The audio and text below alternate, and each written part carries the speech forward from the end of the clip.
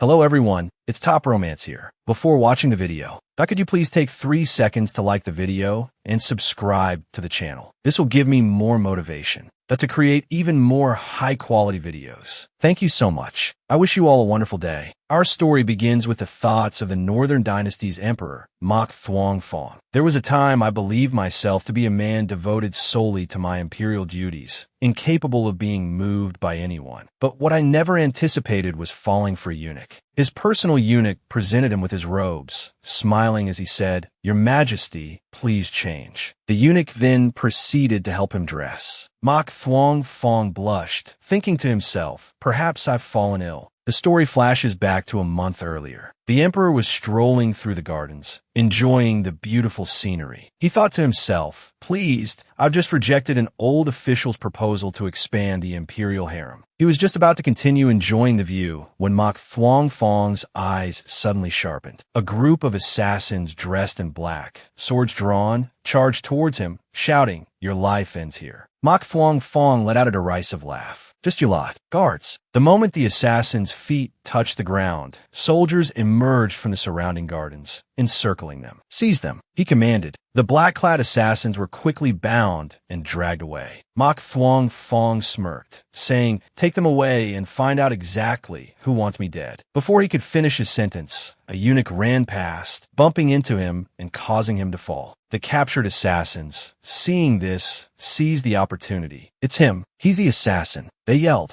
Liemo Phong, drenched in a cold sweat, cried out, "Though I know not why you accuse me falsely, Your Majesty." He immediately clung to Mok Thuong-Phong's leg, weeping pathetically. "Your Majesty, I've been wrongly accused. I'm not an assassin." The bound assassins continue to shout, "No, he's the assassin." Mok Thuong-Phong, irritated, tried to pull his leg free. "Let go." Liemo Phong held on tight. "Not unless Your Majesty hears my explanation." Mok Thuong-Phong, taken aback, replied, "Hear your explanation." Looking at Liemo Phong's flustered expression, he calmly said, "Very well, then. Explain yourself." Liemo Phong immediately released his grip, relieved. Mok Thuong-Phong turned to the side, glancing in a particular direction, and Mok, the leader of a shadow guard, gave a subtle nod, understanding his unspoken command. Liemo Phong walked towards the captured assassins and asked, "You say I'm one of you?" They responded, "Yes, you're one of us." Liemo Phong held up 2 fingers. "2 questions. If I truly were an assassin, why didn't I just kill the emperor right then and there?" The assassins broke out in a sweat. "Well," not giving them time to think, Liemo Phong continued, "Second, if I truly were an assassin, one of your accomplices, why would you expose me? Wouldn't you leave me be or allow me to assassinate the emperor in a seemingly accidental manner? That's what you should have done, isn't it?" The 2 assassins exchanged glances. Liemo Phong pressed his advantage. "Your story is so flimsy, even a fool wouldn't believe it, let alone our wise and valiant emperor. Isn't that right, Your Majesty?" Liemo Phong's motili bigang tofalat the Mok Thuong-Phong. The emperor, hearing this, thought angrily, comparing me to a fool. This little eunuch,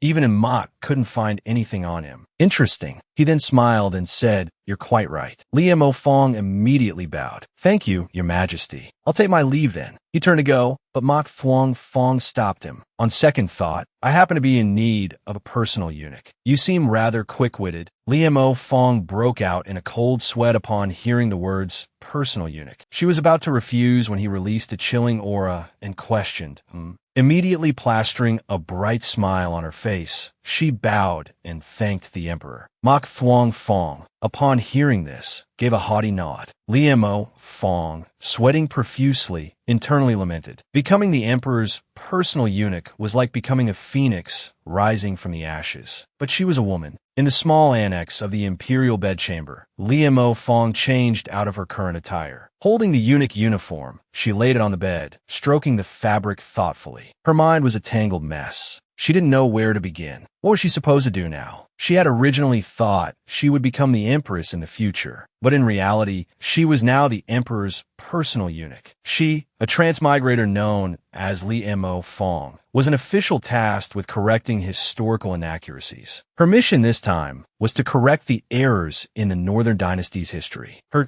designated role was supposed to be the Empress, but reality had twisted into something farcical. Muttering to herself, a feeling of helplessness washed over her, causing her to wring her hands. I didn't choose wrong, did I? What went wrong in this whole affair? Her gaze landed on the eunuch uniform. Picking it up, she turned it over and over, searching for any clues. It seems that to complete my mission, I need to figure this out first, she mused. Just then, a small letter slipped from within the folds of the uniform and fluttered to the floor. Bending down, she picked it up, furrowing her brows in confusion. She uttered. Opening the letter, she thought, could this be related to how the original owner of this body became a eunuch? But inside, there were only a few words. Jade, Thrush Pavilion, Exine Palace. She began to speculate about the meaning of the message. But before she could delve deeper, another eunuch came rushing in. A high-pitched voice called from outside the door. Little Li Zi, the Emperor summons you to attend to him in the bedchamber. Li Mo Fong spun around, startled. The speaker was Xiao Exine Zi, Mok Thuong Fong's chief eunuch. Upon seeing him and understanding the reason for the summons, Li Mo Fong's eyes widened, and she stammered, attend to him. In the bedchamber, the words made her mind freeze. An image flashed through her mind. Mok Thuong Fong, dressed in his imperial robes, approaching her, whispering in her ear, "My darling, attend to me for the night." The thought sent a shiver down her spine. She was about to turn and flee, but before she could act, Xiao Xinzi grabbed her shoulder roughly. "Hurry up. If you dawdle any longer, the Emperor will be asleep." Not giving her a chance to resist, he handed her over to two other eunuchs, coldly ordering, "Take her away." The two eunuchs immediately stepped forward, each grabbing one of her arms and dragging her towards the bedchamber. Li Mo Fong struggled and sobbed, crying out, "No, I don't want to." Despite her resistance, the two eunuchs relentlessly pushed her into Mok Thuong Fong's bedchamber. The door slammed shut, and the sound of footsteps outside gradually faded away. A cold, deep voice echoed from the direction of the bed. "Extinguish the lights." Li Mo Fong jumped, stammering, "Why, Your Majesty?" Trying to maintain her composure, she adjusted her hat and cautiously suggested, "Your Majesty, perhaps you should summon a palace maid to attend to you." Her words were calm, but her palms were drenched in sweat. Mok Thuong Fong didn't reply, only staring at her with a chilling gaze that seemed to pierce right through her. Li Mo Fong shrunk back, her voice as soft as a mosquito's buzz. I understand, Your Majesty." Though she said she understood, she had, in fact, misunderstood. She believed Mok Thuong Fong had summoned her for intimate purposes. Assuming Mok Thuong Fong had a preference for men, she resolved herself to the task, telling herself, "I'll sacrifice myself for the sake of scientific research." With that, she turned towards the lamp in the room. Mok Thuong Fong, sitting on the bed, watched her warily. Seeing her approach, he thought, with such a righteous and courageous demeanor, could it be that he's about to make a move on me? But she simply lifted the glass chimney and blew out the candle. Seeing this, Mok Thuong Fong angrily demanded, "What are you doing?" Li Mo Fong replied, nonchalantly, "Going to sleep, of course." Just as Li Mo Fong was about to climb onto the bed, prepared to perform her duties and sacrifice herself for the sake of scientific research, Mok Thuong Fong kicked her, sending her sprawling to the floor. He pointed to a corner of the room and coldly ordered, "You sleep there." Li Mo Fong looked over, saw the blankets already laid out on the floor, and thought with surprise, "Oh, so this is how it is." Understanding that Mok Thuong Fong had summoned her merely to act as a guard, she happily and obediently crawled over to the corner and settled down. Late into the night, she slept soundly, unaware that a small letter had slipped from her robes. Mok Thuong Fong, with sharp eyes, picked up the letter. He unfolded it, reading and rereading the words Jade, Thrush Pavilion, Exine Palace. A cold smile played on his lips. He ordered Mok to investigate, and Mok bowed and replied, "Yes, Your Majesty." Looking at the sleeping Li Mo Fong, Mok Thuong Fong felt a surge of suspicion. He thought to himself, "I want to see what he's really up to, using all these schemes to feign ignorance and get close to me." Early the next morning, before the morning mist had even dissipated, Mok Thuong Fong awoke, his mind clear and sharp, as if he hadn't spent the night tossing and turning. Meanwhile, Li Mo Fong was still sluggish and weary-faced. She reluctantly helped him change his clothes, yawning widely as she did so. Mok Thuong Fong glanced at her, a hint of mockery in his eyes. He calmly ordered, starting today, you're not to leave my side. You'll follow me everywhere. Understood. Liemo Fong, mid-yawn, froze, her mouth agape. Huh? She asked, bewildered. Mok Thuong Fong smirked, a mischievous glint in his eyes, and said, follow me. Liemo Fong had no choice but to clutch his robe and reluctantly trail after him. Mok Thuong Fong walked ahead, sensing her disgruntled gaze but paying it no mind. He thought to himself with smug satisfaction, wants to get close to me, does he? I'll give him what he wants. Meanwhile, Liemo Fong followed silently, unease churning in her stomach. She thought, follow him everywhere. Does that mean even to the privy? The thought made her shudder, but she sighed resignedly. Fine. Just as she'd feared, she spent the entire day glued to his side. Even when Mok Thuong Fong went to the privy, she had to stand guard outside, her face a mask of misery, tears threatening to spill. She lamented internally. The moment he was done, she leaned against a pillar and promptly fell asleep. Recalling the day's events, she thought with exasperation, from that day forward, I began to follow Mok Thuong Fong everywhere. Whether he was going to the privy, attending court, or leaving court, I couldn't leave the Dog Emperor's side for a single moment. Mok Thuong Fong's pace was brisk, and he paid no attention to the person struggling to keep up behind him. Liemo Fong had to practically run to keep pace, panting as she went. Your Majesty, wait for me. Mok Thuong Fong glanced back and nonchalantly ordered, hurry up. That night, in Mok Thuong Fong's bedchamber, as he slept soundly in the warm room, Liemo Fong could only weep as she spread her blankets on the floor. She wondered miserably, so, even now I still haven't figured out why the original owner of this body became a eunuch. Where did things go wrong, leading to this historical inaccuracy? She tossed and turned, her mind racing. And what's gotten into the Dog Emperor? Why has he suddenly become so clingy? A sudden thought struck her, sending a shiver down her spine. Could it be that the Dog Emperor? So that's why the original owner had to pretend to be a eunuch to win the Dog Emperor's love. This must be the unchangeable historical truth. I have to bend him straight. She rolled over, feeling increasingly bewildered by the whole situation. The next morning, Liemo Fong woke early. Sitting beside Mok Thuong Fong's bed, she stared at his peaceful, sleeping face, pondering how she could possibly bend him straight. Leaning closer, she peered at his features. Suddenly, Mok Thuong Fong's eyes snapped open. Startled by her magnified face so close to his own, he recoiled and blurted out, what are you doing? Liemo Fong, unfazed, grabbed his robe and declared, Your Majesty, it's time for a change. With that, she cheerfully turned away, leaving a bewildered Mok Thuong Fong wondering what strange game she was playing so early in the morning. Liemo Fong bustled back, carrying his clothes. Your Majesty, she announced, I hear there's a new batch of palace maids, all delicate and easy to topple. Mok Thuong Fong paused, processing her words. Delicate and easy to topple. He wondered what that had to do with a eunuch like him.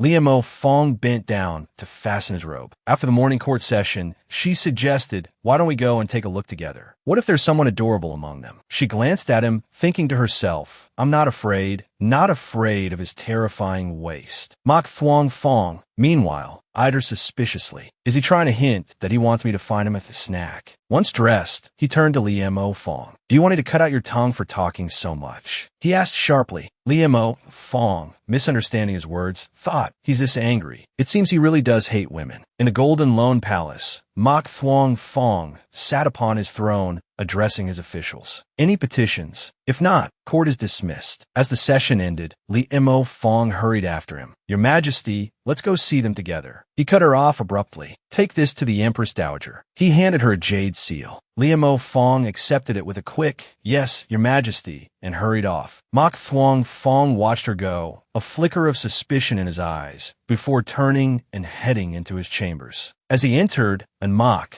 the leader of the Shadow Guard, dropped down from the rafters and bowed. Your Majesty, have you investigated? Mok Thuong Fong asked. Yes, Your Majesty, and Mok replied, presenting a sealed report. Mok Thuong Fong, pleased, sat down to hear the report. Last night, I captured the individual leaking your information, Your Majesty. It seems Jade Thrush Pavilion is their communication hub. Should I eliminate Little Z? He hasn't revealed his true motives yet, the Emperor mused. I'm bored. Let's play along along for a while. And Mok, concerned, asked, "But your majesty, won't that put you in danger?" The emperor smiled, a predatory gleam in his eyes. "He's no match for me. I know what I'm doing." Meanwhile, in a courtyard pavilion, Liemo Fong sat happily writing a letter. Finally finished, she exclaimed, "Now I can investigate." Mok Thuong Fong, passing by, noticed her cheerful expression and wondered, is she writing a secret message? Liemo Fong continued to scribble and sketch on the letter. Mok Thuong Fong approached. "What are you doing?" he asked. "Drawing a mountain palace diagram for your majesty," Liemo Fong replied. "A mountain palace diagram? What for?" he pressed.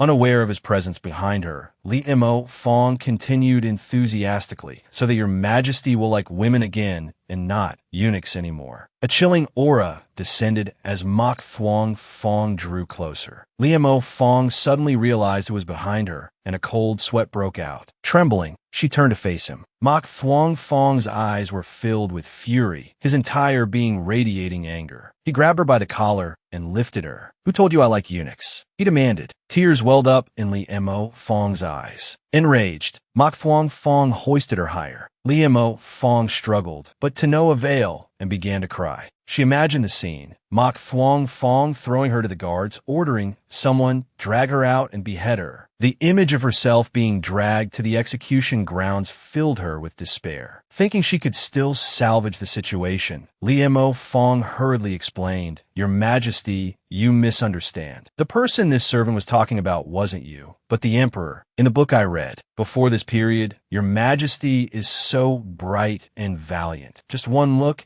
and anyone could tell you'd prefer beautiful young ladies. How could you possibly like eunuchs?" She glanced at him with wide, shimmering, pitiful eyes. "What do I do? What do I do? Does he believe me or not?" Liemo Fong, still dangling precariously in the air, was terrified. Suddenly, a figure appeared, startling her. It was him, Prince Yen Mok Thuong Tran. However, seeing his current demeanor, she truly couldn't believe he would rebel in 2 years' time. Desperate times call for desperate measures. For now, I'll use him to divert Mok Thuong Fong's attention. So, she quickly pointed behind her. "Your Majesty, Prince Yen is over there." Intrigued, Mok Thuong Fong turned his head. Seeing Mok Thuong Tran smiling and waving, he called out, "Greetings, Imperial Brother." He immediately dropped Liemo Fong. "Finally, I've saved my neck," she thought, but her relief was short-lived. She heard Mok Thuong Fong command, "Tonight, I expect that book to appear on my bedside table." Startled, she gasped. Mok Thuong Fong, followed by Mok Thuong Tran, entered the room.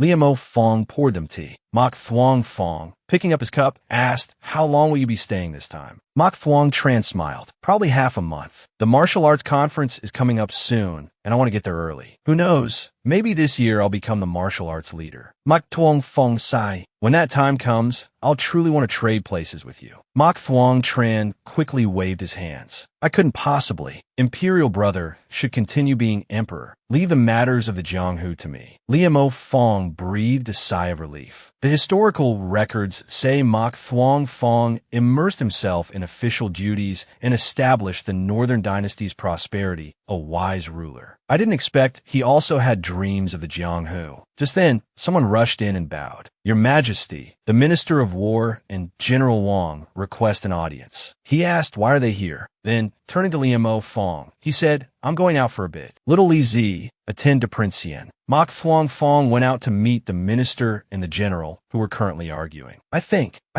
No, what you said is incorrect." Mok Thuong Tran and Liemo Fong hid to the side, watching their quarrel. Mok Thuong Fong, meanwhile, nursed his tea with a headache. Just as the two were about to come to blows, he slammed his cup down. "Enough. Stop arguing. I know what to do about this matter."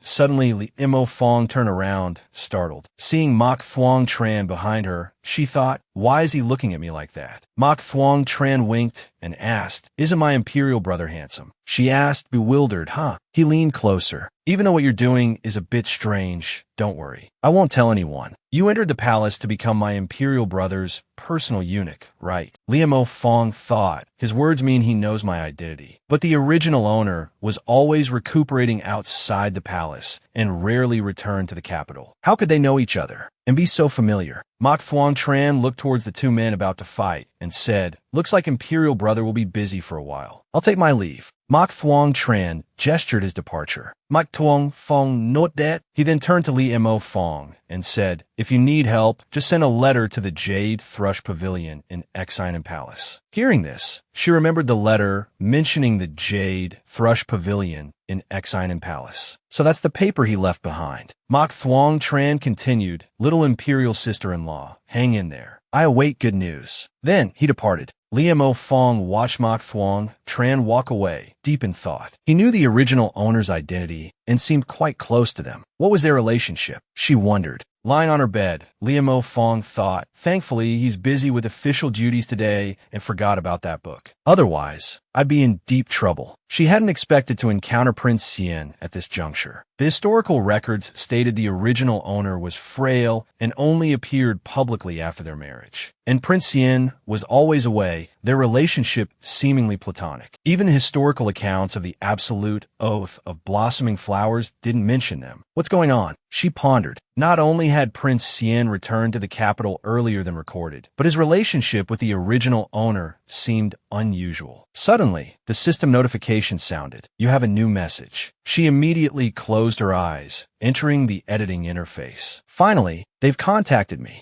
Entering the system space, she opened her eyes and said, Director, the situation in the Northern Dynasty isn't quite right. There seem to be some discrepancies. Director Yang, the 26-year-old head of the editing department, appeared. He listened intently to Li Mo Fong's account. So that's what happened, she concluded. I need your help. Director Yang replied, I understand the situation. I'll arrange for someone to investigate on this end. I'll contact you again in half a month. She nodded. All right, but for now, I need a cloaking device. Director Yang agreed. Certainly. A spatial rift appeared, and a cloaking device slid out, landing in her hands. Director Yang vanished, his voice echoing, see you in half a month. Li Mo Fong sat up, thinking half a month is too long. What if his feelings escalate while I wait? But looking at the sleeping Mok Thuong Fong, she imagined him holding a knife, angrily confronting her. I heard you think I like eunuchs. She shuddered. If I continue like this, I'll be exposed. I need another plan. The Empress Dowager has always wanted him to marry. I can start with her. The next morning, she began writing a story for Mok Thuong Fong. The title, The Domineering Emperor Falls for the Little Eunuch, a pure love story of that summer. The emperor and he met for the first time. His innocent and youthful appearance captivated the emperor's heart in that instant, leaving him rooted to the spot, his mind filled with only two words, spoil him. The emperor thought, so what if he's a eunuch? I must have him. She wrote from morning till late night, and then into the next morning. Stretching, she thought, with this story, I can surely attract the Empress Dowager's attention. I'm truly a talented author, hidden by those historical editors. Tears welled up. She closed the novel, placing it in a paper bag, thinking, today I'll deliver this touching story to the Empress Dowager, preventing the emperor from liking eunuchs. My only hope is the Empress Dowager. And Mok, observing her from the rafters, remained silent. After court was dismissed, Li Mo Fong followed Mok Thuong Fong, asking, Your Majesty, are we returning to the imperial study? He replied, yes. Then he noticed a Mok waving to him. He turned to Li Mo Fong, instructing, tell the imperial kitchen I'll be having a vegetarian meal today. She bowed, acknowledging the order. As he walked away, an Mok appeared, respectfully presenting a book. Your Majesty, last night, this servant discovered little Li Zi writing this. He glanced at the book. After reading it, he roared, little Lizi. A short while later, Li Mo Fong returned. Seeing Xiao Xinz's strange look, she worried. Why is he looking at me like that? Xiao Xinz, sweating, approached her and said, Go inside. His Majesty is waiting for you. Fear gripped Li Mo Fong. What does he want? She wondered, glancing back at Xiao Xinz. Suddenly, the palace doors swung open. A hand reached out, pulling her inside and depositing her unceremoniously onto a bookshelf. She broke out in a cold sweat. Mok Thuong Fong's stern face appeared before her. Caught red-handed, Li Mo Fong's eyes darted towards the book in Mok Thuong Fong's hand. It was the very story she had written the previous night. He gave a chilling smile and began to read aloud.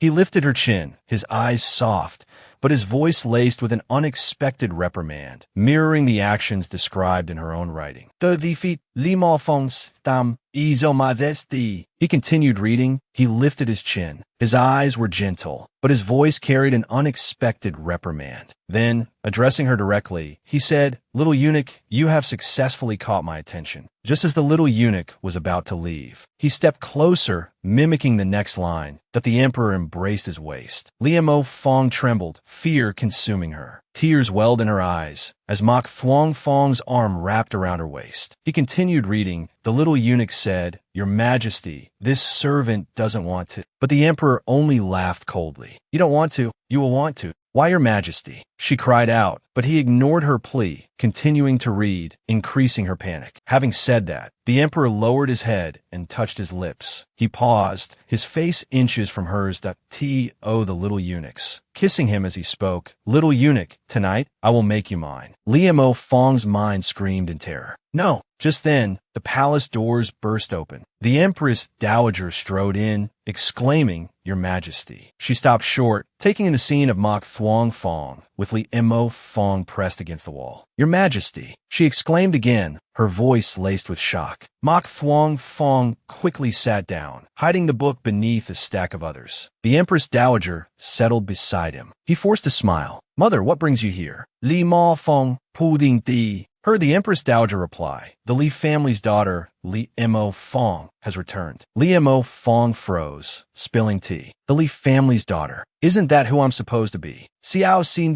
get whom si." "Clean that up at once." "Yes," Li Mo Fong mumbled. The Empress Dowager continued. "I was thinking, now that her health has improved, we should start considering marriage arrangements. Your Majesty, you should give this some thought." She glanced pointedly at Li Mo Fong. Li Mo Fong felt a bead of sweat trickle down her temple. The Empress Dowager smiled. "As it happens, Tranere has brought some exquisite silks. I thought to invite her to view them and hold a welcome banquet." "Feng Er, what do you think?" "As mother wishes," Mok Thuong Fong replied. Li Mo Fong's mind raced. Someone's impersonating the original Li Mo Fong. "Your Majesty," she offered quickly, "allow this servant to fetch Lady Li. I need to meet her and the original owner's family." "Very well," the Empress Dowager agreed. She paused, a thoughtful expression on her face. His reaction to the mention of the Li family's daughter was rather strong. A future empress raised outside the palace, and a rather interesting little eunuch. At the Li residence, Li Mo Fong arrived and waved the other eunuchs away. "Wait outside the gate," she instructed. "Yes," they chorused. Inside, Madame Lin Rulan said, "Eunuch Li, please wait a moment. My daughter is still changing." Li Mo Fong studied her. This must be the original owner's mother. She frowned. "But the person who left, why is she still here? Is she waiting for me?" "Mother," she called out tentatively. Just then, a young woman emerged. "I apologize for the delay," she said. Lin Rulan chided gently, "My dear, why are you taking so long to change? Eunuch Li is waiting." Li Mo Fong felt a jolt of surprise. This wasn't how the original Li Mo Fong would have behaved. Lin Rulan then introduced her. "Feng Er, this is His Majesty's personal eunuch, Eunuch Li." "Eunuch Li, this is my daughter, Li Mo Fong." The young woman, upon seeing Li Mo Fong, gasped, dropping the bracelet she held. Li Mo Fong, startled, thought, "She's Li Mo Fong. Then who am I?" The young woman, astonished, murmured, "It's you." Li Mo Fong frowned, studying the other woman. She had assumed someone was impersonating her, but the situation seemed far more complicated. Lin Rulan asked with concern, "Feng Er, are you unwell?" The young woman quickly replied, "I'm fine, mother. I just lost my grip." Lin Rulan sighed in relief. Good. Li Mo Fong's mind raced. If she's an imposter, why do we look so different? And why doesn't the original owner's mother recognize me? Is it the system? Something's wrong. I need to investigate further before jumping to conclusions. It can't be the system. But if it isn't, then what's going on?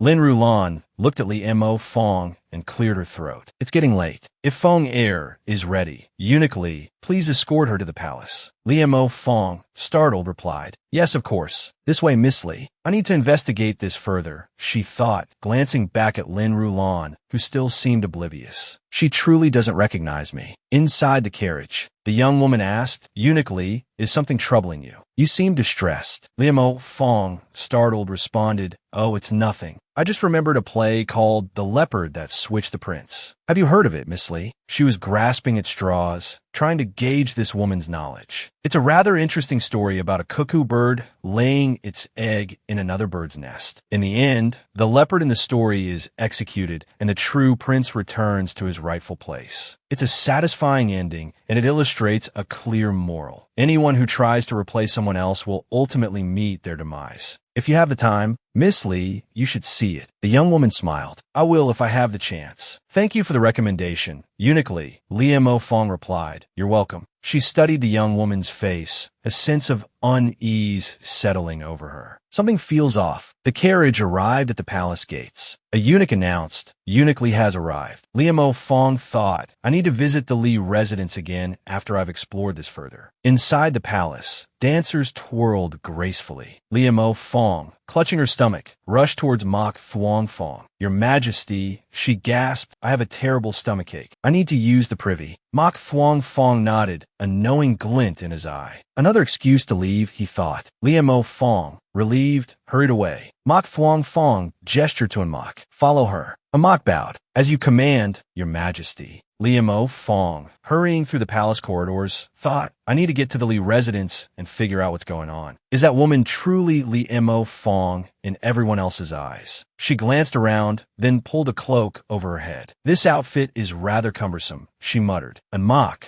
watching her, suddenly realized she had vanished. "Where did she go?" he whispered. He jumped down from his vantage point. Lee Mo Fong, hearing the noise, spun around. "Someone's there." She watched as the figure searched the area. "Is he looking for me?" And Mok, finding no one, leaped back onto the roof. Lee Mo Fong frowned. "I need to see what he's up to. Why is he following me?" And Mok used his qin gong, gliding effortlessly across the rooftops, his figure a fleeting shadow in the twilight. Each leap was light as a feather, leaving no trace below. Lee Mo Fong, hampered by the heavy cloak, struggled to keep up, each step feeling like she was dragging tons of weight. As she ran, she grumbled internally. "Seriously, does everyone know qin gong in this place? Next time I contact the editing department, I'm demanding wings." She panted, her legs burning, but she gritted her teeth and persisted, pursuing and Mok relentlessly. Suddenly, he landed on the roof near the imperial study, his movements as gentle as a falling feather. Lee Mo Fong quickly ducked into a dark corner, her eyes fixed on his every move. Sweat beaded on her forehead, but she didn't bother wiping it away. A barrage of questions flooded her mind. What's he doing at the imperial study? Is his target not me? But she crept closer to the door of the imperial study, then froze. Before her stood a towering guard, muscles rippling, standing watch. Compared to him, she was a mere shadow, small and frail. Lee Mo Fong sized him up, then swallowed hard, her heart sinking. Even with the cloaking device, the fact remains, I can't walk through walls. Her eyes darted around, searching for an entrance. Glancing up at the roof, she mentally measured the distance. It seemed impossibly far, and jumping that high, since there was no reasonable way to infiltrate the imperial study, Lee Mo Fong resigned herself to waiting patiently outside. An hour passed. A cold wind swept through the courtyard, making her shiver. Her eyelids grew heavy, and she couldn't stifle a yawn. Why hasn't he come out yet? She wondered.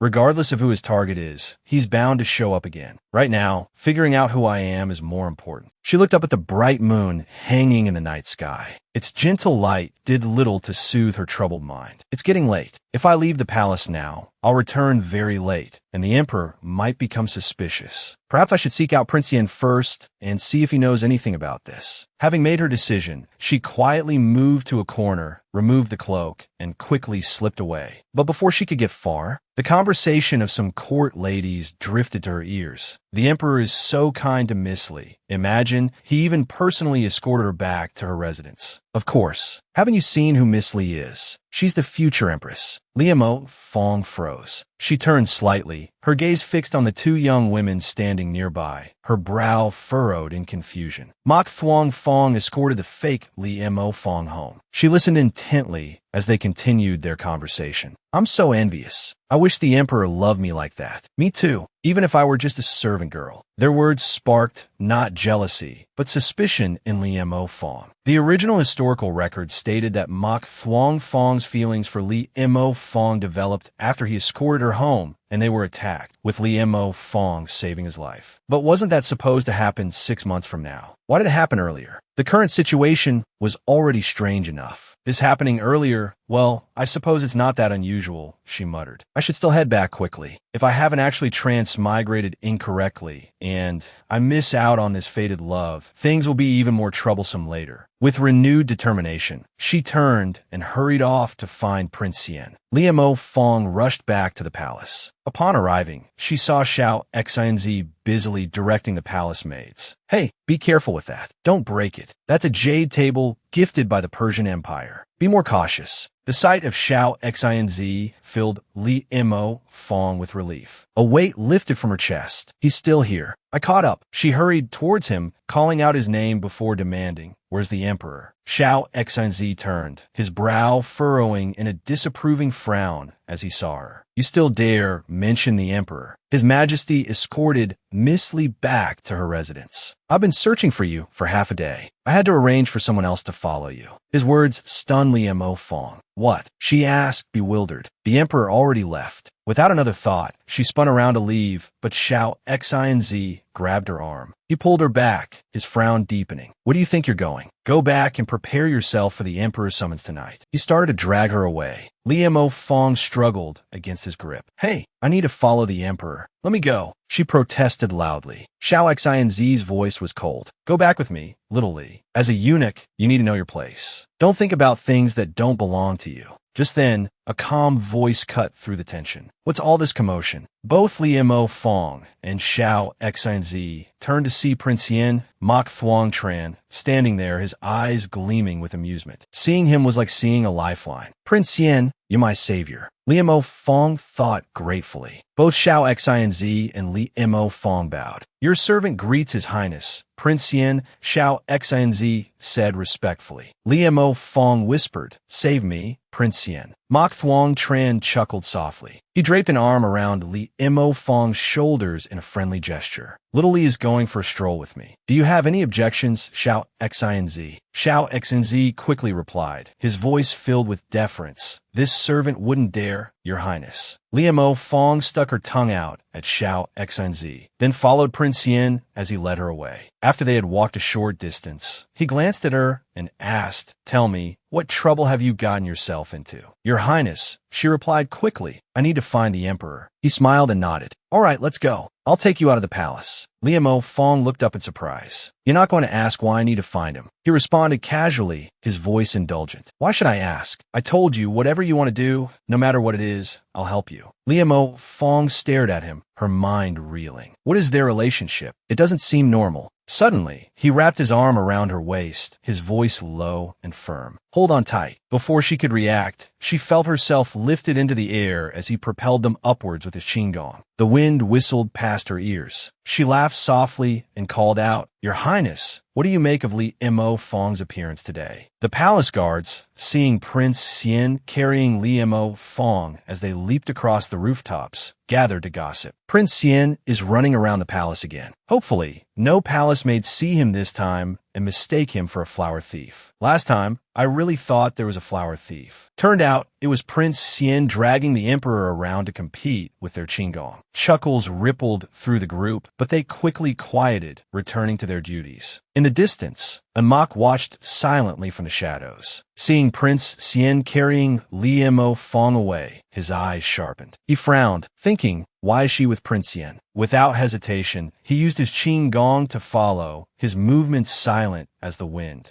Up in the air, Mok Thuong Tran turned to look at Li Mo Fong, a teasing smile playing on his lips. Miss Li is quite lovely, isn't she? The unexpected words startled Li Mo Fong. A thought flashed through her mind. He called me Miss Li. Suddenly, Mok Thuong Tran laughed, his gaze fixed on Liemo Fong, lost in thought. Then he released his hold. Liemo Fong, startled, felt herself falling and cried out in alarm, a wail escaping her lips as she plummeted towards the ground. A strong arm shot out, catching her firmly around the waist and pulling her back into Mok Thuong Tran's embrace. He grinned, a mischievous glint in his eyes. "Well, exciting, wasn't it?" he asked, then burst into laughter. Liemo Fong gritted her teeth, furious. "Excited my foot," she retorted. Anger simmered within her. "He must be Prince Xian. I can't kill him. He's Prince Xian. I can't kill him." Mok Thuong Tran's laughter boomed, seemingly oblivious to her rage. "You're still as easy to tease as before," he remarked. His words made Liemo Fong freeze, a jolt of surprise running through her. "As before, right? I can probe him about his past with the original Liemo Fong." She forced a casual tone into her voice. "Speaking of which, it's been a while since we last met. I thought you weren't planning to return to the capital so soon. Why are you back early this time?" Mok Thuong Tran stopped, setting her down on the ground. His eyes, sharp and scrutinizing, bored into her, as if trying to see through her very soul. Liemo Fong broke out in a cold sweat, her heart pounding in her chest. This expression, does it mean he and the original weren't close enough to even discuss this? Or has he seen through my disguise? As anxiety gnawed at her, Mok Thuong Tran suddenly chuckled, breaking the tense silence. "I thought you were only interested in my brother, not me," he said. Liemo Fong breathed a sigh of relief. But her relief was short-lived. Mok Thuong Tran continued, "I was planning to return in 6 months, but I heard you disappeared, so I came back." Stunned, she hurried after him as he strode forward. He picked up a branch, a playful smirk on his face. "Which reminds me, I wanted to ask you. You said you liked my brother and asked for my help, so I specifically arranged for you to enter the palace as a palace maid. But how did you become a eunuch?" Before Liemo Fong could react, he let go of the branch, trapping her against it. She glared at him, fury burning in her eyes, but inwardly, she chanted a mantra to keep herself from losing control. "Don't kill him. He's Prince Xian. I can't kill him. He's Prince Xian. I can't kill him." Seeing her predicament, Mok Thuong Tran quickly pulled her free. Then, abruptly changing the subject, he pointed towards a horse. "My brother has been out for a while. Let's hurry and find him. Otherwise, if his heart follows that young lady, don't come crying to me." Liemo Fong gritted her teeth, feeling utterly helpless. "My native language has failed me. I'll settle the score with him later." However, the prince's words confirmed something. He was the one who brought her into the palace, and he didn't know she was the Liemo Fong. Mok Thuong Tran helped her onto the horse, then mounted it himself, giving the reins a sharp snap as they galloped forward. Liemo Fong clutched her head, 100,000 whys echoing in her mind. Could it be that the system really malfunctioned? Did I transmigrate into someone else, not Liemo Fong? Meanwhile, outside the Li residence, the imposter Liemo Fong bowed respectfully. "Thank you, Your Majesty, for escorting me home," she said softly. Mok Thuong Fong, regal yet gentle, nodded in response. The imposter Liemo Fong pulled a jade pendant from her sleeve and carefully presented it to him. "This is a jade pendant I made while I was at the villa. I wonder if Your Majesty likes it," she said with a smile. As the emperor reached out to accept it, the sound of approaching hooves echoed in the distance. He turned, surprise flickering in his eyes as he saw Mok Thuong Tran riding towards him with another person on the horse. At the same time, the imposter Liemo Fong instinctively withdrew the jade pendant, a flicker of annoyance crossing her face as she tightened her grip on the offered gift. Mok Thuong Tran quickly helped Liemo Fong down from the horse. Seeing this, Mok Thuong Fong frowned, his voice laced with suspicion. "Why are you two here?" Liemo Fong, removing a branch caught in her hair, stammered, "Your servant." Alarm bells rang in her head. "I'm doomed. I have no idea what excuse to give Mok Thuong Fong." Mok Thuong Tran stepped forward, preparing to explain. "Your Majesty, the thing is," he began, but before he could finish, a cold glint of steel flashed. An arrow thudded into the ground directly in front of Mok Thuong Tran. Everyone gasped. "Assassin, protect the emperor." Guards rushed forward. A wave of black-clad assassins swarmed in, attacking the guards with a furious onslaught. Mok Thuong Fong's horse reared in fright and bolted. Imperial brother, Mok Thuong Tran shouted. The impostor Li Mo Fong cried out, Your Majesty. Pointing at Li Mo Fong, the assassins yelled, Seize him. Panicked, Li Mo Fong ran towards Mok Thuong Fong. Pursued by assassins, she stumbled over branches and rocks, falling to the ground. She froze, confusion clouding her eyes. Forget them. There's no time. Saving Mok Thuong Fong is more important. She scrambled to her feet. She saw Mok Thuong Fong being forced toward the edge of a cliff by the assassins. Sweat beaded on her forehead. What's going on? Wasn't this supposed to be a simple damsel in distress scenario? How did it become a life-or-death situation? Mok Thuong Fong stood precariously on a rocky outcrop, the assassins pressing closer. The history books said Mok Thuong Fong was a skilled martial artist and never faced any real danger. But now, so many discrepancies. What if something really happens to him? She ducked behind a bush, then ran out in front of Mok Thuong Fong. Your Majesty, move, she shouted. He looked at her, startled. He turned, surprise evident in his eyes as she rushed towards him. Just then, an assassin swung his sword. The sharp blade sliced into her shoulder. Li Mo Fong gasped, pain lancing through her. So much pain. I didn't have time to break. Mok Thuong Fong stared in astonishment. He actually tried to save me. But because she hadn't stopped, she inadvertently pushed Mok Thuong Fong off the cliff with her. Li Mo Fong watched in horror, tears streaming down her face. I forgot to ask the chief if dying counts as a work-related injury. Mok Thuong Fong remembered and Mok asking him, Your Majesty, what about little Li Zi's story? He had replied, I have my own plans. Just go and handle the matters I've instructed you to. The scene shifted. He was covering Li Mo Fong with a blanket. After a while, she woke with a start. Your Majesty, be careful. Mok Thuong Fong, who had been sitting beside her reading, looked up, startled. You're awake. Are you feeling unwell? She climbed out of bed. I'm fine, Your Majesty. Are you all right? She glanced down at herself and realized she was wearing undergarments. Panic flared. She looked at Mok Thuong Fong, who was smiling. Sweat trickled down her back. My clothes are off.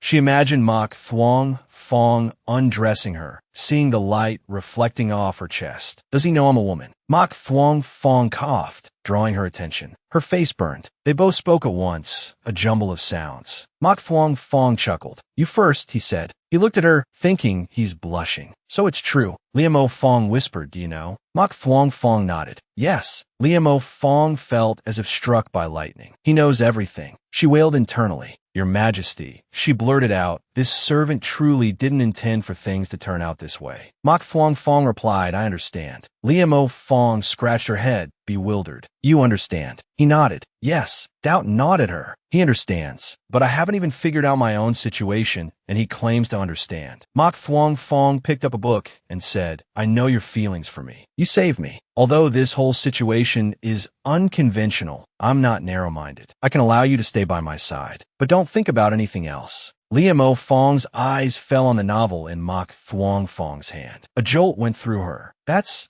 from the book I wrote. It says he fell in love with him at first sight and castrated himself to become his personal eunuch just to be near him. A story of a madly devoted, slightly unhinged beauty and a tyrannical emperor. Panic seized her. That little story I wrote after finishing the main novel, just because I couldn't sleep. Avoiding Mok Thuong Fong's gaze, she stammered, What do you mean by understand? She felt a bead of sweat trickle down her temple. Surely he doesn't know I'm a woman. Mok Thuong Fong simply raised an eyebrow. What else could I mean? Glancing down at her attire, she asked, Then what about my clothes? He smiled. Your arm was injured. For convenience, I removed your outer garments. Is there a problem with that? His words struck her like a physical blow. He's implying I'm anatomically ambiguous. That my outer garments are all that distinguish me from being male? No problem at all. She choked out while internally screaming, he undressed me, and he still doesn't realize I'm a woman. Are my breasts really that flat? Mok Thuong Fong nodded dismissively. Good. Don't overthink it. Just focus on recovering. Yes, Your Majesty, she mumbled, seething inwardly. I don't know if you appreciate appreciate it, but I'd like to poke your eyes out, you blind fool. That night, after Liemo Fong had fallen asleep, a Mok appeared at the window, handing Mok Thuong Fong a letter. Your Majesty, just as you suspected, after Prince Can learned of your fall, he secretly contacted numerous officials, preparing to return to the capital. Here is the list. Mok Thuong Fong took the list, and Prince Xian informed the Empress Dowager of your situation. She's currently searching for you. He's impersonating you in the palace. Mok Thuong Fong note that? Good. Continue observing. Lure him here tomorrow. Yes, Your Majesty, and Mok replied. A smile played on Mok Thuong Fong's lips. The time for reckoning is near. The next morning, the crowing of roosters pierced the air. Liemo Fong bolted upright, looking around wildly. Where's the emperor? The sound of approaching horses reached her ears. Hastily throwing on her clothes, she hid, trembling. Better to be safe than sorry. What if it's an enemy, not a friend? Her fears were quickly realized. The door burst open, and black-clad assassins stormed in. Our master has given the order. Find him and kill him. As the assassins fanned out, Liemo Fong breathed a sigh of relief. Good thing I got dressed. Just as she slipped out of the room, she saw Mok Thuong Fong approaching. Oh no! Mok Thuong Fong looked up, his eyes widening in alarm at the sight of the assassins. One of them, hearing the commotion, turned sharply towards him. Liemo Fong's heart leaped into her throat. There's no time. I have to do something. Without a second thought, she ran towards Mok Thuong Fong, tackling him to the ground. The assassin barked at his men, "Search this side. I'll check over there." "Yes, sir," they chorused.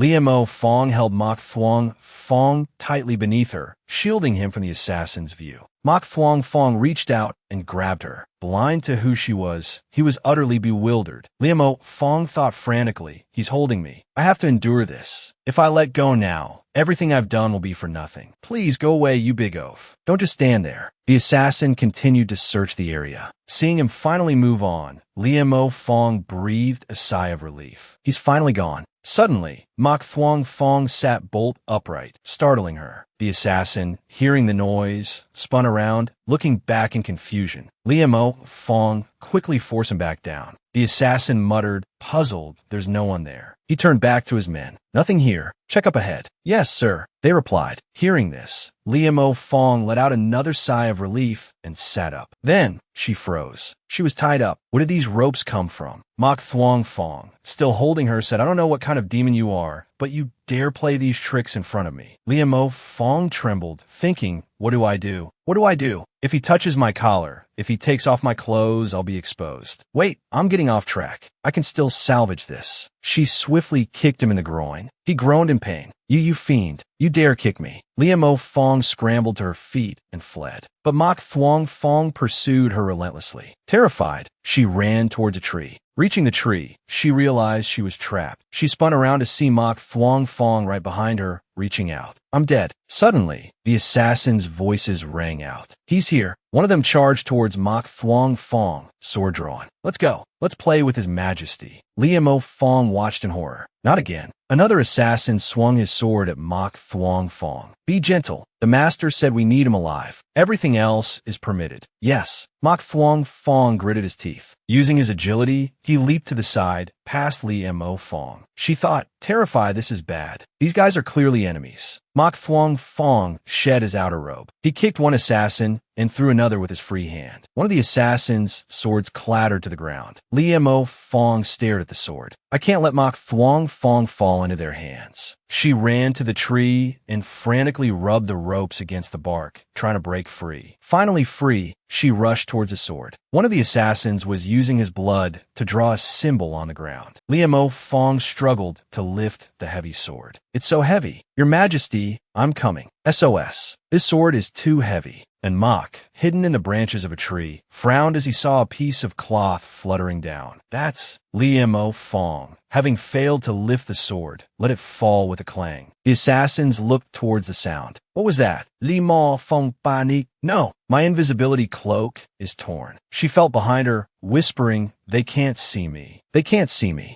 But the cloak had a gaping hole in it. Her eyes widened in horror. She darted toward the bush. Hiding inside, she held 2 bamboo leaves over her head. They can't see me. They can't see me. But the assassins, seeing 2 leaves floating seemingly on their own, stared in bewildered silence. One of the assassins barked, "Hurry up." The others immediately responded, "Yes, sir," and rushed towards Mok Thuong Fong. Lia Mo Fong ripped off her invisibility cloak. Looking at Mok Thuong Fong, she thought, talk about bad luck. This guy would choke to death, even drinking water. I almost got exposed. Well, actually, I am exposed. She quickly bundled up the cloak. Shrink, shrink. Go back to your small form. But the cloak refused to cooperate. With a frustrated sigh, she tossed it aside. Forget it. Grabbing a discarded sword, she charged towards the assassins. Release the Emperor. Both Mok Thuong Fong and the assassins were startled by her sudden appearance. Lia Mo Fong quickly positioned herself in front of Mok Thuong Fong. He stared at her in astonishment. He's actually risking his life for me, he thought incredulously. Meanwhile, Lia Mo Fong strained under the weight of the sword. This thing is heavy. He subtly nodded to one of the assassins. Understanding the signal, the assassin nodded back and pulled a flute from his robes. He put it to his lips and began to play. The other assassins, hearing the sound, stumbled, some even vomiting and collapsing. Lia Mo Fong clutched her head, the shrill notes piercing her ears. I've never heard a flute that could make someone this dizzy. The flute's melody seemed to summon a swarm of snakes. Lia Mo Fong's face paled at the sight. Snakes! Dropping the sword, she threw herself into Mok Thuong Fong's arms, crying out, "Snakes! They're going to bite us." Mok Thuong Fong frowned, his eyes fixed on the approaching reptiles. He swiftly drew his sword, slicing through the snakes with a grim smile. He held her close, reassuring her it's all right. Lia Mo Fong, still trembling, started to speak, "Hey," but then she saw him sway and cried out in alarm. "Your Majesty." She rushed forward, intending to catch his head. "Don't hit your head. You'll become stupid." But in her haste, she collided with him, sending them both tumbling to the ground. Suddenly, a sword appeared before her eyes. The assassin ordered, "Take them away." And Mok,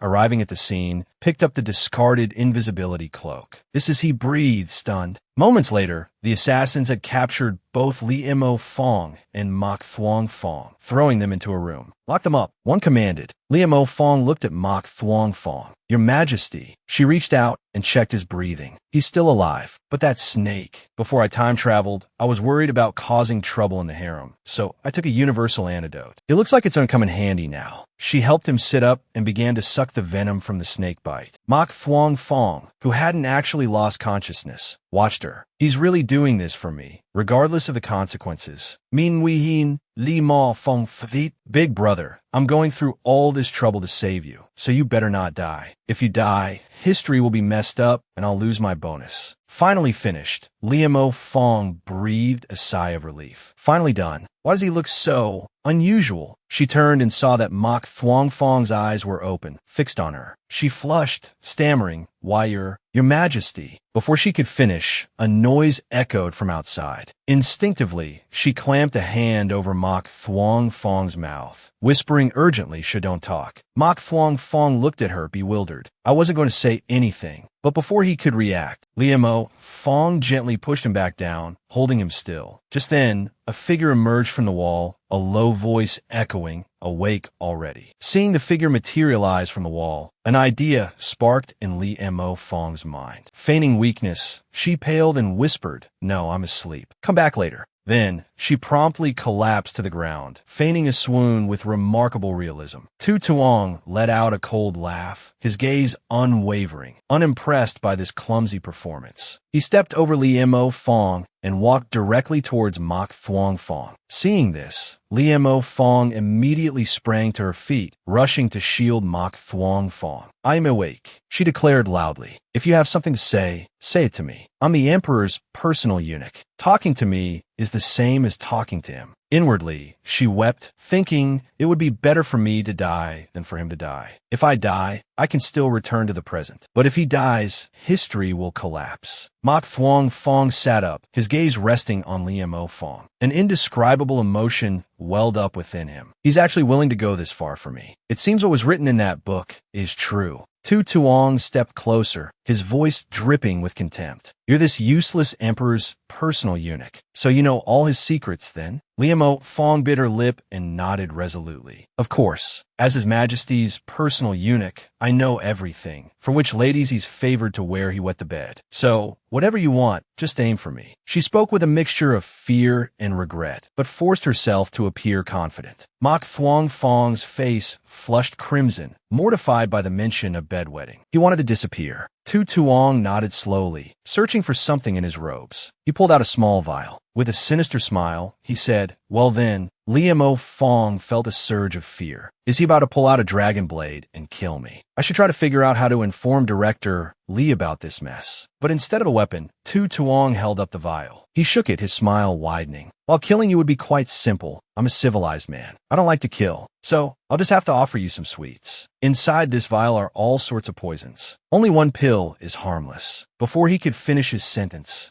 Liemo Fong snatched the vial and poured the entire contents into her mouth, swallowing without hesitation. Tu Tuong stared, his face paling. Liemo Fong wiped her mouth, her expression calm. Got any more? If that wasn't enough, I can have some more. By the way, what was that last poison in the vial? It tasted interesting. I could probably handle a few more of those. She tossed the empty vial aside. She thought to herself, thank goodness it was just poison. I'm immune to poison, so lucky. Tu Tuong stared at her, speechless. As for Mok Thuong Fong, for the first time in his life, he was so astonished he couldn't speak. Liemo Fong's image in his eyes suddenly became more enigmatic than ever. Seeing Liemo, Fong cheerfully consumed the poison and remained unfazed. Tu Tuong started to sweat, his voice stammering. And no need. If you've already taken the poison, then we can talk properly. Little eunuch, do you know where the Emperor's jade seal is hidden? Liemo Fong's eyes lit up with excitement. You want me to steal the jade seal for you? Sure. Tu Tuong flashed, utterly bewildered. What's with this person? This isn't how I imagined this would go. Liemo Fong, brimming with confidence, thought smugly. As someone who's read countless novels and watched countless palace dramas, I knew that after the poison came the request. Tu Tuong glanced at Mok Thuong Fong, as if seeking his approval. Mok Thuong Fong quickly shook his head, his eyes filled with alarm. Confused, Liemo Fong looked back at him. Mok Thuong Fong immediately lay back down, pretending to be unconscious, remaining perfectly still. Seeing him feigning unconsciousness, Liemo Fong turned back to Tu Tuong, exasperated. I told you, whatever you want, just ask me. Why are you looking at the Emperor? Do you think he'll wake up if you stare at him? Just tell me, how do you want me to steal the jade seal? But before Tu Tuong could answer, she sighed dramatically. Forget it. Relying on you is clearly useless. Tell you what, send another person into the palace to supervise me. I'll tell them they're a eunuch assigned to me. Then I'll steal the jade seal, bring it out, and give it to you in exchange for the antidote. How about that? Don't hesitate. They'll discover the Emperor's disappearance soon. Quickly now, I want to look at the Emperor a little longer. Go and make the preparations. Having delivered this surprisingly cunning plan to steal the jade seal for her captor, Liemo Fong patted Tu Tuong's shoulder reassuringly. Tu Tuong, thoroughly bewildered by her scheme, nodded fearfully, his voice a mere tremor. Why, yes. She looked at him, her heart filled with a strange ache. Just who is the villain here, anyway? Before leaving, Liemo Fong, still worried, turned back and whispered to Mok Thuong Fong, Your Majesty, don't be afraid. After I get out, I'll definitely find someone to rescue you. With that, she hurried off with another fake eunuch. Seeing Liemo Fong depart, Mok Thuong Fong sat up and watched her retreating figure, a complex expression in his eyes. Being protected by a little eunuch, it's rather intriguing. After Liemo Fong left, Tu Tuong sat on a tree branch, toying with an apple in his hand. As the carriage carrying Liemo Fong disappeared from view, Tu Tuong immediately jumped down and bowed to the person beside him. Your Majesty, everything is arranged. Prince can nosure my hands. He'll wait until I obtain the jade seal, then he'll meet with me. Mok Thuong Fong nodded, his voice cold. Good. Tu Tuong hesitated, then continued. It's just, you weren't actually poisoned. Prince Kin has a divine physician. Perhaps you should let Lao Shi bite you again. At this suggestion, Mok Thuong Fong's face flushed crimson, beads of sweat appearing on his forehead. He extended his hand, and a snake slithered up his arm. It was Lao Shi.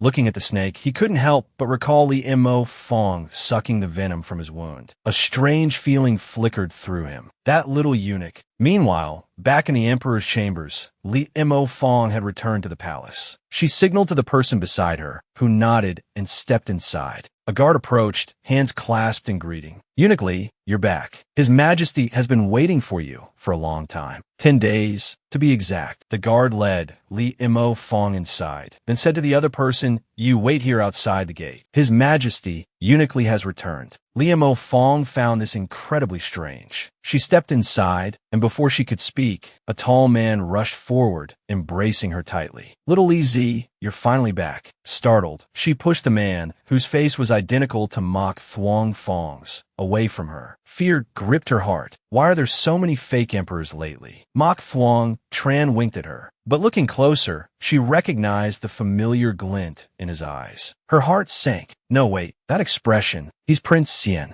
Panic surged through her. Could it be Prince Xian who orchestrated all of this? Mok Thuong Tran, still disguised as Mok Thuong Fong, smirked. Little Li Zi, where's my imperial brother? How is he? Where is he? Just then, footsteps echoed, and another person entered, bowing low. Your Majesty, General Vong has arrived. The newcomer pushed open the door, his voice deep. Your Highness, I have located the Emperor. Mok Thuong Tran looked up, his eyes gleaming at the arrival. Li Mo Fong, seeing the newcomer, froze, a wave of shock washing over her. Why does that voice sound so familiar? She stared at the newcomer, her eyes widening in disbelief, her hand gripping Prince Xian's arm. Prince Xian, Prince Xian. He looked at her in surprise. What is it? General Vong entered, noticing Li Mo Fong's distressed expression. Eunuch Li, he inquired, do you have any information regarding His Majesty that you wish to share with Prince Xian? Li Mo Fong, glancing nervously between the two identical faces, quickly shook her head. No,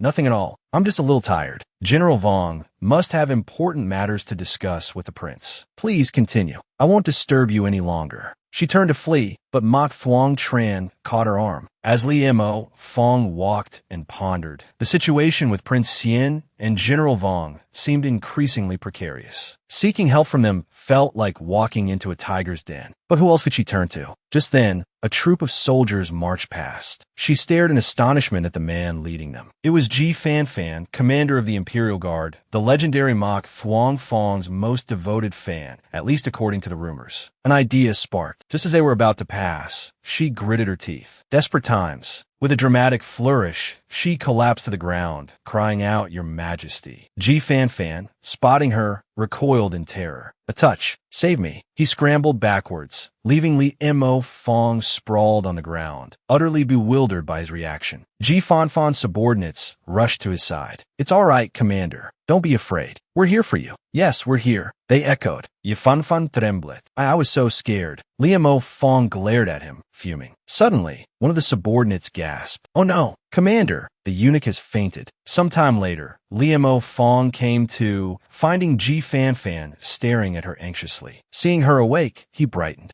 It's me, he chirped. Li Mo Fong groaned inwardly. This is Ji Fanfan, commander of the Imperial Guard, the legendary one-man army, the terror of the battlefield. How can I possibly entrust the Emperor's rescue to him? Save me, she muttered, sitting up. I suppose there's no one else. Are you feeling unwell? Ji Fanfan asked solicitously. The little eunuch who attends you has gone to fetch medicine. He'll be back shortly. If you're not feeling well, I can call the imperial physician. Wait, she said urgently. I need to speak with you. After quickly relaying the situation, she concluded that's how it is. Forget it. Relying on you is probably worse than relying on myself. Listen to me. Send someone to discreetly follow me. Wait until I return and meet with the Emperor before you reveal yourselves. Now, prepare a fake jade seal and some sleeping incense. Ji Fanfan nodded. All right. A moment later, Li Mo Fong, clutching the fake jade seal, emerged. I have the jade seal, she announced to the waiting eunuch. Let's go. As they rode away in the carriage, Li Mo Fong thought, trustworthy Li, perhaps even more trustworthy than Ji Fanfan. She wondered if he would truly be able to rescue Mok Thuong Fong. Meanwhile, the aforementioned Ji Fanfan plucked a flower, a cheerful smile on his face. After some time, the carriage arrived at Mok Thuong Fong's prison. "We're here," the eunuch announced. As Liamo Fong stepped down, a hidden trapdoor suddenly sprung open. She tumbled down into the darkness. Picking herself up and dusting herself off, she spotted Mok Thuong Fong and rushed towards him. After checking him over to ensure he was unharmed, she took his hand. "Your Majesty," she whispered, "after I left, I encountered Commander G. We've made arrangements. Don't worry, I'll take care of everything. We'll get you out of here soon." He looked at her, thinking she really went out there to find someone to rescue me, not for her own safety. She braved the palace for me, and now she's risking her life. She truly loves me. Liamo Fong, meanwhile, breathed a sigh of relief. Thank goodness he's all right. Otherwise, my reward would be gone. Noticing his gaze, she asked, "Your Majesty, what is it?" He replied, "Nothing. How's your wound?" "Let me see." Since she was disguised as a eunuch,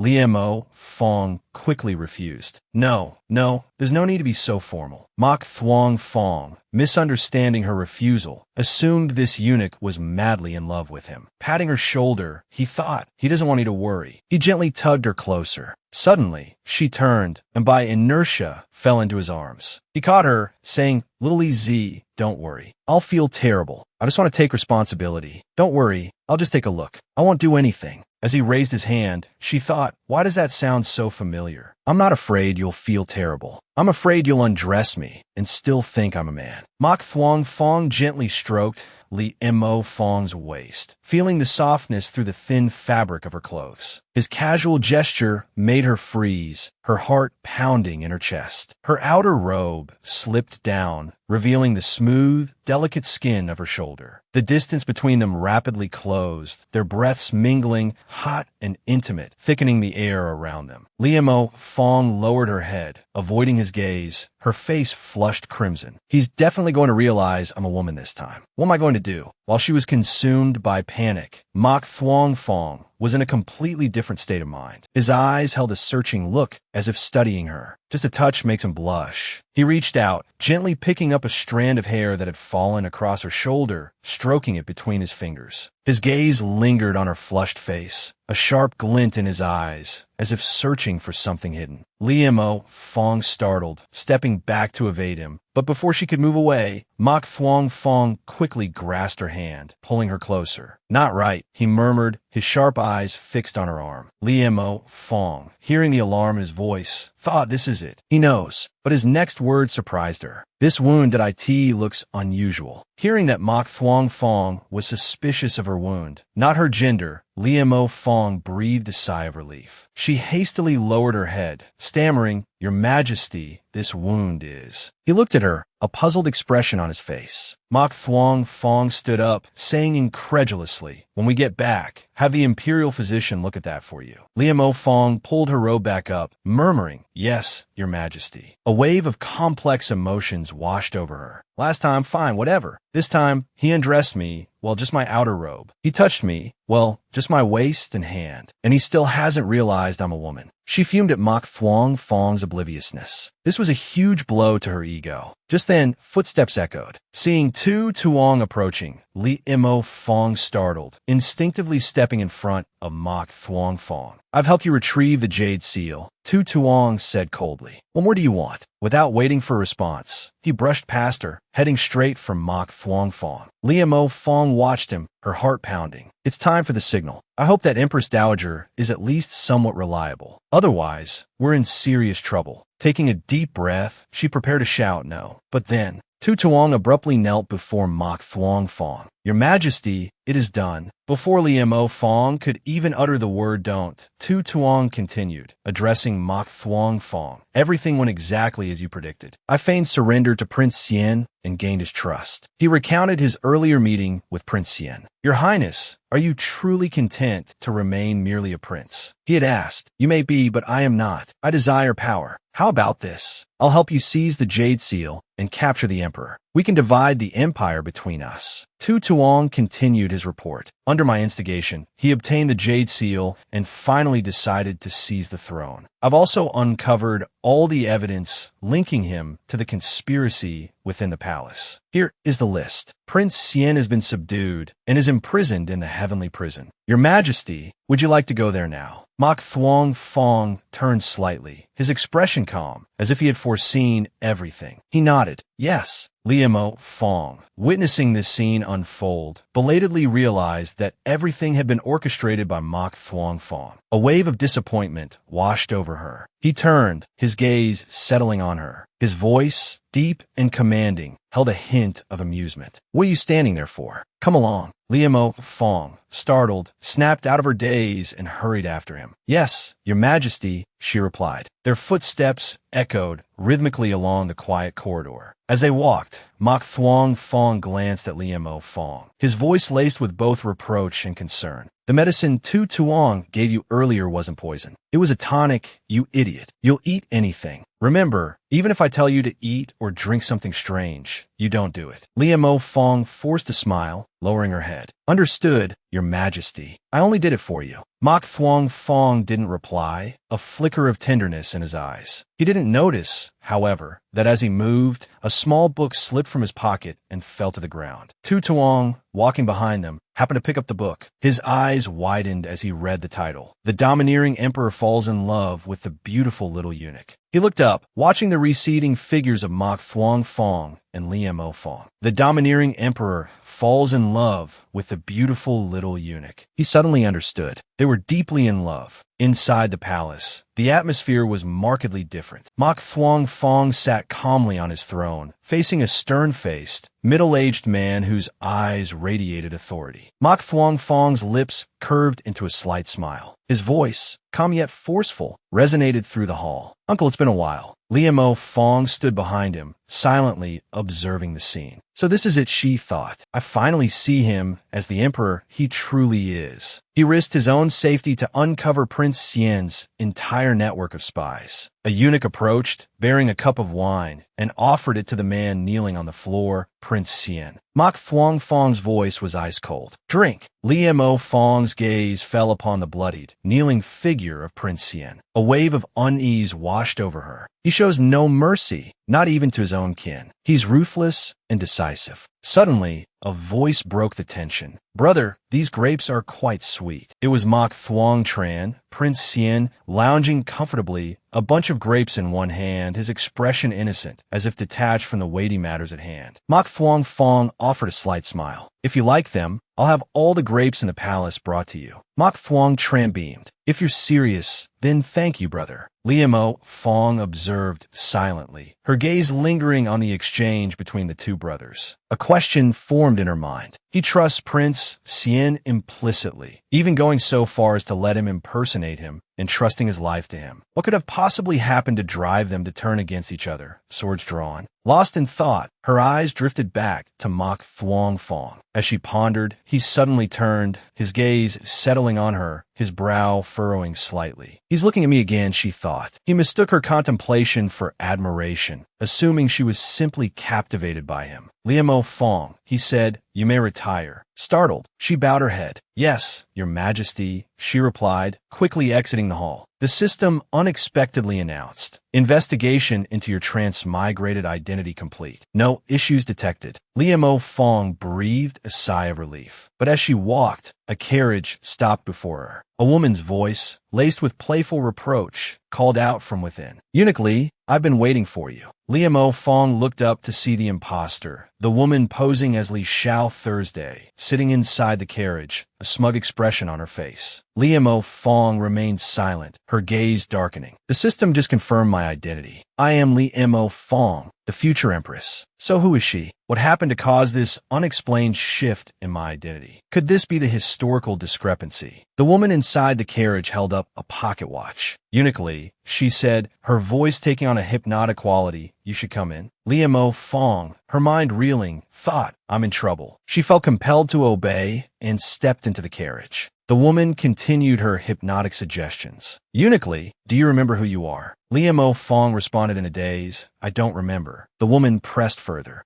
Then how did you get into the palace? Do you remember? I woke up here, Liamo Fong stammered. The woman smiled. Very good. Eunuch Li, remember, you were Li San. You were raised by beggars and entered the palace by chance, becoming the emperor's personal eunuch. Liamo Fong repeated, I am Li San. I was raised by beggars and entered the palace by chance, becoming the emperor's personal eunuch. The hypnosis ended. Very good, the woman said. Now sleep. When you wake up, everything will be better. She then addressed someone outside the carriage. Tell your master, I don't care how she appeared here, but she must die. If she doesn't, our deal is off. The person outside replied, Yes, ma'am. Liamo Fong, hearing this, thought if that's the case. Some time later, and Mok returned and entered the study, announcing, Your Majesty, the matter has been dealt with. All of Prince Xian's spies within the palace have been eliminated. Mok stepped further inside. Mok Thuong Fong praised him. Well done. Mok pulled out a cloak he had found, but as he held it up, his hand disappeared. Both Mok Thuong Fong and Mok Thuong Tran were startled. Mok Thuong Tran pointed at Mok. What is this? Mok explained, I found this in Li Mo Fong's quarters, Your Majesty. Look, when you wear it, you can become invisible. Finishing his sentence, and Mok put on the cloak. Sure enough, he completely vanished. He then took the cloak off and presented it to the emperor. Your Majesty, I still feel that there are many mysteries surrounding this little eunuch. I suggest confining him to the secret guard's prison for interrogation. Mok Thuong Fong, listening, thought to himself, so it was him playing those ghostly tricks. And Mok, seeing Mok Thuong Fong's silence, continued, Your Majesty, what are your orders? I have my own plans, the emperor replied. In a few days, the people from the 8th Thap tribe will be arriving. They are experts in poisons. Investigate their purpose for coming this time. Mok responded, Yes, Your Majesty. Mok Thuong Tran's eyes lit up. He thought to himself, as soon as Little Li is mentioned, His Majesty gets distracted. So between men. Meanwhile, outside, Fan Fam was still weeping. I was so scared at that moment. Mok Thuong Tran, seeing this, fell silent, unwilling to speak. Mok Thuong Fong asked, Has Little Li returned to his quarters? Mok replied, Yes, Your Majesty. Mok Thuong Tran hugged himself, shivering slightly, thinking, this definitely won't do. Suddenly, Mok Thuong Fong turned and said, I'm returning to my chambers. You're all dismissed. Mok Thuong Tran was startled. As Mok was about to follow Mok Thuong Fong, Mok Thuong Tran grabbed Mok's hand. Your Majesty, Mok exclaimed. Mok Thuong Tran signaled for silence and whispered, Don't follow him. I'll show you something good. And Mok frowned, then saw Mok Thuong Tran hand him a scroll titled, The Domineering Emperor, in Love with the Innocent Eunuch. Meanwhile, Liamo Fong was resting in her room. She's a hypnotist, and there must be someone powerful backing her to pull this off. Perhaps the change in history is because the original Li Mo Fong's identity was somehow compromised, leading to her being raised outside the palace. The only people who knew her in the capital are those from the Li household. But if they've all been hypnotized, perhaps I can ask Prince Xian for help to find someone from the original Li Mo Fong's villa. What if someone there wasn't hypnotized? Prince Xian, he should be at the Empress Dowager's palace right now. I need to take this opportunity to find him. Thinking this, she quickly got up, changed her clothes, and ran off. She ran past Mok Thuong Fong. He saw her and smiled, thinking, in such a hurry, could it be she's rushing to find me? Intrigued, Mok Thuong Fong followed Li Mo Fong. But when he reached her destination, his face darkened. Li Mo Fong had run to Mok Thuong Tran. Prince Xian, you're here. Mok Thuong Fong hid, listening. He heard a slapping sound. Li Mo Fong pulled Mok Thuong Tran's hand. Come with me for a moment. Mok Thuong Fong, watching them holding hands, thought I never knew Little Li was so close to my brother. Li Mo Fong pulled Mok Thuong Tran to a corner and said, You once said that if I ever needed help, I could come to you, and you wouldn't ask why, right? Mok Thuong Tran patted her head. Of course. My Vort is my bond. Tell me, what do you need? She replied, I heard that the eldest daughter of the Li family was raised in a mountain villa since she was young and only recently returned. I need you to help me find some of the servants who worked at that villa. Mok Thuong Tran frowned, intrigued. Li Mo Fong squeezed his hand. I can help you, he said, but on one condition. She asked what condition. Suddenly, Mok Thuong Tran swept her up into his arms. Play piggyback with me. Li Mo Fong was speechless with indignation. Later that evening, Li Mo Fong went to attend to Mok Thuong Fong as he bathed in the hot spring. Blushing, she sat beside him, holding a towel. She stepped forward to rub his back. Mok Thuong Fong, turning towards her, thought, although I know little Li is fond of me, which is why he entered the palace, his concern for the Li family's eldest daughter isn't simply jealousy. There must be some connection between him and the Li family that I'm unaware of. And what's more, between him and Mok Thuong Tran. Her hand, wiping his body, gradually slid down towards his chest, interrupting his train of thought. He blushed, exclaiming, "Wait," and grabbed her hand. Confused, she asked, "Your Majesty, what's wrong?" She thought to herself, it took so much effort to build up the courage. Don't tease me. Mok Thuong Fong looked at her, hesitating, speechless. Seeing this, she asked again, puzzled, "Your Majesty." Blushing, he avoided her gaze. "I don't need you to attend to me anymore. You can go back now." He thought to himself, how could I be moved by a eunuch? Given permission to leave, Liamo Fong went out and closed the door. What's wrong with him today? Why do I have such a strange feeling? Forget it. I won't worry about him. I'll go back and rest. Returning to her room,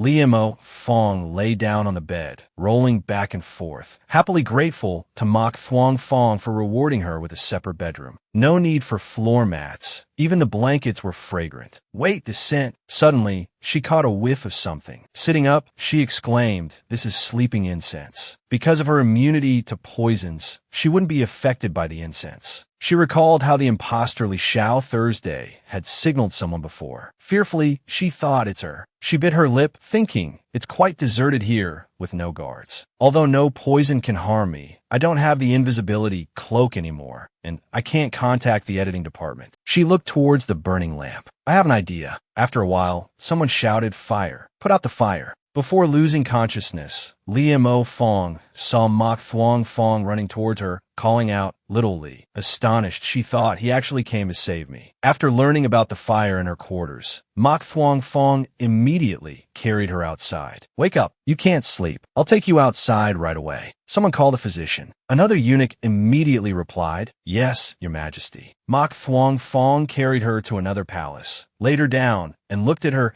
thinking unexpectedly he looks quite adorable when quiet. He sighed in relief and reached out to caress her face. But just as he was about to touch her, his hand stopped and retracted. A look of panic flashed across his face. What was I just doing? Suddenly, Liamo Fong woke up. Sitting up, she asked, "Your Majesty." Mok Thuong Fong told her, "You're awake." She nodded yes. Seeing his expression, she thought, what's wrong with him? But he looked quite handsome saving me just now. Remembering how he had carried her out of the fire, she looked at him with an embarrassed smile. Mok Thuong Fong stood up and said, "I'll have someone investigate the fire. For the next few days, you should stay at the Ting Xiong courtyard to rest." She nodded in agreement, then watched him leave. Ting Xiong courtyard, isn't that a very secluded place? Has His Majesty discovered something? After going outside, he turned to Mok and said, "I've arranged for him to rest at the Ting Xiong courtyard. The person who wants to harm him might still appear. Remember, I want little Li unharmed." Mok bowed and replied, "Yes, Your Majesty." From that day on, Mok began protecting Liamo Fong from all angles. No blind spots. No matter what she did, Mok never left her side. During this time, Liamo Fong had taken a liking to Mok Thuong Fong's bath. Finally, after much pleading, Mok Thuong Fong allowed her to use it as long as no one else was around. After being granted permission, she wept with joy. That evening, she went to the pool, thinking, it's been so long since I've been able to soak in the water. Finally, I can relax and immerse myself. She began to undress. Hearing a noise, she froze. Looking behind her at the empty space, she thought, why have I felt like someone's been watching me lately? The 1-month deadline hasn't arrived yet. Could she be preparing to kill me again? Wait a minute. She saw a figure pass by and instantly dove into the water. A moment later, Mok, outside, was surprised not to see her emerge. Could she have fallen in? His Majesty said she mustn't be harmed in any way. Does drowning count as not harmed? He sighed, thinking, forget it, I'll go check. Hopefully, she hasn't actually drowned. Mok entered the pavilion by the pool. Suddenly, Liamo Fong's arm shot out, pulling him into the water with her. She pressed close to him, saying, "Gotcha, buddy. I've caught you. If I yell, the guards will be here. So now, you can only confess and receive leniency. Tell me, was it that Li family imposter who sent you here?"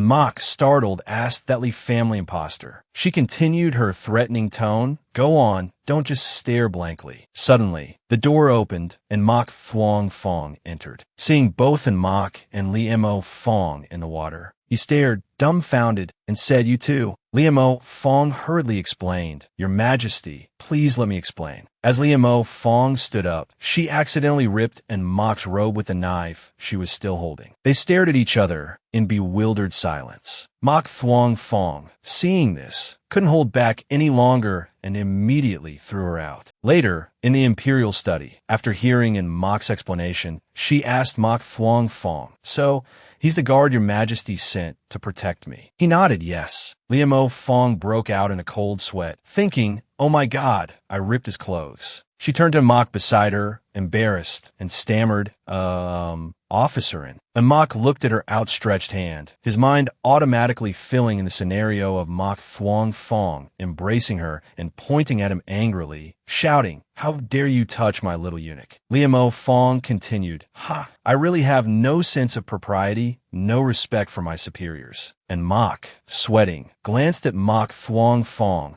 who was impatiently tapping his fingers on the table, and immediately stepped back. Liemo Fong moved forward, saying, "I hope you can forgive my reckless behavior, almost making you undressed in front of me." However, she missed grabbing Mok's hand. Seeing his wariness, she thought, "He doesn't even want me to touch him. I'm doomed. This time, I'm really doomed. Looks like I'll have to find a way to appease him." Meanwhile, and Mok was sweating, thinking, "Thank goodness he didn't let him touch me. Otherwise, I'd be assassinated by His Majesty." After that day, with Mok by her side, Liemo Fong no longer feared assassination. She began to try and win Mok over. She brought food to him, saying, "Officerin, are you sleepy? Have some soup. Do you want some soup? Don't run, Officerin." Mok fled in terror. A moment later, she popped up again, saying, "Officerin, are you tired? I'll give you a massage." She continued to chase after Mok, calling out, "Officerin." And Mok could only turn away, his face red, hearing her call him officer, and for the nth time. A month later, and Mok ran to General Tuong and Ji Fan Fan, saying, "I suspect that little eunuch has developed feelings for me." Ji Fan Fan, startled, asked what. Then, enraged, he started to rush towards Mok. General Tuong quickly held Ji Fan Fan back, saying, "Don't lay a hand on him. You can't beat him. It won't be good if you end up getting beaten instead." Ji Fan Fan remained furious. He stole the Emperor's little eunuch, and Mok waved his hands defensively. "I didn't. I would never steal someone from His Majesty." Ji Fan Fan grew even angrier. "Look, he's even blushing." General Tuong intervened. "Calm down. Let Mok seduce the little eunuch, then turn the Emperor straight. That's how we'll do it." Ji Fan Fan, upon hearing this, exclaimed, "That makes sense." The two then patted Mok on the shoulder. "And Mok, we're entrusting this to you. No matter what, His Majesty is still the revered Emperor. It wouldn't be good to cause too much of a stir in the Eastern Palace. It just so happens that General Tuong is also stepping up. Find a way to explain things. This is the perfect opportunity to set things straight. All you need to do is..." He then turned and grabbed Ji Fan Fan's arm. "Act out a seduction scene with the little eunuch. This way, we can destroy this budding romance. Although you might die because of this. Sacrifice yourself to change the Emperor and Mok. You can do it." Both men looked at Mok with gleaming eyes. And Mok, seeing this, broke out in a cold sweat, his eyes widening in fear. That night, after Liemo Fong had fallen asleep, she entered the space within her mind. It's been a month. Prince Yin still hasn't found the person at the mountain villa. It's also been a month since the editing team has contacted me. Mok appeared beside Liemo Fong. Seeing her asleep, he remained silent for a moment, then moved closer. She turned and, seeing him, asked, "Officerin, are you still awake because you want to give you a massage?" He blushed, saying, "No, it's nothing. I just came to see if you were still alive." She was taken aback by his words, thinking, what does he mean by that? Could it be that he can't let that incident go? Does he want to kill me? Meanwhile, elsewhere, the imposter Li Shao Thursday raged. "Useless. It's been a month, and you still haven't been able to kill her." The other person replied, "Our movements have been detected by the Emperor. If we continue, we'll be discovered." She then declared, "In that case, tomorrow, I want everyone in the Li household, except Liemo Fong's parents, to die in an accidental fire. I want to ensure that even if Liemo Fong recovers her memories, no one will be able to confirm her identity." The other person responded, "Understood." Back in the palace, Liemo Fong paced restlessly in her room, her mind in turmoil. A month had passed since she sent the message, but there had been no response. She sat down, her hands trembling as she clutched her robes, her heart filled with fear. It's been a month, and there's still no change. I hope this message can get out. Otherwise, I might actually be killed by Mach. Just as this thought crossed her mind, the system suddenly issued a notification. Your message has been sent. She breathed a sigh of relief, but a sense of unease still clung to her like a shadow. The fear lingered, for she knew that in the intrigue-ridden palace, any misstep could lead to death. Liu Fong recalled the previous night when Mach had suddenly appeared by her bedside, his gaze as cold as ice. He hadn't spoken a word. She could only remain silent, enduring the fear that pressed down on her chest like a boulder. Throughout the night, she hadn't dared to close her eyes, silently praying that she would survive this ordeal. Suddenly, the door burst open, startling her. Ji Fanfan appeared, looking flustered. Little Li, Mach is looking for you at the Imperial Garden. Hearing this, Liu Fong's face paled. Only one thought echoed in her mind, the Imperial Garden. Is he gonna make his move on me there? Before she could dwell on it further, Ji Fanfan grabbed her hand, urging her, hurry up. I need to get you back on the right track, so I can go find my beloved. Liu Fong was dragged away, her heart silently crying, no, I don't want to die. Upon arriving at the Imperial Garden, she was thrust into a strangely romantic scene. Surrounding her was a pavilion, enveloped in a sea of vibrant flowers, a dazzling array of blossoms in full bloom. Mach stood in the middle of the pavilion, his eyes deep and searching as he looked at her. His expression seemed to hold something difficult to express. Seeing her arrive, he spoke, his tone suggesting a long wait. You're here. His voice hung in the air, expectant. Looking at the scene around her, Liu Fong thought to herself, in this era, do they even care about romance when they're about to kill someone? Ji Fanfan seized the opportunity to quietly slip away, leaving her to face Mach alone. Mach hesitated before speaking. Before you arrived, there were so many things I didn't know how to say. But after seeing you, I suddenly feel like those words don't matter. Finishing his sentence, he stepped towards her, holding something in his hand. Liu Fong immediately backed away, fearfully replying, if they don't matter, then let's not say them. And Mach continued to advance, his eyes deepening as he said, yes, I feel that actions speak louder than words. Liu Fong panicked, tried to dodge him. No, officerin, I think I can still explain myself. Don't be so hasty. Let me make my excuses first. And Mach continued to approach, saying, excuses aren't necessary. You just need to watch me act. She said fearfully, no,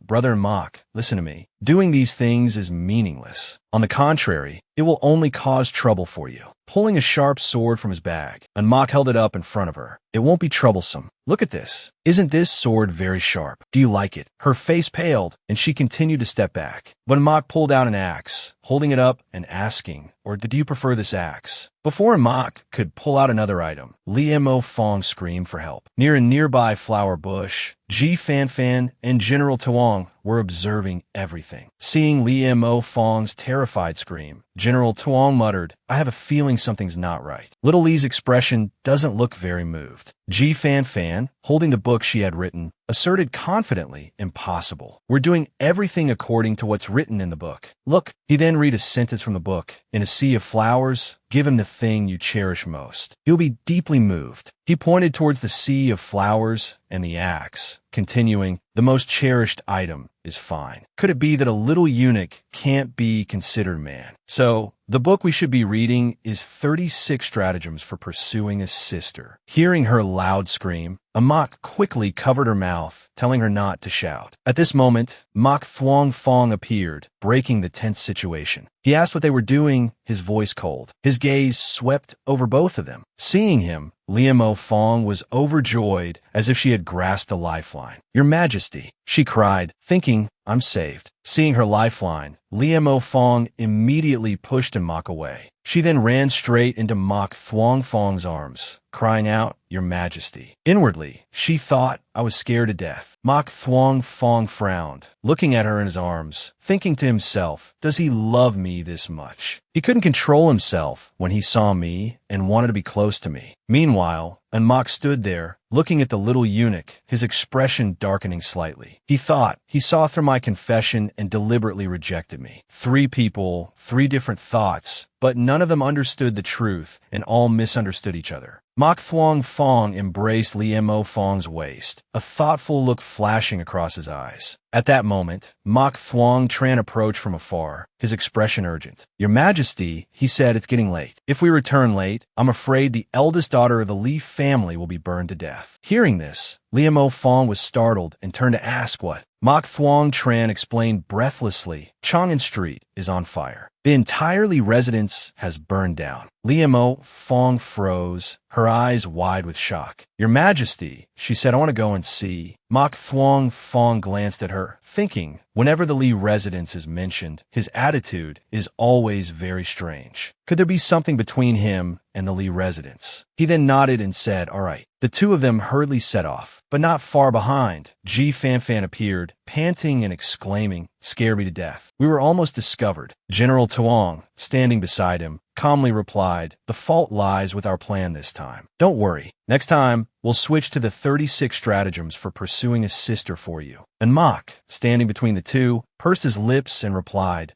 At the Li residence, the scene of devastation made Li Mo Fong's heart sink. She looked at the charred corpses being carried out of the ruined building. So it's all burned down. How could such a large Li residence, aside from the Li family's parents and this imposter, everyone perished in this fire? At this moment, the imposter Li Xiao Thursday ran towards Mok Thuong Fong, calling out, "Your Majesty." Li Mo Fong gritted her teeth, thinking, who else can prove my identity now? The imposter Li Xiao Thursday rushed forward, not bothering to hide her smugness. She threw herself into Mok Thuong Fong's arms, her arrogant gaze fixed on Li Mo Fong. Li Mo Fong ground her teeth, her heart filled with rage. To replace me, she's unexpectedly this ruthless, able to hypnotize and make such judgments. It seems this correction will be difficult, but to let her continue harming people like this, affecting history, I'm not reconciled. Just then, a familiar voice rang out. Feng Mei. She turned around in astonishment, her heart clenching as she recognized the person running towards her. It was him, Han Bok Duong, Li Mo Fong's childhood sweetheart. She stared at him in surprise, thinking, the general, my childhood sweetheart, has always been outside of the original host's life. Then, glancing at the imposter Li Xiao Thursday who was covering her face, she thought, looking at her expression, could it be she hasn't had time to hypnotize Han Bok Duong yet? Her childhood sweetheart, riding a horse, appeared before her. He jumped down and quickly approached her, his eyes filled with concern. Feng Mei, he asked, are you all right? Li Mo Fong turned away, thinking to herself, the person he's looking at is truly me. As long as I count to 5, he'll come to me. She began to count silently. 5, 4, 3. But she looked towards the imposter Li Xiao Thursday. But if I expose her here, now isn't the time for recognition. In her eyes, I've already been hypnotized. The matter hasn't been fully investigated yet. I should still be careful. But finally, someone recognizes me. I'm so happy. Just as she counted to 2, Han Bok Duong arrived in front of her and called, Feng Mei. The imposter Li Xiao Thursday also panicked, but she quickly interrupted. She called out, Your Majesty. Your Majesty, it seems Miss Li isn't feeling well. Perhaps you should take her to rest first. Mok Thuong Fong only then looked towards the imposter Li Xiao Thursday. Seeing her suddenly collapse, he quickly said, I'll take Miss Li to the villa to rest. Han Bok Duong looked towards Li Mo Fong. She shook her head and then turned back to look at the imposter Li Xiao Thursday with suspicion. The imposter Li Xiao Thursday said, I'm sorry to trouble your majesty. Li Mo Fong turned and left. After a while, everyone respectfully saw the emperor off in his carriage. Mok Thuong Fong asked Han Bok Duong, you just returned today. Do you want to return to the palace with me or go home? Han Bok Duong looked at Li Mo Fong climbing into the carriage. I'll follow your majesty into the palace. I'll return home after I've reported on the matters in Nam Quan. Mok Thuong Fong looked towards Li Mo Fong and nodded, saying all right. That evening, at the entrance to Een Exine Palace, Li Mo Fong looked at the door and thought to herself, Han Bok Duong will probably come looking for me tonight. I'll find a chance to escape first. So, she ran to Xiao Xinz and said, Xiao Xinz, I have a stomachache and want to go back to rest. Xiao Xinz asked, puzzled, you have a stomachache. Then why are you holding your head? She immediately switched to holding her stomach. Oh, haha, I forgot. Xiao Xinz angrily cursed. Get out. Then, she returned to her room and began to wait for Han Bok Duong to come find her. Hearing a noise outside, she thought happily, and as she ran out to open the door, someone immediately swung a blade towards her. She nimbly dodged back a step, startled, thinking, what the hell is going on? Just as she thought the attacker was about to strike again, Manhwa appeared, intercepting the blow. Go back to your room, he commanded. Manhwa drew his own sword and lunged towards the assassin. She immediately turned and fled back inside, calling out, be careful. Then she extinguished the lamp and huddled in a corner, listening to the clash of swords outside. After a while, the sound ceased. She cautiously cracked open the door, wondering, are they gone? Suddenly, a hand clapped her on the shoulder, making her scream. She was about to call for Manhwa when the person behind her covered her mouth, whispering, don't shout, it's me. Startled, she turned around to see Han Bok Duong. Liemo Fong quickly recounted her story to Han Bok Duong. That's how it is, she finished. Han Bok Duong, after listening, asked, so the person I saw today was an imposter. But how could I have known? 5 years have passed. It's not like Fong Mei is some 18-year-old girl who changes drastically overnight, becoming someone completely different, is she? Liemo Fong, who had been smugly sipping tea, spat it out upon hearing this. Wiping her mouth, she asked, if that were the case, you wouldn't have risked coming here to see me, would you? Han Bok Duong replied, true enough. You're thinner than before, and much smarter too. It seems you've suffered, he said, stroking her head. Being praised for her intelligence only irritated her, and she swatted at him. He stood up, saying, don't worry. I'm back now. I won't let her bully you anymore. I'll go find His Majesty and tell him the truth right now. Hearing this, she cried out in alarm, wait. Right now, aside from you, everyone else believes she is Liemo Fong. If you suddenly go there, no one will believe you. How about we do this? She then whispered in Han Bok Duong's ear. After listening, he said, Manhwa is about to return. I'll go back now. She winked, signaling her understanding. Don't do anything rash. Sure enough, Manhwa returned. But Han Bok Duong had already slipped out the window. She rushed to Manhwa,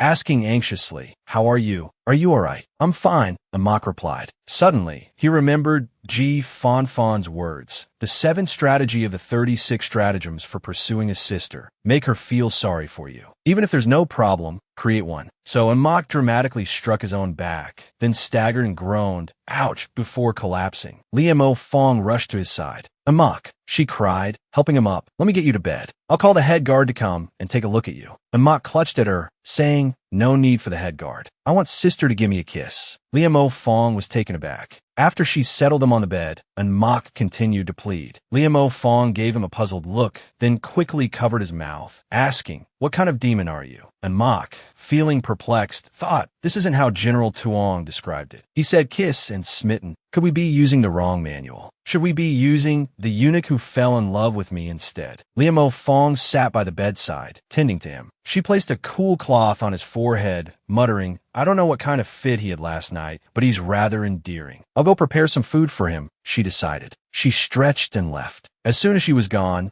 Manhwa opened his eyes, wondering, endearing. 3 days later, Liemo Fong sat at a table, staring at a blank sheet of paper with a brush in her hand. 3 days. Why haven't I heard anything from Han Bok Duong? Suddenly, footsteps approached. A young eunuch announced, Little Li Zi, the Empress Dowager requests you to welcome Miss Li into the palace. Liemo Fong thought, welcome the imposter into the palace. So be it. She immediately stood up and said, let's go to the Li residence. The carriage was departing when suddenly, a commotion erupted outside. Hearing the commotion, Liemo Fong lifted the carriage curtain to see a crowd surging forward, shouting, protect Miss Li. Kill this little eunuch. Suddenly, a figure in black robes lunged towards her. Seizing the opportunity, she ripped off the attacker's face covering, revealing Han Bok Duong. Stunned, she thought, could he be hypnotized too? Just then, palace guards shouted, Little Li Zi is still over there. We must save him. Others protested. Miss Li can't go over there. It's too dangerous. Han Bok Duong lunged at her with his sword. She cried out in alarm, Brother Duong, and dodged the blow. Suddenly, another sword flew through the air, knocking Han Bok Duong's weapon aside. Manhwa appeared, calling out, Little Li Zi. Liemo Fong, bewildered, looked towards Han Bok Duong's sword, now pinned to the carriage by Manhwa's own blade. She noticed a letter impaled on Manhwa's sword and realized with a start that this was Han Bok Duong's command to his subordinates. Situation changed. Withdraw. Liemo Fong quickly pulled Manhwa's sword free, retrieving the note. Manhwa rushed to her side, asking, are you all right? Hastily concealing the note, she handed Mok his sword back. I'm fine, she said. It was just your sword. Mok replied, good, good. The sword doesn't matter. Don't be afraid. I'll protect you secretly like I did before. He ruffled her hair and touched his forehead to hers, making her blush. She thought to herself, why do I find him so endearing? Mok suddenly vanished. Someone rushed up and asked, eunuchly, are you all right? Turning, she replied, I'm fine. The emperor and the empress dowager are waiting impatiently. Let's return to the palace. Li Xiao Thursday, the impostor agreed. As she boarded the carriage, she thought to herself, it seems he was right. There really is someone behind her, the emperor. Or is he just a useless fool? It seems I'll have to take matters into my own hands after all. I'll have to use that method. She smiled at Liemo Fong, who, puzzled, thought, why does that expression look so unsettling? The carriage then proceeded into the palace. As Liemo Fong and the impostor disembarked, the emperor appeared. Li Xiao Thursday rushed towards him, smiling, but he brushed past her and hurried to Liemo Fong. Little Li Zi, he asked, I heard you were attacked. Are you all right? He examined her closely. She quickly replied, I'm fine, Your Majesty. I'm all right. Please don't pull on me anymore. I'm about to faint. Just then, the Empress Dowager arrived, clearing her throat. Your Majesty, she said, Feng Mei was also in danger. The Emperor turned to Li Xiao Thursday. Miss Li, he asked, are you all right? She smiled and replied, I'm fine, Your Majesty. The assassins have fled. The Empress Dowager embraced her. Feng Mei, you've suffered so much, she said to the impostor. Living at the mountain villa isn't a proper solution. I think it would be best for you to stay in the palace for a while. Firstly, it will allow you to cultivate your relationship with His Majesty. Secondly, it will allow you to recover your health properly. What do you think? She asked, looking towards Mok Thuong Fong and Liemo Fong. Liemo Fong was bewildered. Mok Thuong Fong nodded. As you wish, mother, he replied. The Empress Dowager continued. Furthermore, as this is Feng Mei's first time in the palace, she won't be familiar with everything. I want little Li Zi to attend to her. Do you have any objections, Your Majesty? She asked. The Emperor replied, no. He thought to himself, this is perfect. I can finally see what their relationship truly is. Later that evening, Liemo Fong wearily muttered. Finally, she settled in.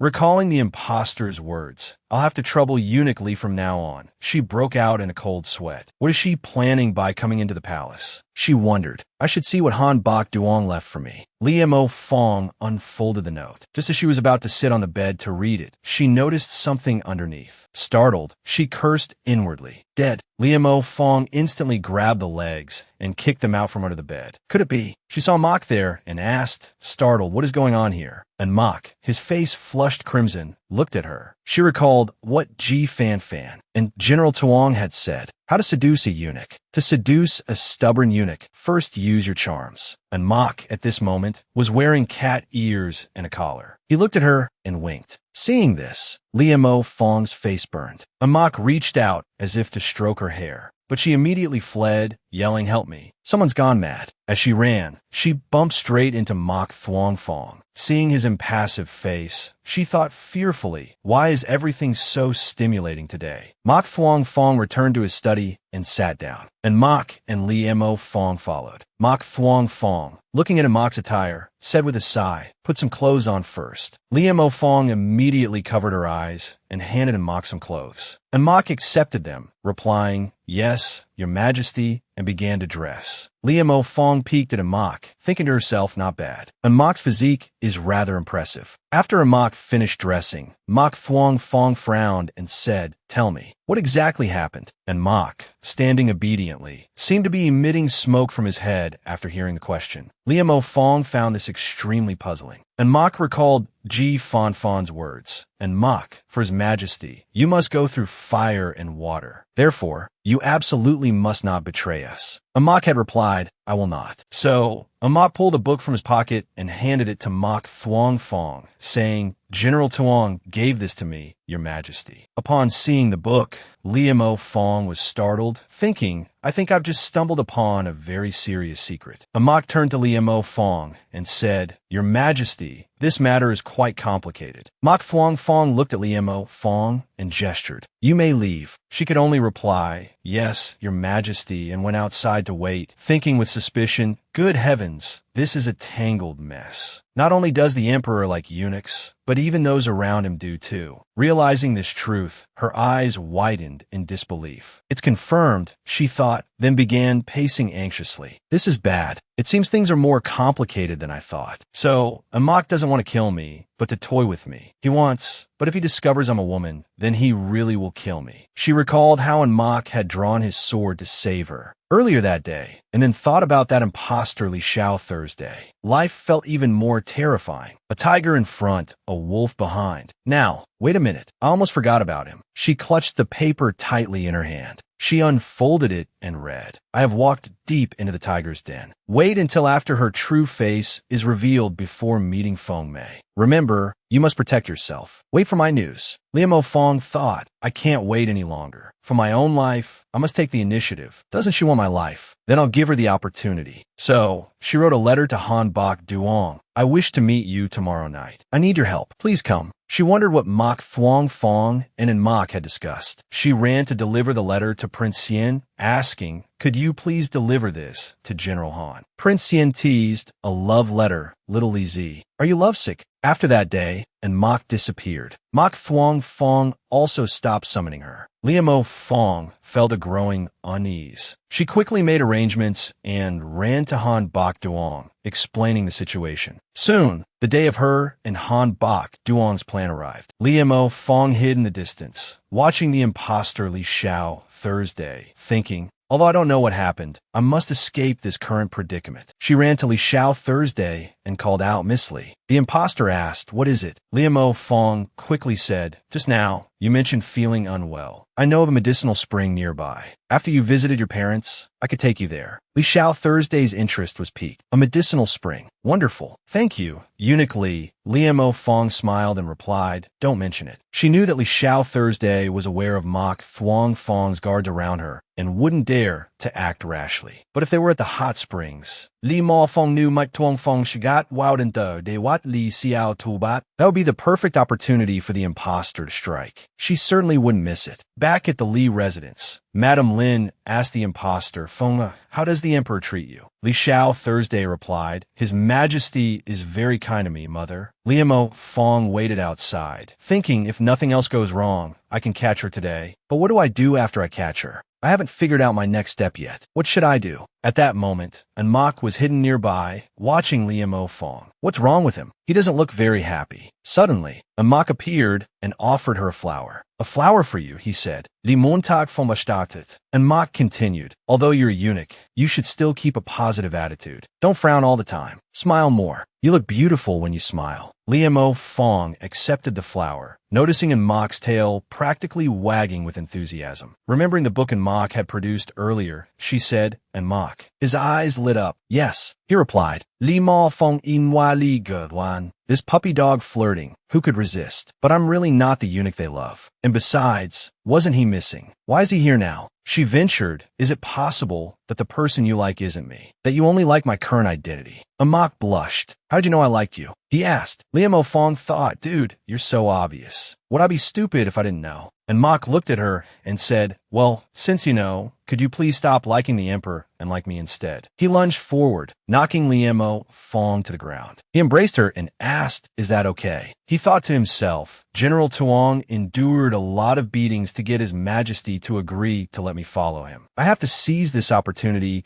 while little Li Zi is out of the palace. Besides, I'm starting to like little Li Zi a bit too. Wait a minute, Liamo Fong exclaimed, pushing Mok away. Stop rubbing against me. I can't handle this. Suddenly, Mok seemed to realize something. Why aren't his and General Tuong's chests the same? Little Li Zi, he asked, why is your chest so soft? Li Mo Fong, why what? She stammered, her heart pounding. I'm doomed. Is he about to discover I'm a girl? Mok pointed at her and asked, is it because you've become a eunuch that you've started to develop? Li Montag von was confuset. Mok continued to mutter, I heard people say that after becoming eunuchs, some become more feminine. But don't worry, no matter what you become, I'll still like you. Liemo Fong sighed. Thanks, she replied wearily. And Mok looked at her, thinking, I did everything General Tuong and the leader told me to do. Why isn't little Li Zi shyly burying their head in my chest like the leader? Little Li Zi, he began, but was interrupted by someone calling, Eunuch Li, someone's coming. Mok said quickly, I'll hide. Li Xiao Thursday emerged, saying, sorry to keep you waiting. Shall we go to the hot springs now? Liemo Fong replied, all right. Then, leading Li Xiao Thursday to the hot springs, Liemo Fong instructed the servants. Miss Li wishes to bathe in the hot springs. You're to keep watch here. Do not allow anyone to enter. They all replied, yes. Liemo Fong guided her inside, saying, Miss Li, this way, please. Outside, Mok Thuong Fong asked Mok Thuong Tran, isn't there a hot spring within the palace? Why travel so far? Mok Thuong Tran replied, brother, you don't understand. The hot springs in the palace cannot compare to those outside. I assure you, once you've been there, you'll discover a significant difference. He paused, then added, oh, whose imperial carriage is that? It appears to be Miss Li's. The servants, upon seeing Mok Thuong Fong, bowed and greeted, Your Majesty. He stepped down from his carriage and asked, is little Li Zi inside? The servants, puzzled, exchanged glances. Why is His Majesty only asking about little Li Zi? One servant replied, little Li Zi brought Miss Li here to bathe in the hot springs, Your Majesty. Mok Thuong Fong's face darkened. He brought Miss Li to the hot springs. He questioned. He strode inside, commanding, all of you remain here. I want to see how little Li Zi brought Miss Li to bathe in the hot springs. His guard responded, yes, Your Majesty. Mok Thuong Tran grinned. This is interesting. How can I miss such a good show? He immediately rushed inside, calling, brother, wait for me. I'm coming too. The servants left behind, wiped sweat from their brows. This is going to be a bloodbath. Inside the hot springs area, Liemo Fong addressed the imposter. Miss Li, these are the hot springs. Han Bok Duong, hidden nearby, observed them, thinking, everything is prepared. We just need the east wind to blow. The imposter stepped inside, commenting, it's very quiet here. There doesn't seem to be anyone around. Liemo Fong replied, I instructed them to wait below. No one will dare to look while you bathe, Miss Li. The imposter laughed. Indeed, when a future empress bathes, no one but the emperor dares to look. Isn't that right, Eunuch Li? She reached out and pulled Liemo Fong closer. You told me that the leopard, in exchange for the crown prince, would die a miserable death. So, tell me, what do you think the crown prince's fate will be? A nameless grave, of course, Liemo Fong replied, just as the imposter pulled out a hairpin, intending to stab her. Suddenly, a weapon knocked the hairpin from her hand. Han Bak Jung Apo, Sieling Li Mo Fong. The imposter, startled, exclaimed, you weren't hypnotized. Fear flashed across her face.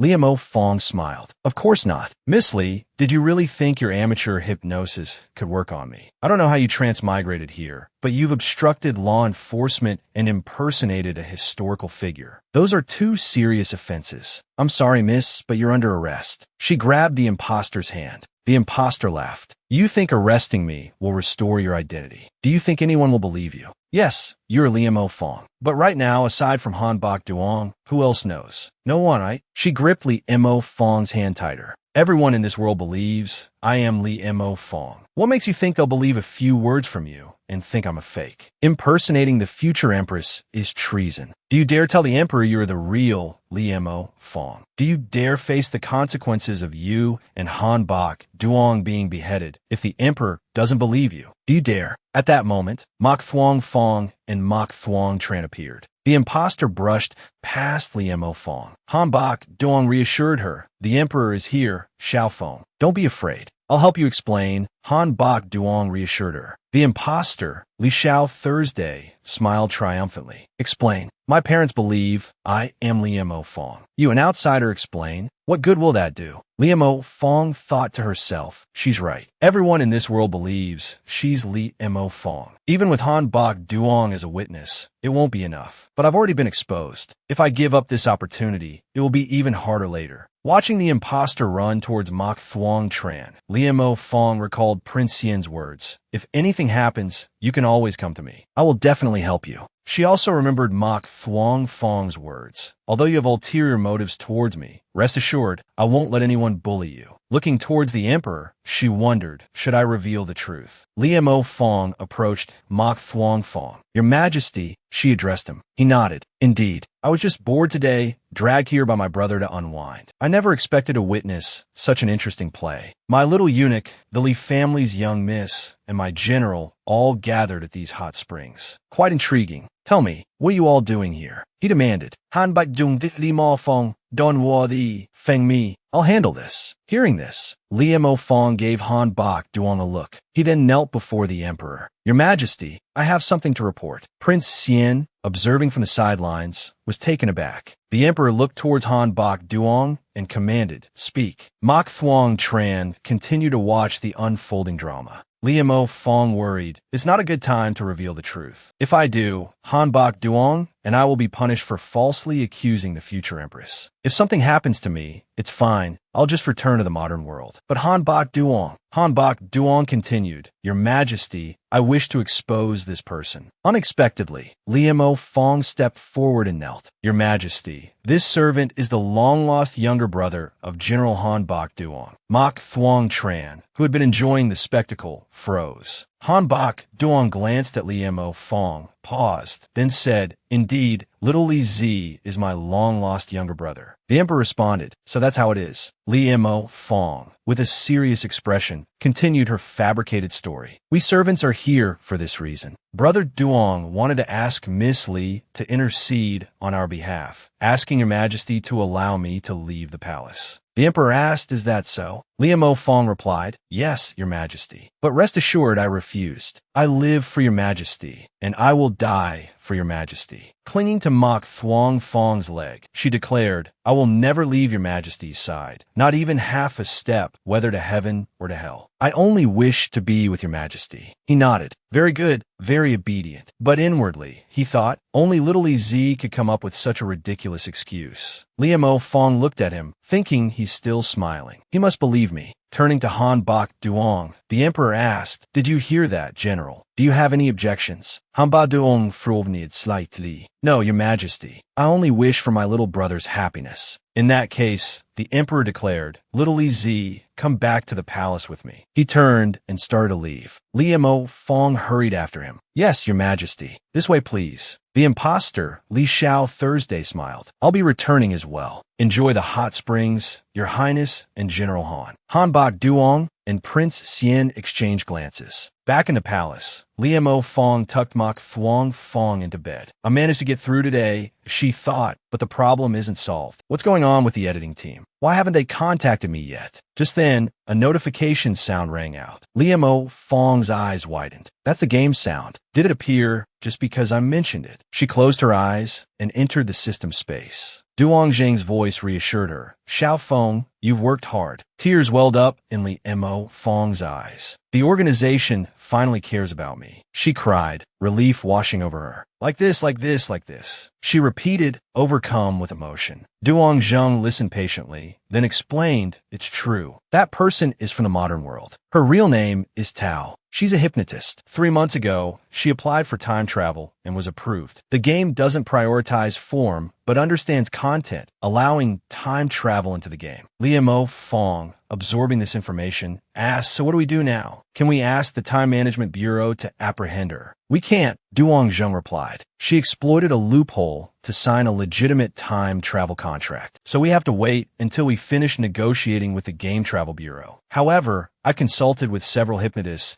and found some methods to break free from hypnosis. You could try them. A book suddenly materialized and fell from the system space. Liemo Fong caught it and said, All right. She thought to herself, by the time they finish negotiating, I'll probably be toast. Looks like I have to rely on myself after all, she concluded. But why would she go to such lengths to become Liemo Fong? Transforming herself from a modern person into someone from ancient times, even committing illegal acts, what is she really after? Back in the present, Mok Thuong Fong sat up in bed, gazing at Liemo Fong sleeping soundly beside him. She stirred, opened her eyes, and startled when she saw him watching her. In her fright, she instinctively grabbed the book and swung it at him. Realizing she had just hit the emperor, she stammered, "Your Majesty. This servant didn't do it on purpose. I apologize." He remained awake, seemingly unfazed, and paid her no attention. Panicked, she blurted out, "Your Majesty, this servant is wrong. Should I kowtow to you?" Just then, his stomach rumbled loudly. He looked at her with a cool expression and said, "Why are you staring at me? Go and prepare dinner." Liemo Fong immediately nodded and replied with a smile, "Yes, Your Majesty." She thought to herself, "I didn't expect him to have such a cute side, but this is good. At least he doesn't suspect anything." As she turned to leave,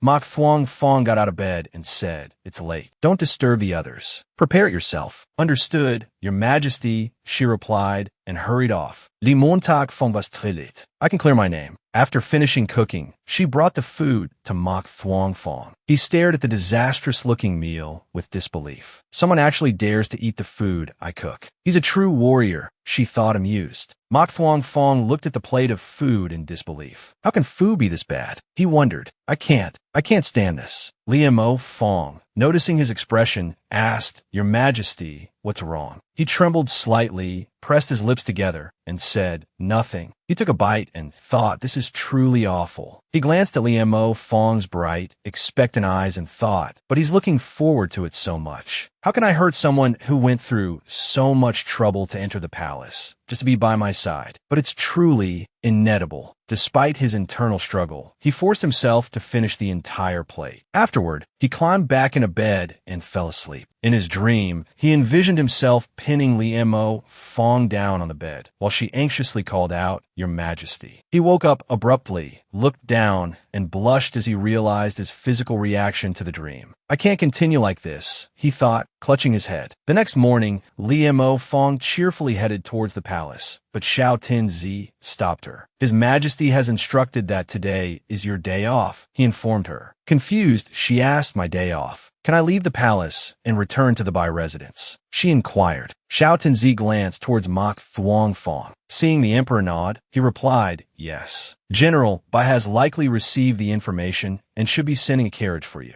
Overjoyed, she patted Xiao Tin-zi's head and said, "Yes, thank you, Xiao Tin-zi. I'll go ahead. See you tomorrow." Xiao Tin-zi, indignant at having his head touched, yelled, "Xiao Li-zi, how dare you touch my wig?" She laughed and ran off, finally seizing the opportunity to leave the palace. The plan to break the hypnosis can finally be put into action. Meanwhile, inside the palace, the Empress Dowager angrily questioned, "Tell me, how could Xiao Li-zi have ulterior motives towards the emperor?" The impostor, Li Xiao Thursday, replied, "Although I also find it hard to believe, perhaps it's true. I found this in the emperor's chambers," she continued, handing a book to the Empress Dowager. It seems the emperor also has a very different attitude towards this little eunuch. The Empress Dowager, taking the book titled The Emperor's Domineering Whispers, thought to herself, "It seems it's truly impossible to keep this little eunuch around any longer." Back at the Bai residence, Han Bok Duong said to Li Mo Fong, "I prepared everything for you. In a moment, our people will perform that play. But are you sure this will actually work, Fong Muoi? Or should I just tell the emperor? After all, I am a general. Perhaps His Majesty will believe me." He thought to himself, I didn't expect her to have matured so much since returning. She placed a hand on his arm and said, "No, we can't take such a risk, Duong Gij. Wait a little longer. I can handle it." He replied, "All right, I'll listen to you." Looking at her, he thought, she's become even more beautiful. Han Bok Duong then said to her, "Fong Muoi, if in the end you still can't recover your identity, perhaps we could." She interrupted, "Could what?" He hesitated, then said, "Nothing. Don't worry. No matter what happens, I'll be on your side." She thought to herself, the history books weren't wrong. Han Bok Duong truly is a good person.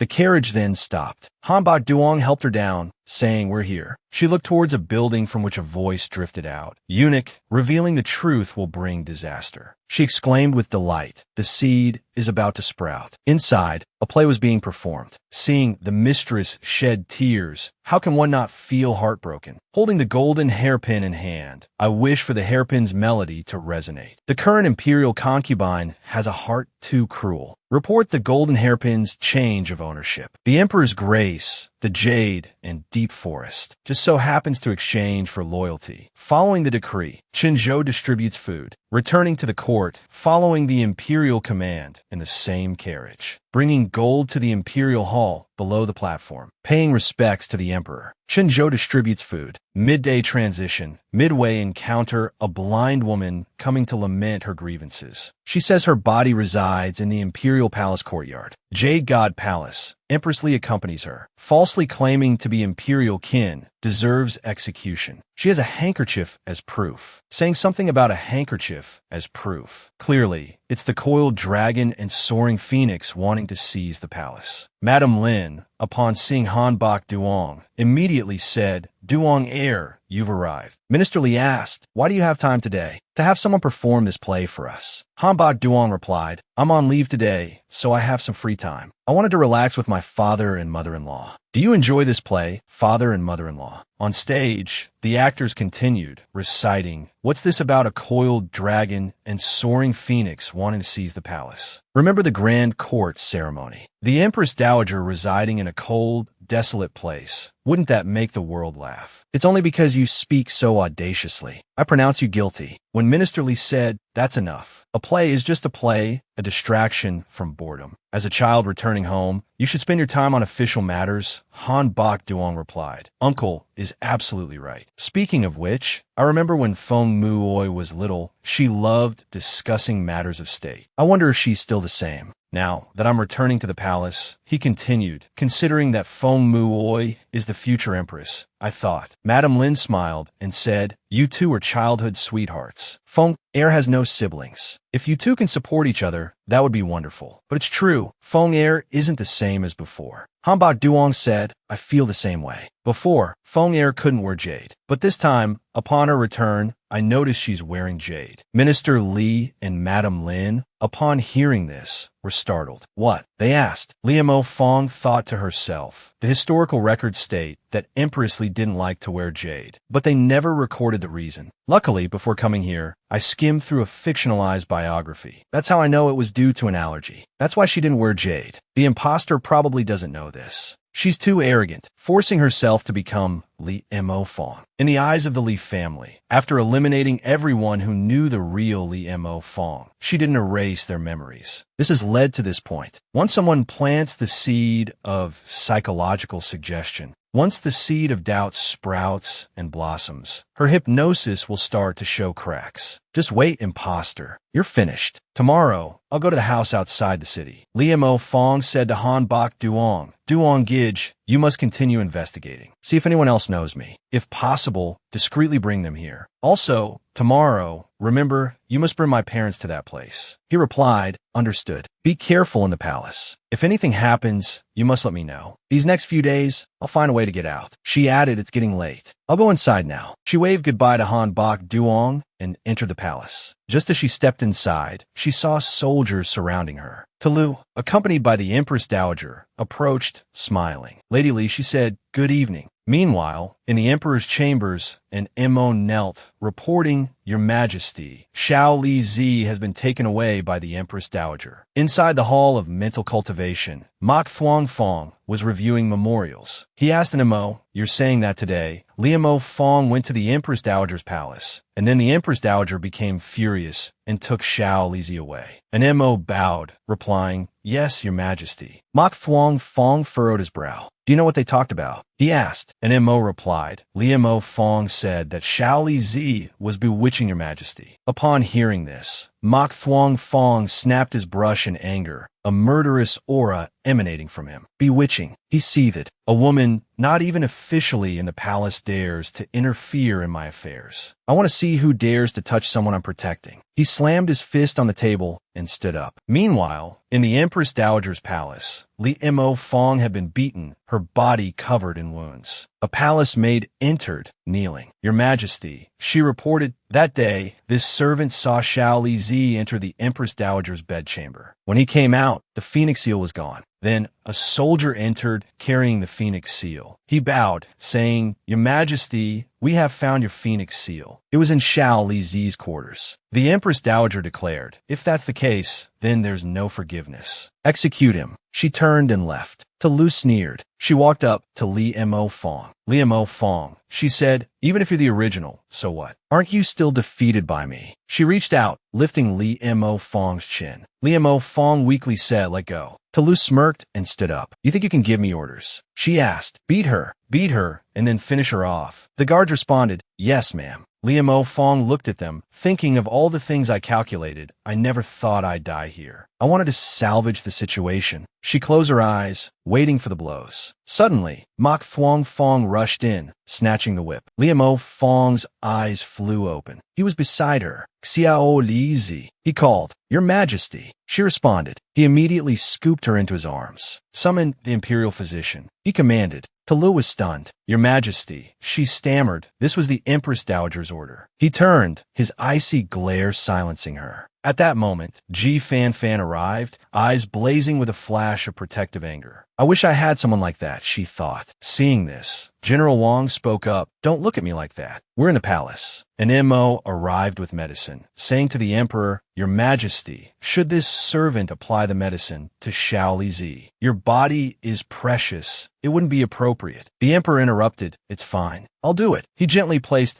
Li Mo Fong on the bed and asked, How is the investigation into the Li family progressing? Have they committed any embezzlement or other crimes? And Mo replied, No, Your Majesty. The Li family is very clean. I haven't found any issues so far. However, I did discover something concerning the sanatorium, where young Miss Li was recuperating. There was an incident involving 59 people. Only one survived. The Emperor's voice turned cold. Only one survived. He asked. He reached out, intending to remove Li Mo Fong's clothes. At that moment, she awoke. Seeing the situation, she quickly grabbed his hand and said, Stop. Seeing her awake, Mok Thuong Fong asked, You're awake. I was just about to apply medicine to your wounds. Why are you so tense? What happened to you? Are there other injuries? Quickly, remove your clothes so I can examine you properly. Li Mo Fong, panicked and sweating, stammered, No, there's no need to be so formal. Your Majesty is of noble birth. Having you apply medicine to a lowly eunuch like me is truly inappropriate. Suddenly, a sharp pain shot through her wounds, causing her to cry out. Mok Thuong Fong quickly said, I told you not to move around if you're injured. You've aggravated your wounds, haven't you? He turned to Mo, Leave us, he commanded. And Mo bowed and exited. Mok Thuong Fong continued, speaking gently to Li Mo Fong. I know you're embarrassed with others present, so I've asked Mo to leave. Right now, there's no emperor here, only Mok Thuong Fong. Hearing this, she looked at him in surprise. Mok Thuong Fong, she whispered. He nodded. Yes, he said. Now be good and stay still. I'll remove your clothes first, examine your injuries, and apply the medicine. Li Mo Fong was startled by his words. He reached out his hand.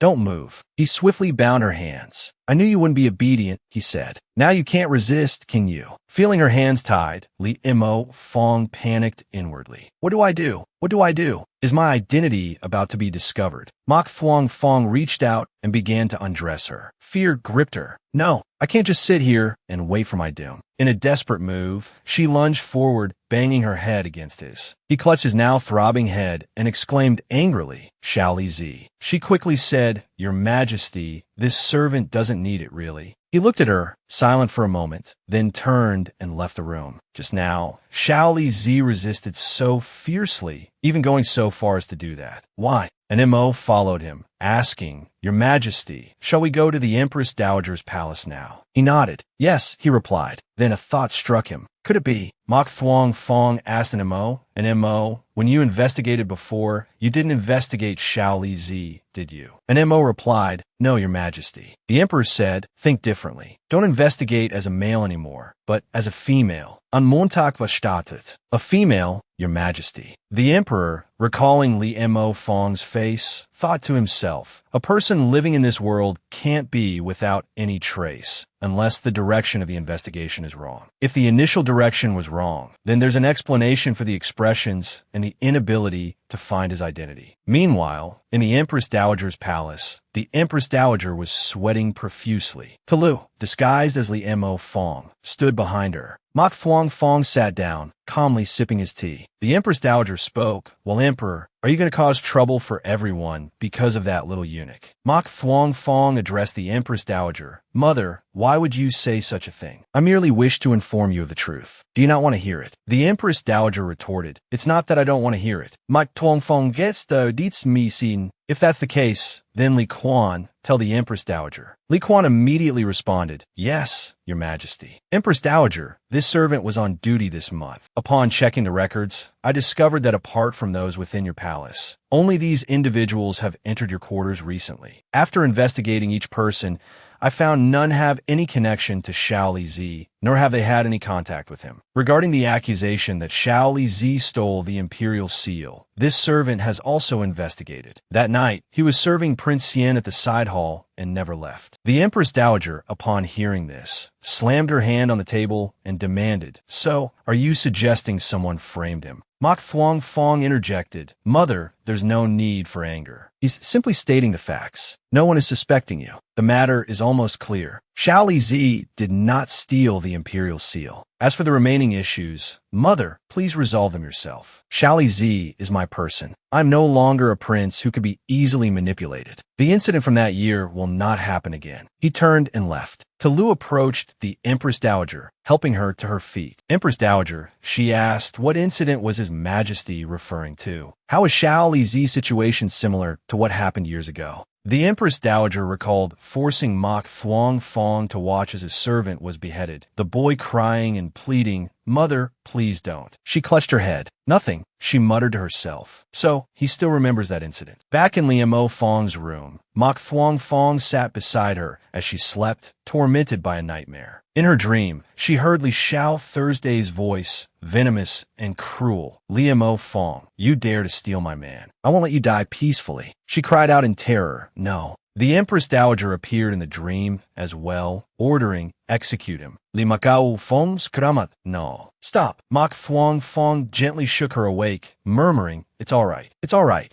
She startled awake. Your Majesty. He stroked her hair. A nightmare. He asked softly, Don't worry. Rest well. I'm here. No one can harm you. You're injured. Rest. I'll stay with you. Tears welled in her eyes as she looked at him, pulling the covers closer. He smiled. Don't worry about the Empress Dowager. He reassured her. I've spoken to her. What happened that year won't happen again. Rest assured. She stared at him, surprised. What happened that year? She wondered. He gently stroked her head again. Sleep, he urged. Yes, she whispered, thinking to herself, he can be so gentle. Mok Thuong Fong remembered the terrified servant being dragged to the execution grounds, pleading, Crown Prince, save me. This time, he vowed silently, I absolutely will not. I absolutely will not. The next day, Liamo Fong awoke to a delicious meal prepared by Nemo. Her good mood was interrupted by a sudden announcement. Eunuch Li, Prince Xian, and General Bai have arrived. Han Bai Dong Ru Sidin. Fing Didi, he exclaimed. Liamo Fong turned, startled to see an Mo had vanished. Han Bai Duong circled her, concerned. How are you feeling? Prince Xian rushed forward and embraced her. All right, he said. You're already injured. If you keep turning like that, you'll make yourself dizzy. Han Bai Duong Lu Kid Confessit. Injured? Fong Mimi. Come back with me, he urged. I can't leave you here to deal with that imposter. If you stay, they'll surely try to kill you again. Duong Gij, she pleaded, please calm down. Just then, Prince Yen spoke up. Fong Mimi, the imposter.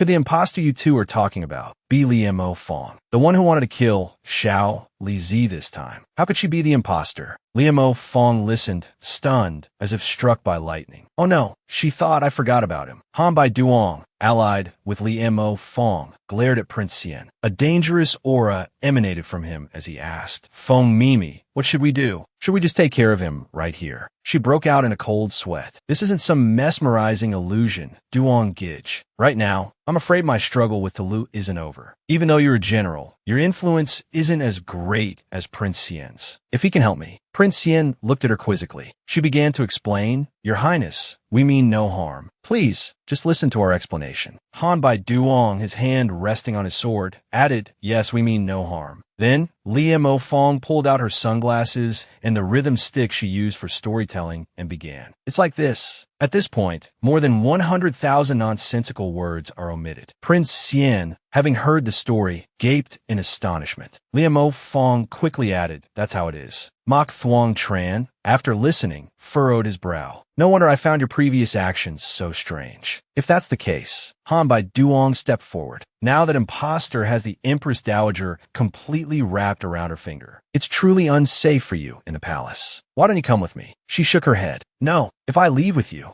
that I won't be able to keep track of her movements." Liamo Fong thought to herself, if she says something to Ma Thuong Fong, I'm dead. Han Bai Duong said urgently, "But if you stay here, I can't be at peace, Fong Mimi." This time, His Majesty arrived in time. "What about next time? What will you do then?" He grabbed her hand. "This time, I must take you away." She pulled her hand free. At that moment, Prince Xian smiled and stepped forward. "I have something to say. I'm sure my imperial brother won't let Xiao Zi get hurt again, so you don't need to worry. That imposter will target Xiao Zi. Besides, you can't stay by Xiao Zi's side 24 hours a day. The most dangerous place is the safest place." Han Bai Duong was taken aback, surprised by these words. After everything was settled, Han Bai Duong went out and said to Prince Xian, "This time, I truly need your highness's cooperation." "I apologize." Mok Thuong Tran smiled. "It's all right. This is good. I can help you openly now." "Xiao Tang Tang, don't be so nervous. Relax. With me backing you, nothing will happen." Han Bai Duong, hearing this, stiffened. That night, Talu went out. Someone told her, "Many people already know about Li Mo Fong. If you don't let go, disaster will befall you.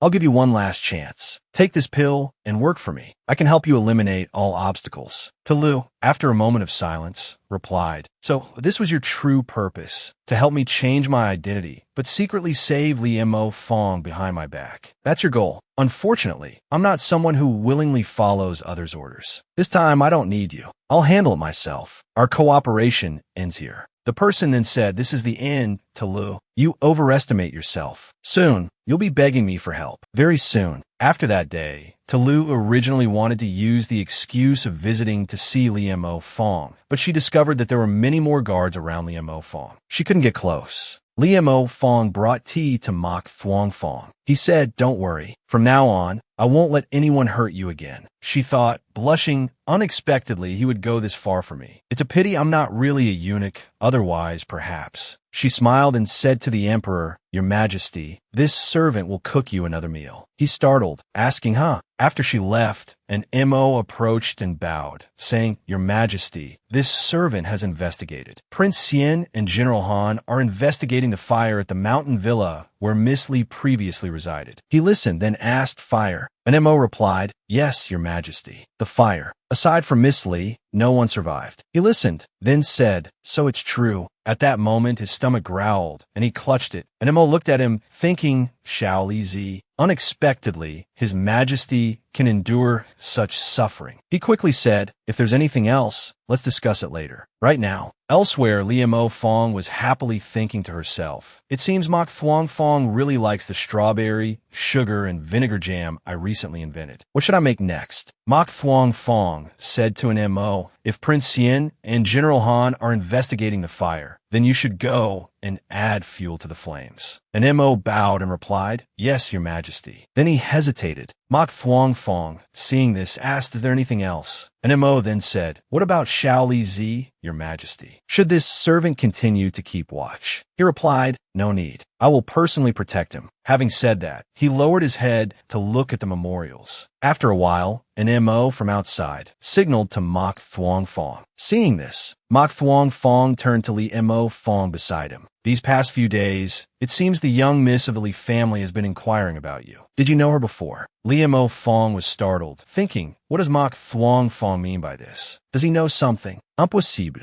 If he knew something, he wouldn't have this expression. She replied, "No, I haven't met her before." He smiled and asked, "Really?" She quickly explained, "Of course, Your Majesty. A humble eunuch like me, how could I possibly know Miss Li?" Mok Thuong Fong nodded, saying, "All right, I understand. You have a day off today. Han Bai Duong is waiting outside. Go with him." She immediately replied, "Yes, Your Majesty," and thought to herself, I don't know why, but I have a feeling he knows something. Never mind. I should continue with my plan to lift the hypnosis first. That's the priority right now. After that day, every other day, Li Mo, Fong, and Han Bai Duong would take the Li parents to places they had visited with Li Mo, Fong in the past. With the awakening of their memories, the Li parents gradually began to sketch Li Mo, Fong's appearance as a child. Meanwhile, Prince Yen had found a servant who had worked at the villa a year prior, but had returned home due to illness. To avoid further complications, Prince Yen invited Mok Thuong Fong to stroll the streets and view the lanterns. Li Mo Fong would take this opportunity to sneak out and meet someone. That night, Tolu was in the palace when a bird delivered a letter. It landed on her hand. After reading the letter, she was startled, asking, "What is that so?" She gritted her teeth as the letter fell. The letter stated, "In that fire, one fish slipped the net. They are now in Prince Yen's hands. During tomorrow's Lantern Festival, Li Mo Fong will meet with them. If you want to intervene, meet tomorrow in front of the temple." The next day, outside, the carriage stopped. Mok Thuong Fong turned to Li Mo Fong and said, "Don't get too caught up in the festivities later. Stay close behind me." She nodded and replied, "Yes, Your Majesty." The next day, at the Lantern Festival, Prince Yen and Li Mo Fong exchanged smiles and then left. And Mo followed them. The Lantern Festival was crowded. Prince Yen winked at Li Mo Fong. "Here we go."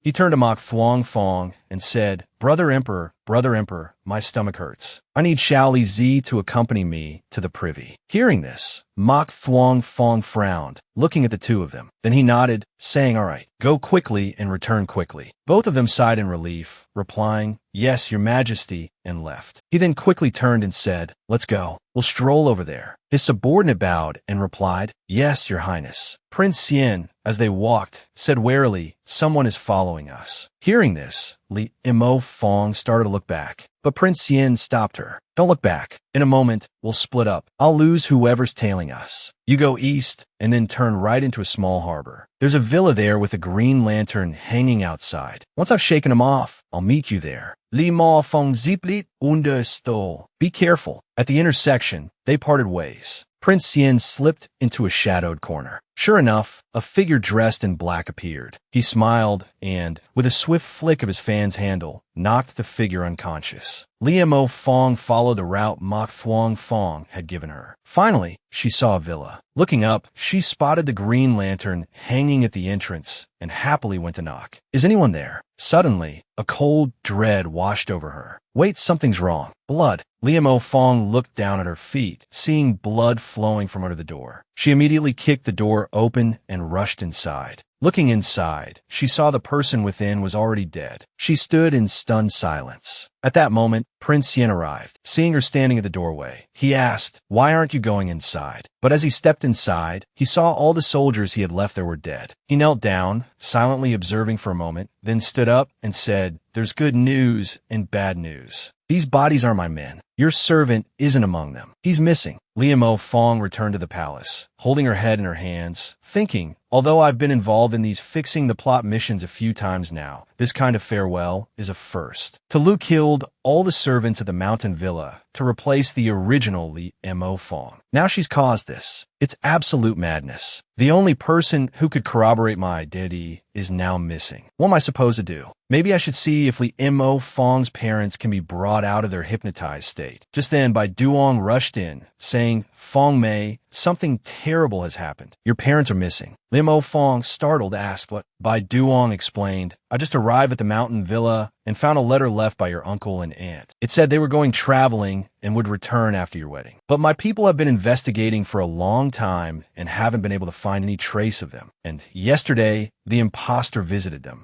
Li Mo Fong gritted her teeth upon hearing this. Bai Duong continued, voicing his suspicion, "They're in the imposter's hands." Li Mo Fong thought of Delu and recalled her words. "I told you, you can't fight me. Just give up." Then she remembered Mok Thuong Fong's words. "Don't worry. I'm here. I won't let anyone hurt you again." She clenched her fists and stood up. Bai Duong, surprised, asked, "Fong Mei, what are you going to do?" She replied, "Burn the boats and sink the ships. Tell the emperor the truth." Inside the imperial study, an Mo said to Mok Thuong Fong, "That's the situation, Your Majesty. Please take a look. I've written everything clearly in the memorial." He replied, yes, just as someone announced from outside. Your Majesty, Shaoli Zi, and General by request and audience. And Mo smiled and said, speak of the devil. Let them in. Li Mo Fong and Bai Duong entered and bowed. Your Majesty, there's something I need to tell you. Mok Thuong Fong, noticing Li Mo Fong and Bai Duong holding hands, said, oh, what a coincidence. I also have something to tell you. A dangerous glint appeared in his eyes. He waved his hand, signaling the eunuchs to leave. Mok Thuong Fong took out a memorial and tossed it toward her. Take a look. As she opened it and saw a drawing of herself, she gasped. Mok Thuong Fong spoke, come now, Miss Li. A woman disguised as a man to infiltrate the palace. What are you really after? Li Mo Fong, holding the drawing, asked, what am I after? Your Majesty was able to investigate this, but couldn't uncover anything else. Like, for example, my true identity. He chuckled. You tell me, do you think I figured out your identity? Just then, a young eunuch rushed in. Your Majesty, it's terrible. The Empress Dowager has been attacked. Mok Thuong Fong, startled, asked what?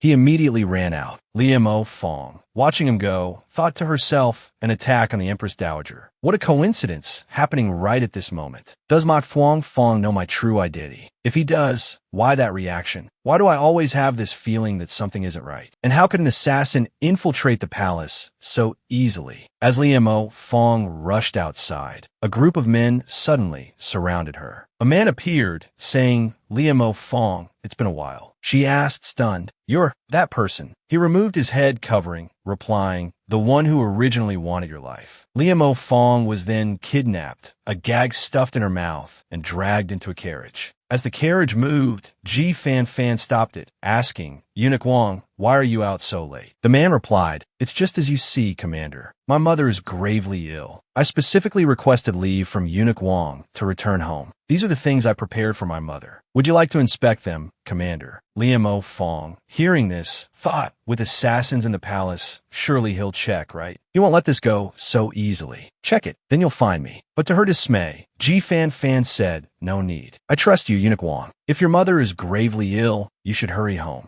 Li Mo Fong cursed the idiot under her breath. She gritted her teeth and slammed her forehead against the carriage wall. Hearing the noise, Ji Fan Fan said, wait a moment. Li Mo Fong thought excitedly, is he finally going to check? But instead, Ji Fan Fan offered a sachet to the man. Eunuch Wang's mother is gravely ill. We've met before, so I should offer a gesture of goodwill. This is a sachet I always carry with me. It helps with sleep. Please take it. Eunuch Wang accepted it, replying, many thanks, Commander. As the carriage moved off, the man immediately drew a knife towards her, slashing a line across her face. Miss Li, blades are unforgiving. If you move again, you might have to bid farewell to this world. Li Mo Fong stared at him, thinking, who is this man? What do you want? The man smiled. What do I want? Naturally, I'm here to take your life, as ordered. He raised his sword, preparing to strike again. She recoiled, dodging the blade, but hit the carriage wall and fell. Seeing this, he smiled triumphantly and lunged with his knife. Suddenly, another sword pierced through his hand, forcing him to drop his weapon. Mok Thuong Fong appeared. Who dares touch her? Li Mo Fong, gritting her teeth, saw Mok Thuong Fong and, relieved, fainted. After a while, she woke up disoriented. Your Majesty, Unmontak Aphoachet. Awake now. She asked where, and Mo replied, I know what you want to ask. I saved you. This is my private residence. Don't worry, no one can enter except me, so it's very safe. He handed her some medicine. She thought, so it wasn't the Emperor who saved me. I thought. She asked an Mo, when can I return? And Mo replied, you don't need to return. The Empress Dowager was attacked. Miss Li was injured, saving her. The Emperor has agreed to marry Miss Li next month, and you will be released from the palace. Li Mo Fong, upon hearing this, jolted upright. What? Mok Thuong Fong and Alu are getting married. She bowed her head, thinking, no, this can't happen. I can't let them get married. Once they do, the entire course of history will be set in stone. What am I supposed to do then? And Mo approached, urging, come on, you should get some rest. Just then, a notification popped up before her. Startled, she thought, the editing department. Already, she immediately lay back down, feigning unconsciousness to the bewilderment of an Mo. Inside the system,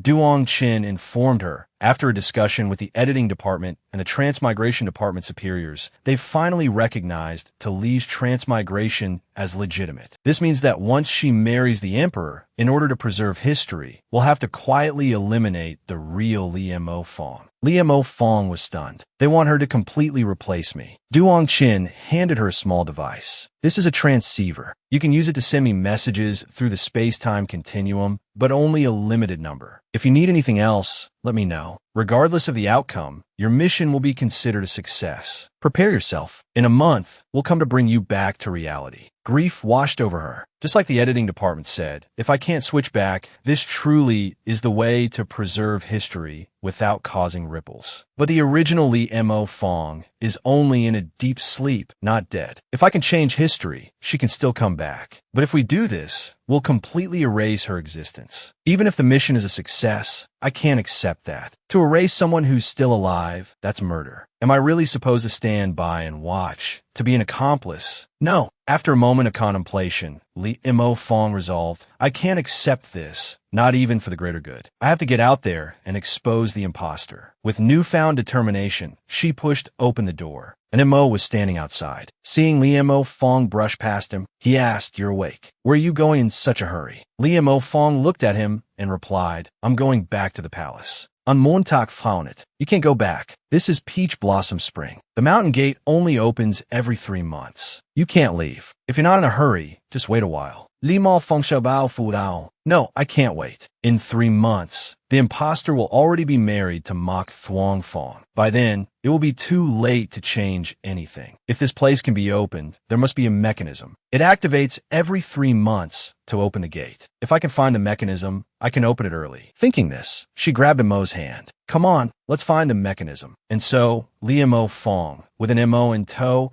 searched for the mechanism for half a month, but to no avail. Time marched on. Mok Thuong Fong's wedding day was now only half a month away. After a long and fruitless search, with the wedding drawing ever closer, Li Mo Fong grew increasingly desperate. Seeing her despair, and Mo could only comfort her by stroking her head. Later, he went to Mok Thuong Fong. Your Majesty, Xiao Li Zi has been trying to leave. I can see how much it pains him to be trapped here. I know, Mok Thuong Fong replied. I'll decide what to do about it. You just stay here and take care of him. Your Majesty, an Mo began. I have to go back, Mok Thuong Fong interrupted. Let's leave it at that. Yes, Your Majesty, an Mo responded. Mok Thuong Fong activated a hidden mechanism. A loud grinding sound echoed through the air. He's sad. I'll go see him. Later that evening, he went to find Li Mo Fong. He found her on the bed, caught in a nightmare, crying out, "No, don't." Mok Thuong Fong's heart ached at the sight. She's having a nightmare. What is she dreaming about? In her dream, she saw the original Li Mo Fong desperately pleading, "Save me. Help me." No, don't. Then, someone took her hand and said, "Don't be afraid." She startled awake, turning to see Mok Thuong Fong. Astonished, she thought the emperor. Seeing her so distressed by the nightmare, Mok Thuong Fong gritted his teeth and turned to leave. But she had woken up and grabbed his robe. "It really is you.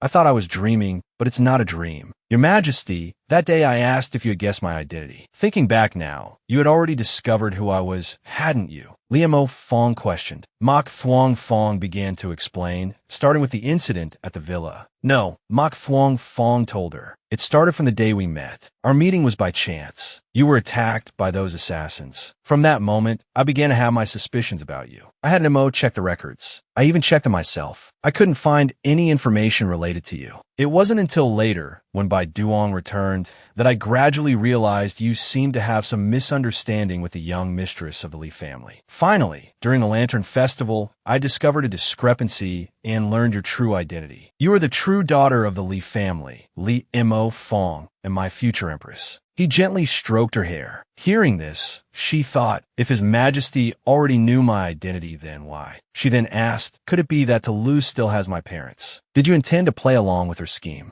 Clutching his sleeve, she pleaded, Your Majesty, I want to be a part of your plan. In the carriage, Mok Thuong Fong said to Li Mo Fong, I still find it strange. I believe my plan was flawless and kept secret. Aside from an MO, no one else knew about it. How did you discover that I knew your identity? Li Mo Fong blinked and replied, Actually, I didn't know. I was just bluffing. I only saw you in a half-awake, half-dreaming state. Then, connecting it to previous events, I felt something was amiss, so I tried to trick you. I didn't expect your Majesty to reveal the truth. Mok Thuong Fong was speechless. Li Mo Fong continued, Your Majesty, you discovered my identity. I'm so happy. She leaned against him, thinking I thought I had reached a dead end, but unexpectedly, a miracle happened. I can save the original Li Mo Fong, and I can also deal with Tulu. He embraced her, saying yes. He thought, I'm so happy that I can marry you. The carriage stopped. Mok Thuong Fong said to her, We still haven't found out who is behind Tulu. Although I've agreed to let you participate in my plan, you must still be careful. Go with an MO and find out where your parents are. She nodded. All right. As she got out of the carriage, he suddenly called out, Feng Ia. She turned, startled. He took her hand and said, Don't worry. The only one who can be my empress is you. He leaned down, about to kiss her. She remembered her own memories, remembering the original Li Mo Fong, and quickly pushed him away. Inside the palace, Tulu,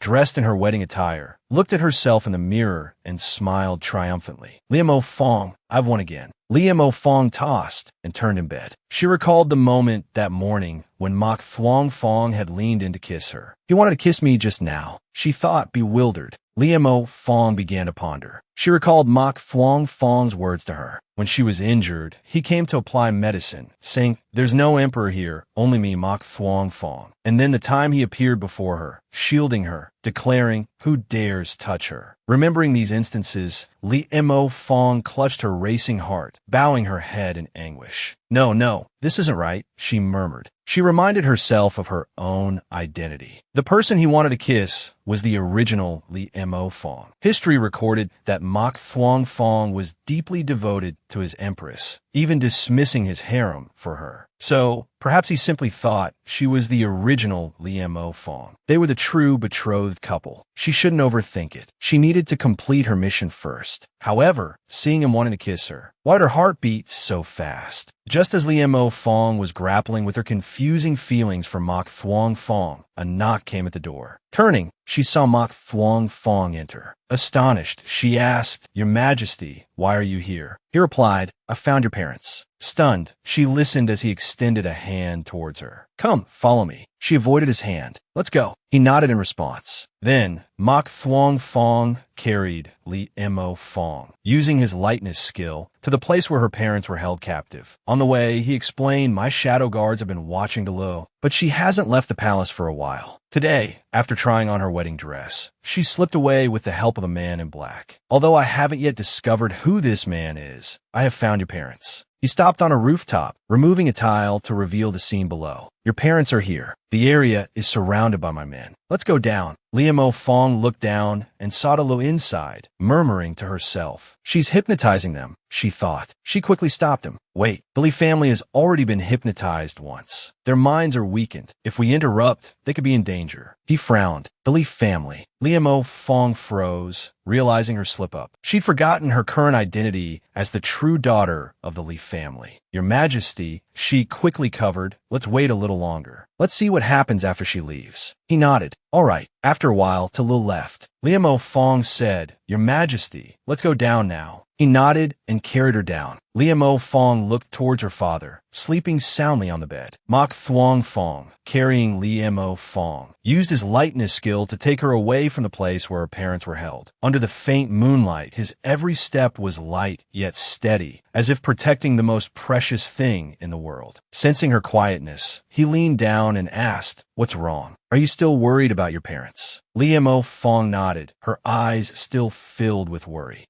She softly replied, her voice barely a whisper. Seeing this, Mok Thuong Fong gently stroked her hair. His voice was warm and reassuring. Although I don't know how she did it, don't worry. I've discovered your true identity. So, no matter what the final outcome, you are my empress. Liemo Fong felt a sense of relief wash over her. She smiled and replied, okay. But inside, her thoughts were swirling. Mok Thuong Fong is truly good to the original Liemo Fong. She continued softly, almost probing. Today, I performed a ritual for them. Just then, a notification sound rang out. Liemo Fong froze, thinking the editing department. Seeing her fall silent, Mok Thuong Fong asked, phone air. Liemo Fong quickly forced a smile. It's nothing, Your Majesty. I'm just a little tired. I want to rest. Mok Thuong Fong note that. All right, tomorrow we'll talk later, he said, watching her retreating figure. Mok Thuong Fong stood there, a thought nagging at him. Why do I have this feeling that something about her is different? He then turned and left, but instead of resting, he entered a special space to meet with Duong Chin. She called out to the minister within that strange space. Duong Chin appeared, his voice calm and steady. Your request has been approved. This is another editor currently on assignment in this era. They are also an experienced psychologist. Their identity is the daughter of Prince Vong Don. A photograph fell from a space. Liemo Fong caught it and replied, understood. Duong Chin's image vanished. He said, I wish you success in your work. I await your return. Liemo Fong opened her eyes. Looking at the photograph in her hand, she silently called out the name Vong Don. She was unaware that Mok Thuong Fong was hidden outside, watching her. He frowned slightly. Suddenly noticing the open window, she started. Why is the window still open? The next morning, Liemo Fong, still dressed as a eunuch, bowed to him. Your Majesty. He nodded. Yes. Stepping out and seeing Liemo Fong standing nearby, Tolu thought to herself, the real and fake Liemo Fong. Both of them are so suspicious. What is the connection between them? At that moment, Tolu, seeing the emperor, smiled brightly. Liemo Fong, hidden behind a door, watched her. As soon as Tolu saw Mok Thuong Fong, she stepped forward with a sweet smile. Your Majesty, this concubine has something to show you. She produced a necklace with a clock pendant. The silver chain shimmered under the light, gleaming enticingly as she gently swayed it. Your Majesty, Tolu purred. Mok Thuong Fong stared at her, his gaze growing hazy. His consciousness seemed to drift into a blurry void. A voice echoed in his mind, a distant whisper, repeating two words, Your Majesty. His mind reeled, his eyes losing their usual sharpness. Meanwhile, Liemo Fong was fast asleep in her room. Suddenly, she jolted awake, startled by the booming thunder and lightning outside. Her heart pounded, a wave of unease washing over her. She sat up abruptly, whispering, Your Majesty. It turned out she had a nightmare that Tolu had successfully hypnotized Mok Thuong Fong, causing him to no longer recognize her. Just then, an MO entered and asked, what's wrong? Liemo Fong replied, something might have happened to His Majesty. I have to go check. An MO, upon hearing this, lifted Liemo Fong and used his lightness skill to travel to Mok Thuong Fong's location. She thought to herself, even if it was just a nightmare, I still need to check on him and be at ease. I hope it was just a bad dream. An MO, carrying Liemo Fong, stood on a roof. Suddenly, he saw Tolu. Liemo Fong frowned, thinking, Tolu, could it be that it wasn't a dream, but a warning from the editor? Has Tolu successfully hypnotized Mok Thuong Fong? Seeing Tolu leave, an MO set Liemo Fong down and said, go inside. Liemo Fong pushed open the door and entered, trembling. Mok Thuong Fong, upon seeing her, asked, who are you? Tolu, after finishing her task, went outside. She said, I've poisoned the emperor before the wedding day, as instructed, and I've also controlled the emperor. When will you give me the antidote? The figure in black looked at her coldly. Not yet. On the wedding day, I will personally deliver the antidote. Tolu, hearing this, asked in a panic, are you going back on your word? The figure laughed loudly. Going back on my word. You're not important enough for that. Then, turning back, go back now. Don't worry, I won't break my promise. Tolu said, I hope so, and turned to leave. The figure smiled, removing their face covering and saying, Your Majesty, you have finally fallen into my hands. Meanwhile, inside the palace, Liemo Fong looked at Mok Thuong Fong, tears welling in her eyes. She embraced him, asking, Your Majesty, do you truly not recognize me anymore? Tears threatened to spill at any moment. Mok Thuong Fong looked at her for a moment, then turned his head away. I don't recognize you. Liemo Fong felt a wave of despair wash over her. Suddenly, she realized something and exclaimed, "You're lying to me." Mok Thuong Fong flinched at her words, then turned back to her with a smile. Lying to you? About what? Liemo Fong imeditan stipet floto Mok Thuong Fong. He backed away until he bumped into a table. Liemo Fong smiled, asking, "What are you lying to me about?" She placed her hand on the table, leaning closer to him. "Of course, you're lying about being hypnotized." The two locked eyes. Then, Mok Thuong Fong chuckled. "You really can't be fooled. How did you figure out?" Liemo Fong smiled triumphantly. "You acted very much like you had forgotten something. If you hadn't remembered me, how could you have agreed to let me examine you?" Her words were filled with playful self-satisfaction. Mok Thuong Fong nodded in response. "That's true." He then took her hand and pulled her away. As she looked at him questioningly, he turned and pressed her down beneath him. "After all, the only person who can touch me so freely is you, my empress." He leaned in, about to kiss her. Her face flushed crimson. Suddenly, she turned and saw an MO still in the room. She quickly pushed Mok Thuong Fong away, saying, "Your Majesty, the important matters are more pressing." Mok Thuong Fong, pushed away, glared at her. Liemo Fong said awkwardly, "Your Majesty, now that Tolu believes she has successfully hypnotized you, what do you plan to do next?" He replied, "I've already made arrangements. I intend to use this opportunity to uncover the person behind her. It's getting late. You should go back now." Liemo Fong nodded and turned to leave. As soon as she was gone, Mok Thuong Fong wiped his brow, muttering, "I almost failed to hide my teasing. Not only that, but I hurt my back." Suddenly, Liemo Fong returned, pushing the door open. "Your Majesty, I remembered something." She saw Mok Thuong Fong holding his back. After a moment of silence, an MO quickly covered his eyes, saying, "Your Majesty, don't worry, I didn't see anything. Your back isn't well." Liemo Fong also quickly added, "I didn't see anything either." Mok Thuong Fong was lying on the bed, his shirt half undone, revealing his toned back. Liemo Fong, her face flushed, looked at his back, her hand gently brushing over it. Mok Thuong Fong lay face down, his face red with a mixture of embarrassment and annoyance. After a moment, she wiped her hands and said, "It's done, Your Majesty. Your back seemed fine before. What happened?" He blushed, coughing slightly. "I'm fine. He changed the subject, asking, "You said you remembered something. What did you remember?" She pulled something from her pocket. "I have some information. This person might be able to help us. I'd like you to help me find her." Liemo Fong handed him a photograph. He looked at the photograph, thinking it's her. He thought perhaps he could understand the secret between Liemo Fong and Tolu by starting with this woman. The photograph was a portrait of Vong Don. The next day, inside Vong Don's residence, Vong Don took out her pendulum clock and continued her hypnosis. Liemo Fong, observing this, felt a surge of anxiety. Vong Don swung the pendulum clock in front of Liemo Fong's parents, but their faces remained expressionless. She stopped, sighing. "They've been hypnotized twice already," she explained to Liemo Fong. "Their minds are very fragile. So, instead of forcibly erasing their memories, I'm using a method of memory modification for them to fully awaken. It might still take another month." Liemo Fong listened intently, then asked, "Could it be any faster?" "The grand ceremony is in half a month. Although Mok Thuong Fong knows I'm the true daughter of the Li family, I'm still worried there might be unforeseen circumstances."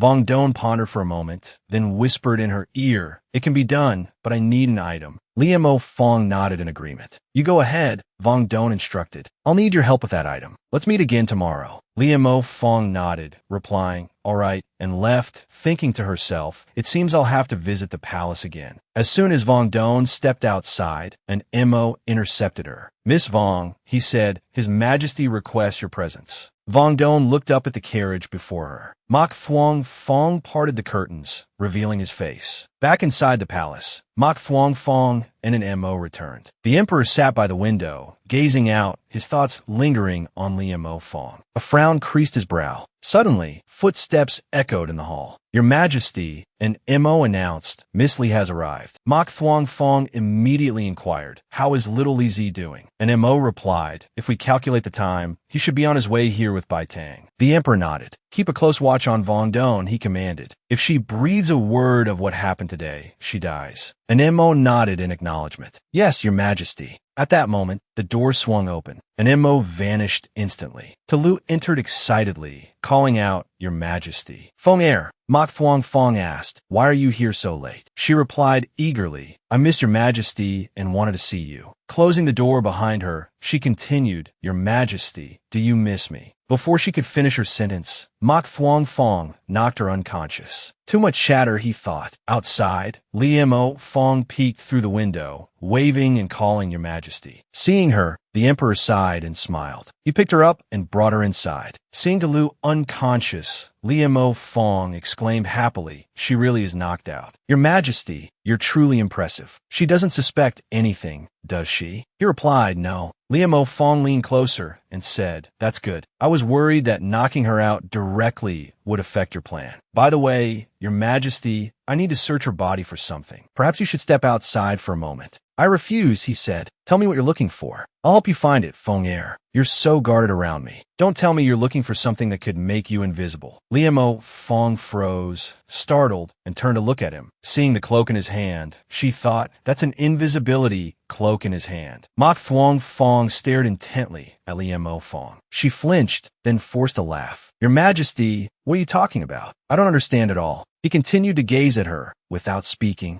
Mo Fong continued, I asked Your Majesty to leave because I was afraid you might see something inappropriate while I searched her. If Your Majesty wants to stay, then please stay. Mok Thuong Fong smiled. Are you truly considering my feelings? He asked. Or is there another reason? She answered seriously, Of course. Everything I said is true. He nodded. All right, I believe you. Mo Fong asked excitedly. So, can I search her now? He nodded, letting out a sigh. Mo Fong turned back to Tulu, beginning her search, but furrowed her brow in thought. Even though he trusts me for now, she mused, it's still very dangerous. I need to find an opportunity. Perhaps Vong Don can help. She pulled a white jade pendant from within her robes. She swapped it for a different pendant, then stood up, holding the new one in her hand, a playful glint in her eyes. Should I erase that part of his memory or not? She wondered. Then, turning to Mok Thuong Fong with a cheerful expression, she announced, Your Majesty, I've found what I was looking for. I'll head back now. He glanced at the jade pendant in her hand and replied, All right, leave the rest to an Mo.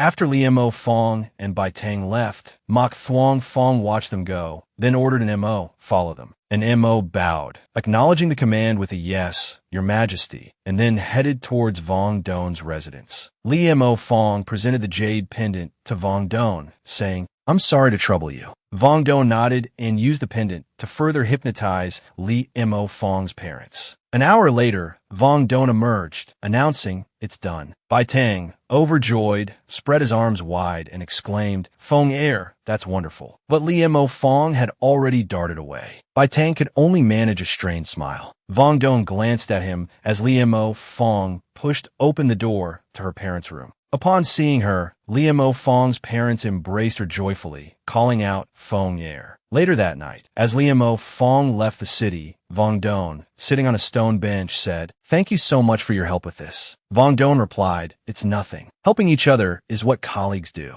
Besides, I've only awakened part of their memories. They haven't fully recovered yet. If you want to thank me, wait until I'm completely finished. She paused, then added, But I sense you have something else you want to say. Unbeknownst to them, an Mo was hidden in the branches of a nearby tree, listening intently. Mo Fong confessed, Yes. I need you to help me erase some of Mok Thuong Fong's memories. And Mo was startled by her words. Mo Fong continued, I suspect he might have guessed that I'm not the real Mo Fong. And Mo, hearing this, furrowed his brow, thinking what? Little Li Zi isn't the real Mo Fong. And Mo used his Qinggong, leaping across rooftops to return to Mok Thuong Fong's chambers. He replayed Mo Fong's words in his mind. I suspect he might have guessed that I'm not the real Mo Fong, and frowned. Stopping on a rooftop overlooking Mok Thuong Fong's study, he thought, should I really tell His Majesty about this? He then recalled Mo Fong's smile when she called him minister and and his hand tightened into a fist. Resolutely, he entered the room and bowed. Mok Thuong Fong turned and asked, "What is it?" An MO replied, "Nothing, Your Majesty." Mok Thuong Fong frowned, glancing at Mo's slightly trembling hand. He set down his brush and said, "If that's the case, you may leave." An MO replied, "Yes, Your Majesty," and turned to leave silently. Mok Thuong Fong stared after him. Just then, a voice interrupted his thoughts. "Your Majesty," a young eunuch announced, approaching him. "Concubine Ta has awakened. As per your instructions, I told her she fainted on her own. She didn't suspect anything." Mok Thuong Fong nodded. Send someone else to watch her, he commanded. "Little Li Zi, remember this clearly. I hope that besides you, myself, and him, no one else knows about this, including an MO." The young eunuch, startled, began to ask, "Your Majesty." Seeing the cold, murderous glint in Mok Thuong Fong's eyes, the young eunuch lowered his head and said nothing. After that day, Mok Thuong Fong secretly investigated Li Mo Fong. Wherever she went, whatever she said, someone recorded it. Li Mo Fong remained oblivious, continuing to work with Vong Don, helping the Li family's parents recover their health as usual. However, they still couldn't find an opportunity to hypnotize Mok Thuong Fong. Meanwhile, Tulu continued to drug Mok Thuong Fong. Soon, it was the eve of the grand wedding. That night, Mok Thuong Fong stood on the city wall with Li Mo Fong. She looked down, taking in the view of the capital from the high wall. He asked her if she was ready. She winked, replying, "Everything's ready. Tomorrow, at the wedding, I'll expose her in front of everyone. Your Majesty, don't worry. I guarantee everything will go smoothly." He shook his head and sighed, saying, "I wasn't asking about that." She asked, surprised, "Oh." He took her hand, saying, "I wanted to ask you, tomorrow, you'll marry me. Are you mentally prepared to spend the rest of your life with me?" Mok Thuong Fong's gaze was deep. For the first time, she felt a flicker of emotion. He moved closer to her, but as he did,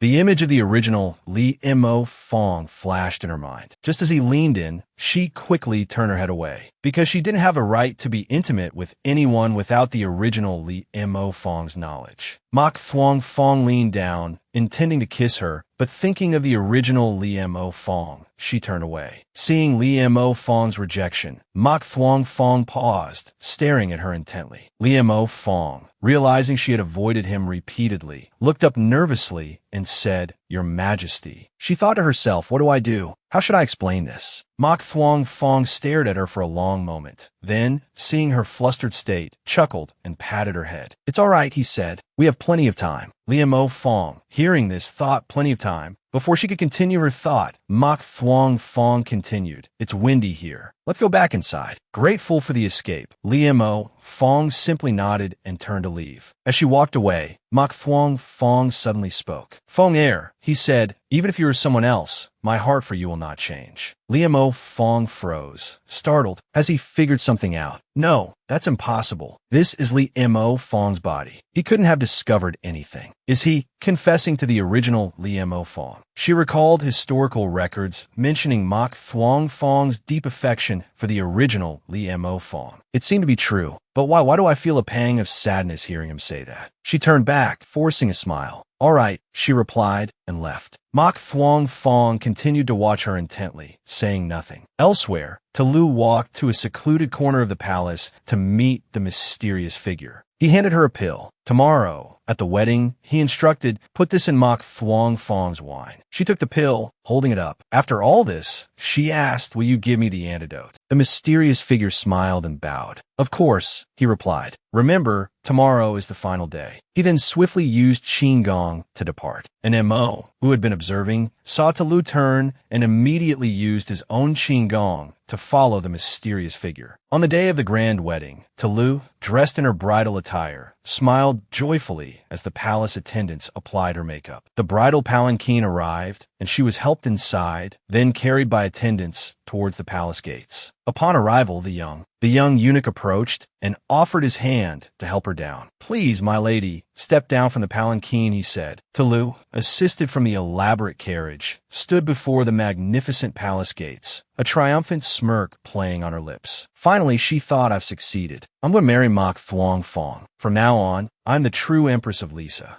But her smug smile abruptly vanished.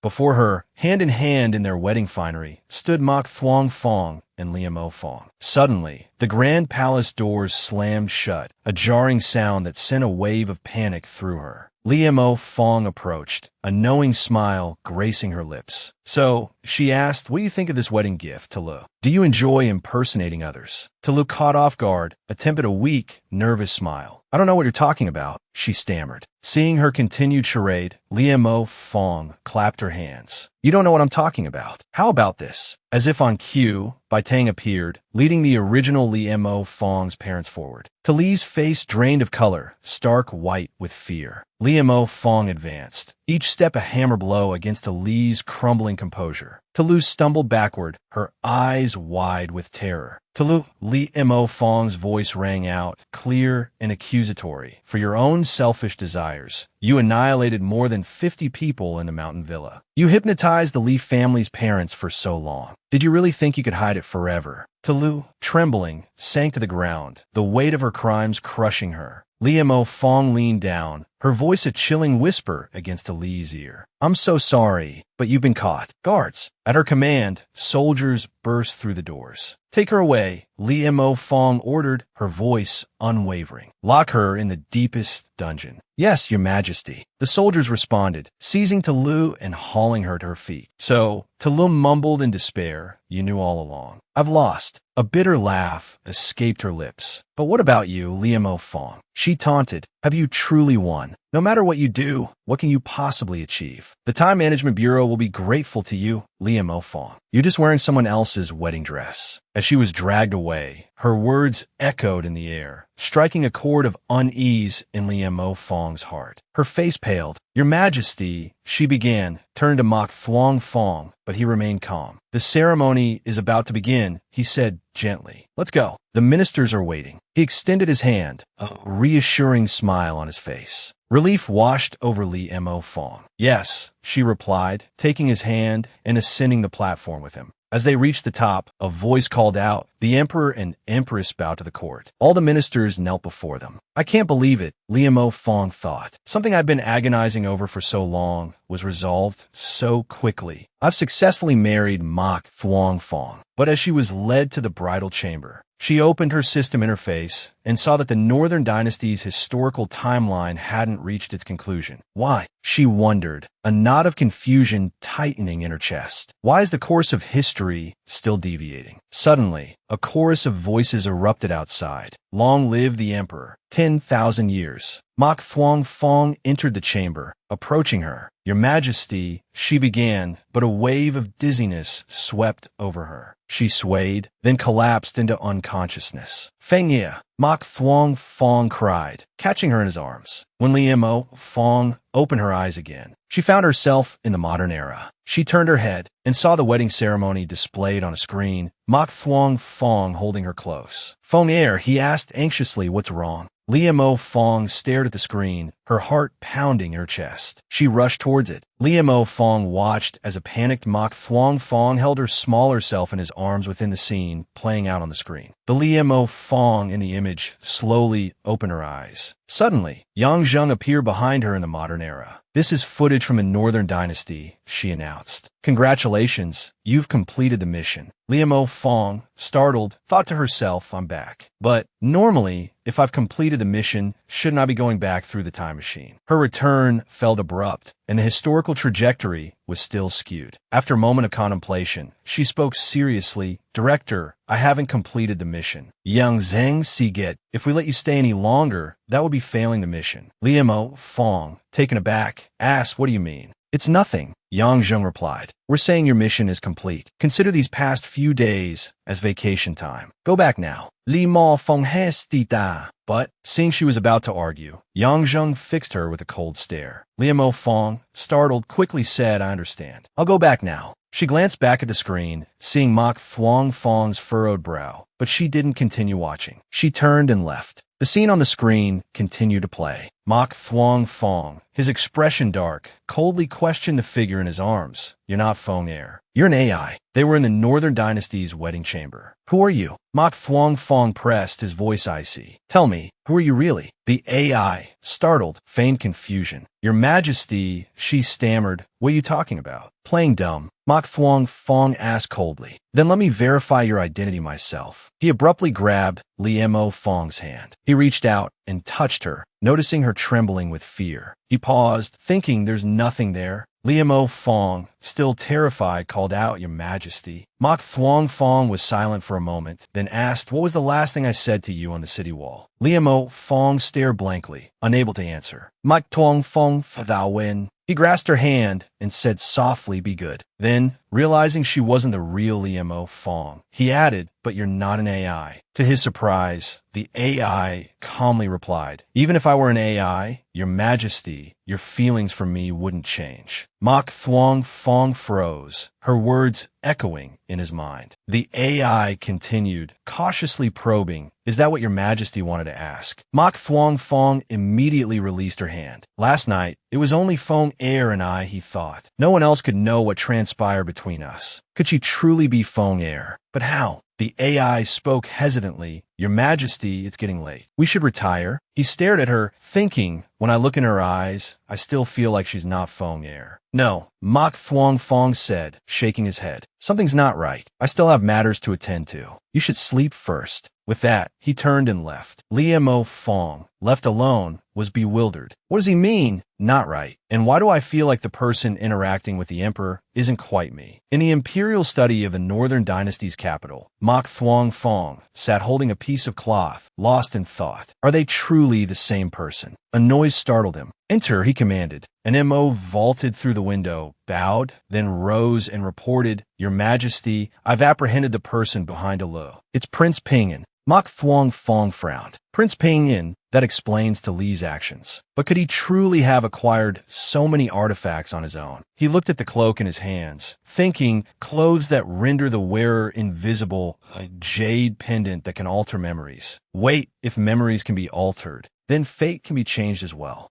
Mok Thuong Fong abruptly stood up. To the dungeons. He declared, I want to see to Lo and bring Vong Don to me. And Mo, startled by his sudden command, bowed. Yes, Your Majesty, he replied, though his mind raced. Back in the modern era, after that day, it was rare for Li Mo Fong to get such a long leave. Everything that happened these past few days felt like a beautiful dream. He couldn't help but recall Li Mo Fong. She began to dream of her days in the Northern Dynasty, the time she spent by Mok Thuong Fong's side. Lost in these old memories, she awoke to the familiar sight of modern-day devices, jolting her back to reality. It truly was just a dream. A month later, Li Mo Fong was summoned. What? She asked, bewildered. You're sending me back to the Northern Dynasty for another mission. Yang Zheng answered apologetically, yes. Mok Thuong Fong suspects that the current Li Mo Fong isn't you. He's been investigating relentlessly. Now Vong Don has disappeared, and we suspect he's behind it. We need you to go back to the Northern Dynasty and find him. Li Montag von Bastund, Vung Juang. Your new identity has been prepared, Yang Zheng continued. We'd like you to depart immediately. Li Mo Fong replied, understood. I'll leave now. At the Time Administration Bureau, Li Mo Fong approached the time travel notification system. Time traveler, Li Mo Fong. Occupation, historical adjuster. Time travel target, commoner of the Northern Dynasty. Mission, rescue missing colleague. Li Mo Fong looked up, a thought crossing her mind. I never imagined I'd return to the Northern Dynasty. Closing her eyes, she pondered. He captured Vong Don because he's looking for me, isn't he? Outside the Imperial Palace, Mok Thuong Fong looked up at the sky. On Montak Apoa Chet, has she confessed? Mok Thuong Fong asked. Not yet, Your Majesty, and Mo replied. Are you certain this will help us find the real Li Mo Fong? Of course, Mok Thuong Fong answered. No matter where she is, I'll find her. At that moment, Li Mo Fong successfully traveled through time. Opening her eyes, she found herself in a dilapidated house. She sighed. What terrible luck. Last time, I arrived in the palace. This time, it's a rundown shack. That's the invisibility cloak. She turned, spotting a cloak on the table. Picking it up, she thought, according to Yang Zheng, Vong Don is likely in Mok Thuong Fong's custody. It seems I'll have to go to the palace. She quickly donned the cloak and carefully pulled up the hood. Now invisible, she stepped outside, a flicker of excitement in her voice. Time to infiltrate the Northern Dynasty's Imperial Palace. Liemo Fong peered from behind a pillar, scanning her surroundings. An hour later, she sat down wearily in the corridor. I've searched all the places Vong Don could be held, but I haven't found anything. Where could he be? She turned towards Mok Thuong Fong's bedchamber. Could he be inside? It's possible. I should check. Liemo Fong slowly made her way to Mok Thuong Fong's bedchamber. Just then, the door opened. Mok Thuong Fong stepped out. Liemo Fong, seeing him, started to call out, "Your ma." But she stopped, her voice catching in her throat as she saw Empress Liemo Fong by his side. Still cloaked in invisibility, a wave of sadness washed over her. Right, I'm not Empress Liemo Fong anymore. Now, I'm just a commoner. She turned to leave. Mok Thuong Fong, sensing her presence, called out, "Fong Yer." Hearing her name, Liemo Fong froze. Empress Liemo Fong, equally puzzled, looked up at Mok Thuong Fong. But he ignored the Empress, his attention completely captured by something else. He moved closer to where Liemo Fong stood, hidden beneath her invisibility cloak. Holding her breath, she thought, has he actually discovered me? Mok Thuong Fong reached out a hand toward her. Empress Liemo Fong stepped forward. "Your Majesty," she said, "the Empress Dowager is waiting." "What is the matter?" He paused. After a moment of silence, he turned and replied, "Nothing. Let's go." He then left with the Empress, leaving Liemo Fong, cloaked in her invisibility, feeling a pang of loss. Did he really not notice me just now? She wondered, shaking her head. Forget it. I shouldn't overthink this. While there with the Empress Dowager, I should go to Mok Thuong Fong's bedchamber and look for Vong Don. Inside the bedchamber, a young eunuch stepped out, yawning sleepily. Liemo Fong darted inside. Startled, the eunuch turned his head. Liemo Fong, like a cat caught in the act, froze, a bead of sweat trickling down her forehead. The eunuch scratched his head, confused. Liemo Fong offered him a nervous smile. At that very moment, Mok Thuong Fong appeared at the entrance to his bedchamber. Inside, Liemo Fong scanned her surroundings, her eyes searching. She picked up an exquisite vase, her fingers tracing its smooth porcelain surface. According to rule number 7, secret mechanisms are usually hidden in bookshelves or other furniture, perhaps a hidden compartment or even a vase. She set the blue vase down, her gaze sweeping the room once more. She then walked toward another vase, this one a pristine white, intricately carved. Without hesitation, she rotated it. A soft click echoed from a bookshelf. Both sides of the shelves parted, revealing a hidden passage. A triumphant smile touched Liemo Fong's lips. Found it. There really was a secret passage. Just as she was about to enter, voices boomed from the distance. "Long live the Emperor. Long live the Emperor. May he live 10,000 years. The approaching footsteps sent a jolt of panic through her. Mok Thuong Fong. Without a second thought, she rushed back to the vase and spun it again. The bookshelf slid shut, concealing the passage just as Mok Thuong Fong entered the room. Liemo Fong, still cloaked, pressed herself against the wall, breathing a sigh of relief. That was close. But as she relaxed, Mok Thuong Fong suddenly turned his head, his gaze fixed on the vase. Liemo Fong swallowed hard, a cold sweat breaking out. Did he notice something? Mok Thuong Fong walked towards the vase, his fingers lightly brushing against it. His eyes darkened in thought. A faint smile played on his lips. "Someone has been here," he murmured. He abruptly turned, looking directly at the spot where Liemo Fong stood hidden. She held her breath, her heart pounding. But just as panic threatened to overwhelm her, he turned away and left the room. Confused, Liemo Fong thought, "He was looking right at me just now. Why did he leave?" She shook her head, trying to reassure herself. "I'm wearing the invisibility cloak. He couldn't possibly have seen me. I should follow him. What if Vong Don is in there?" Without hesitation, she began to tail Mok Thuong Fong, determined to find her colleague. After a short distance, he stopped abruptly. Liemo Fong quickly halted, maintaining a safe distance. A voice called out, "You've arrived." It was Vong Don's voice. She sat on a chair, an old book in her hands, her gaze fixed on Mok Thuong Fong. He gave a slight nod in response. "Yes." Vong Don sighed. "Why must it be this way? Even if you imprison me until your death, my answer will remain the same. She is Liemo Fong." Hearing Vong Don's words, Liemo Fong, hidden nearby, startled. She looked at Mok Thuong Fong in astonishment. No, it can't be. She thought frantically. Time travel is fantastical enough, let alone the idea that I've actually transmigrated into the original owner's body. It's probably just a guess. He has no proof. But what if he's right? What if he actually figured me out? She pulled herself together.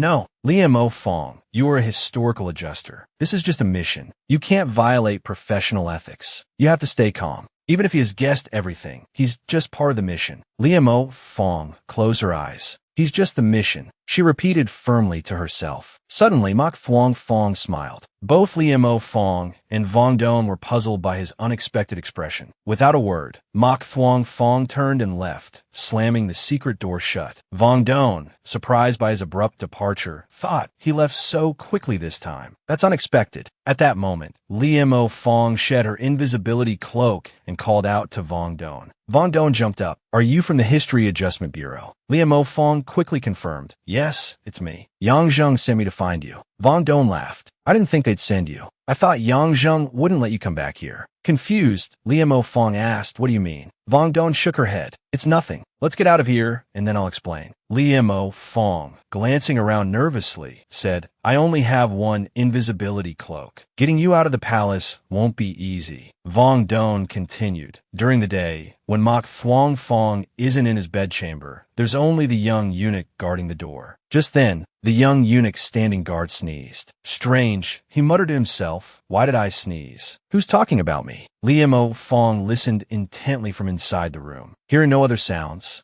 she turned to Vong Don. Judging by the time, it should be morning now. It's probably safe outside. Let's go. Vong Don nodded in agreement. The two of them left the hidden room. Spotting the young eunuch, Liam Fong produced a rock seemingly out of thin air and knocked him unconscious. She then grabbed Vong Don's hand, and they ran. Reaching the entrance to the bedchamber, Liam Fong cautiously peeked outside. Seeing someone in the distance, she nodded to Vong Don, grabbed another brick, and crept closer, raising it to strike, thinking, I'm sorry, but suddenly, Mok Thuong Fong smiled, spun around, and seized her wrist. I've caught you. Liam Fong stared at him, stunned. Mok Thuong Fong, I've caught you, he repeated, but then, seeing the unfamiliar face before him, he faltered. A bead of sweat trickled down his brow. Fong, air, he whispered, his voice laced with confusion. Liam Fong froze. He recognizes me. Beside her, Vong Don thought we're doomed. He wanted to see her, so he specifically told her not to wear the invisibility cloak. Vong Don thought, panicked. I never imagined we'd be caught red-handed like this. Of course, she's changed her appearance. In Mok Thuong Fong's eyes, she must have a different face, but he still recognized her. At first glance, Vung Duen Cao Get Doing Li Mo Fong Fen Sung. Liam Fong immediately feigned ignorance. Your Majesty, she asked, her voice trembling slightly. What are you talking about? Who is Fong Air? Mok Thuong Fong, his grip on her wrist unwavering, questioned, you don't know what I'm talking about. Liam Fong, sweating nervously, replied, no, Your Majesty. Mok Thuong Fong fell silent for a moment, then abruptly glanced at Vong Don, making her flinch. A faint smile played on his lips. He released Liam Fong's wrist and said, if you don't know then. An Mo, he called out. An Mo appeared instantly, bowing low. Yes, Your Majesty. Seize these assassins who dared to trespass in the imperial palace. Mok Thuong Fong commanded. His words were immediately followed by a surge of guards surrounding Liam Fong and Vong Don. The two were apprehended, bound, and dragged to the dungeons. Vong Don sighed. We've truly lost everything this time. I doubt we can keep up the charade. It'll be another half a month before the Bureau can contact us. But even then, they can't help us here. We're trapped. Mok Thuong Fong will undoubtedly find a way to uncover our true identities. What are we going to do? Liam Fong, her jaw clenched, muttered, we'll deny everything, even if it kills us. This situation is highly sensitive, both for the present and the future. If they learn about the Time Administration Bureau's existence, it could create a massive historical paradox. We cannot admit to anything, no matter what. Vong Don asked anxiously, but he seems to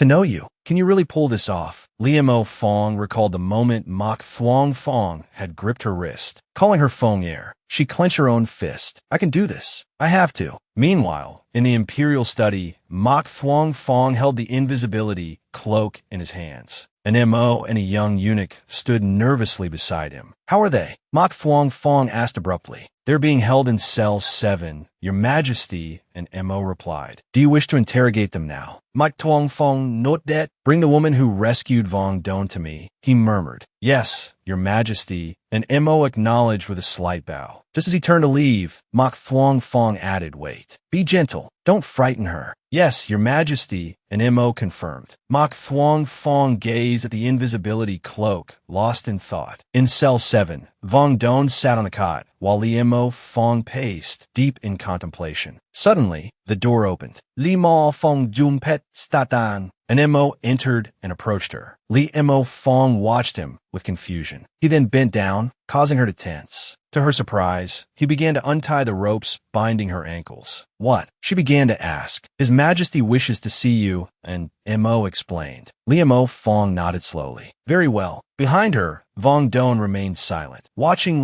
Mo Fong with a worried expression. And Mo led Mo Fong away. Vong Don watched them go, her mind racing. Can she really do this? Can she keep the Bureau's existence a secret? Meanwhile, in the palace corridors, Mok Thuong Tran strolled leisurely, fanning himself. He spotted an Mo leading Mo Fong towards the imperial bedchamber. It's so late, he thought to himself. Is my brother still attending to official matters? Mok Thuong Tran, fanning himself idly, suddenly brightened. Perfect timing, he exclaimed. I can go find little Z and have some fun. With that, he cheerfully turned and hurried off. Inside the imperial study, an Mo escorted Mo Fong in and bowed. Your Majesty, he announced, the person you requested has arrived. Mok Thuong Fong not that good Li. You may leave. He dismissed an Mo, who promptly exited through the window. Now, only Mo Fong and Mok Thuong Fong remained in the room. This unnerved Mo Fong, making her increasingly anxious. Seeing her discomfort, Mok Thuong Fong sighed and stood. There's no need to be so tense, he reassured her. I have no intention of interrogating you.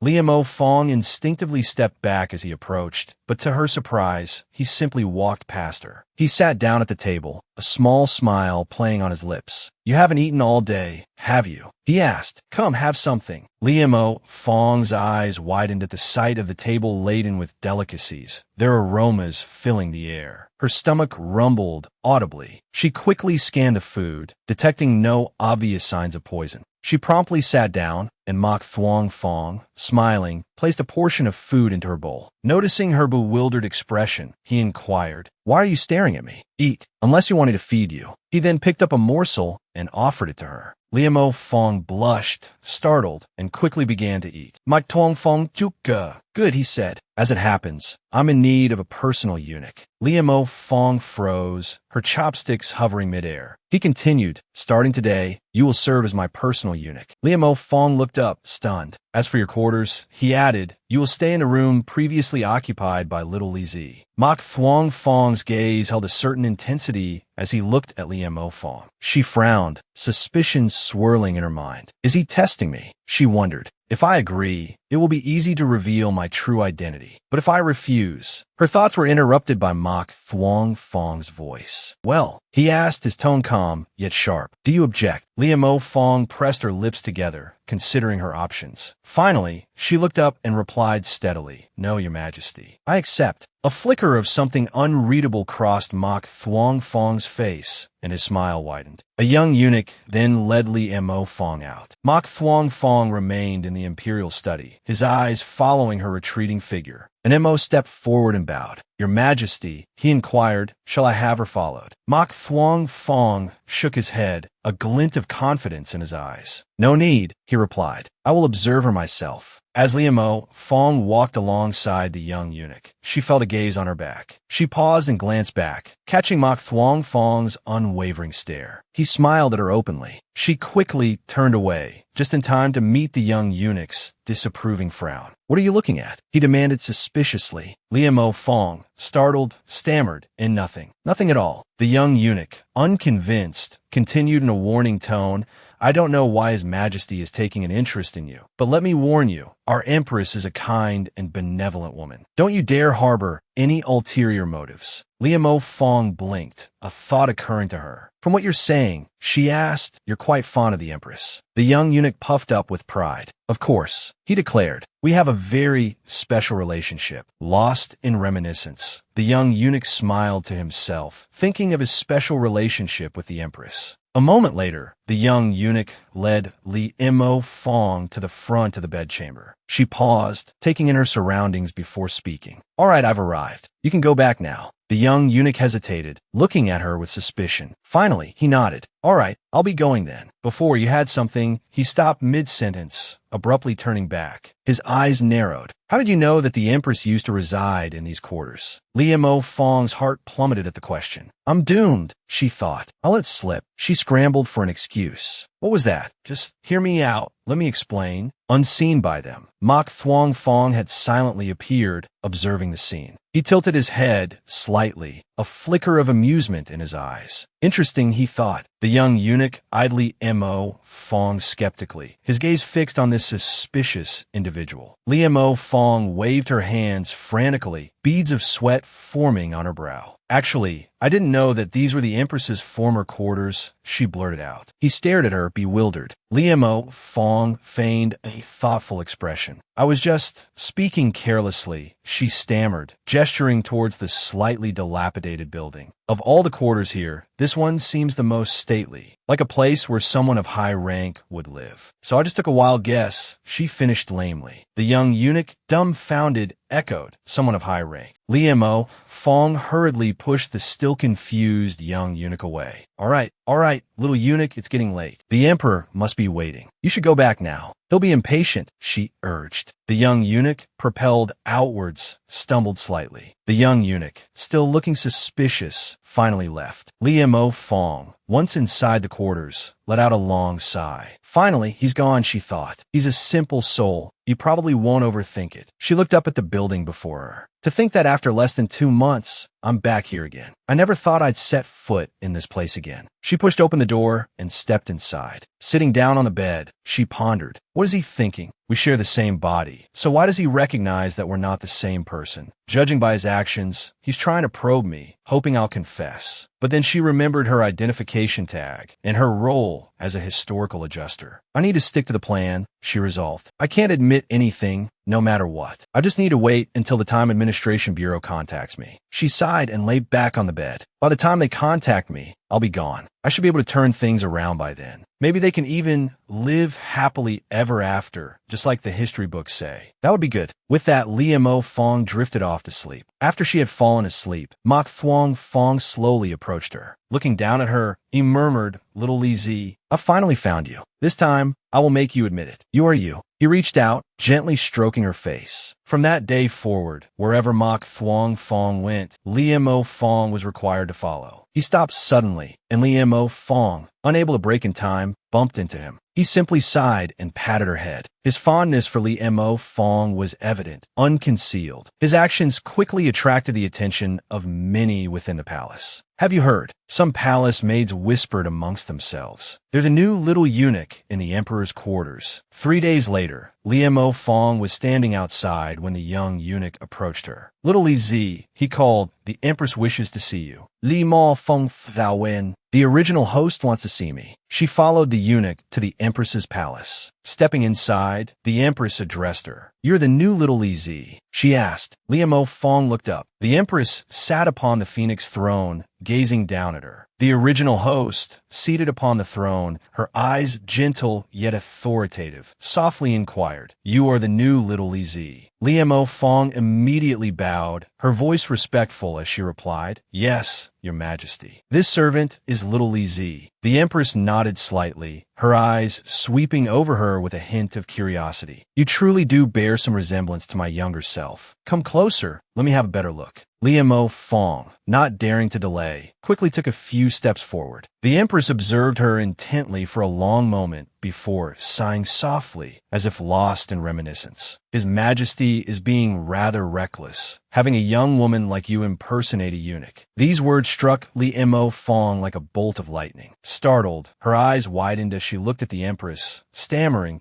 "You know I'm not the original." Before she could finish her sentence, the empress gently took her hand, a soft yet powerful smile gracing her face. "Yes, I know." Liu Fong, even more bewildered, could only utter, but the empress simply smiled and asked, "May I call for you often?" To talk. Liu Fong, dumbfounded, could only manage an ah. Just then, someone announced the arrival of Prince Xian. Upon hearing this, the empress's eyes lit up as she rushed to call out, "Prince Xian, quickly, show him in." Liu Fong found this even more perplexing. Noticing her confused expression, the empress coughed lightly, regaining her composure. "You may return now," she instructed. Liu Fong replied with a "Yes, Your Majesty," and turned to leave. As she passed Prince Xian, she glanced at him, thinking to herself, the original host, and Prince Xian, could it be she was fond of him? After leaving the empress's palace, Liu Fong continued to ponder as she walked. This doesn't seem right. If the original host liked Prince Xian, why do the historical records depict her and Mok Thuong Fong as a loving and harmonious couple? But then again, history hasn't been restored yet. Could this be the true reason for the historical discrepancy? Isn't this cuckolding Mok Thuong Fong, and by his own brother, no less? She imagined Prince Xian presenting Mok Thuong Fong with a pair of metaphorical horns, saying, "Brother, I have a precious gift for you." She slapped her own face, thinking, this is getting too exciting. Suddenly, a voice emerged from behind her. "Your soul seems to have wandered off. What are you thinking about?" Liu Fong sighed and replied, thinking about the enormous horns on Mok Thuong Fong's head. As soon as the words left her mouth, she froze. Turning around, she saw Mok Thuong Fong radiating a chilling aura, his gaze fixed on her. Trembling, tears welling in her eyes, she thought, "I'm dead." Talking behind someone's back and getting caught red-handed. What do I do? Need advice, urgently. Seeing Mok Thuong Fong's menacing aura as he approached, she panicked. What do I do? What do I do? What can I say to make him believe I didn't mean anything by it? Suddenly, Mok Thuong Fong sighed and smiled. "All right, there's no need to be so tense. I don't intend to make things difficult for you." He tapped her forehead and said, "I just wanted to tell you to watch where you're going. What if you fall?" Liu Fong, touched by his unexpected gentleness, clutched her forehead, her heart pounding. Mok Thuong Fong extended his hand towards her. "Cool me. You've been cooped up in the palace long enough. There's a lantern festival tonight. I'll take you for a stroll." Liu Fong looked at his outstretched hand, hesitated for a moment, then stepped back. Mok Thuong Fong simply smiled. Lowering his hand, he turned and said, "Let's go." Liu Fong watched him, thinking, why do I feel like he's become much gentler than before? Mok Thuong Fong walked for a while. Noticing Liu Fong hadn't caught up, he asked, "Why aren't you following? Are your legs too short? Do you need me to drag you along?" Hearing this, she fumed inwardly. An illusion. That must have been an illusion. She then hurried to his side. Mok Thuong Fong, seeing this, looked at her and sighed internally. So foolish. That evening, during the Lantern Festival, Liu Fong, dressed in women's clothing, strolled through the streets with Mok Thuong Fong. Looking around cheerfully, Mok Thuong Fong thought, the last time I was here, I was preoccupied with strategizing against Tulu. I didn't properly enjoy the Lantern Festival. I didn't realize it was so beautiful. However, she specifically went to the Empress's chambers to find me. She must know the original host sought me out. He isn't curious about why the original host looked for me. And, logically speaking, I'm an unknown woman kept by the Emperor. Shouldn't she be wary of me? Why is she so friendly? It's so strange. Suddenly, Mok Thuong Fong spoke, interrupting her train of thought. "What's wrong?" Liu Fong, startled, immediately replied, "Nothing." Looking in one direction, she gasped in surprise, thinking, that's the original host and Prince Xian at the Lantern Festival. A man and a woman alone. Could they really be? Suddenly, she saw the Empress throw herself into Prince Xian's arms. Stunned, she looked at Mok Thuong Fong and thought, so Mok Thuong Fong is being cuckolded. No, I can't let Mok Thuong Fong see this. If he does, history won't be corrected. So, Liu Fong quickly turned Mok Thuong Fong's head away, calling out to him, "Your Majesty, wait. This servant has something to tell you." Mok Thuong Fong looked at her in surprise. Just then, a carriage came hurtling towards them. "Careful!" Mok Thuong Fong exclaimed, pulling Li Mo Fong into his arms and dodging to the side. He turned back, his heart clenching as he saw the Empress approaching. Li Mo Fong, seeing this, thought with alarm, "We've been discovered." Mok Thuong Fong and Li Mo Fong stood to the side, silently observing. Before them, the Empress and Prince Xian stood facing each other, the air thick with tension. Li Mo Fong's heart pounded in her chest. She looked anxiously at Mok Thuong Fong. "What do I do? What do I do? Are they about to fight? Who should I help? The original host or Mok Thuong Fong?" After all, the original host is a delicate woman. If she's hit, she might be sent flying. But Mok Thuong Fong is also pitiful, seeing his wife cuckolding him with his own eyes. This is a really difficult choice. Just then, she noticed Mok Thuong Fong stepping forward. Fear and confusion gripped her.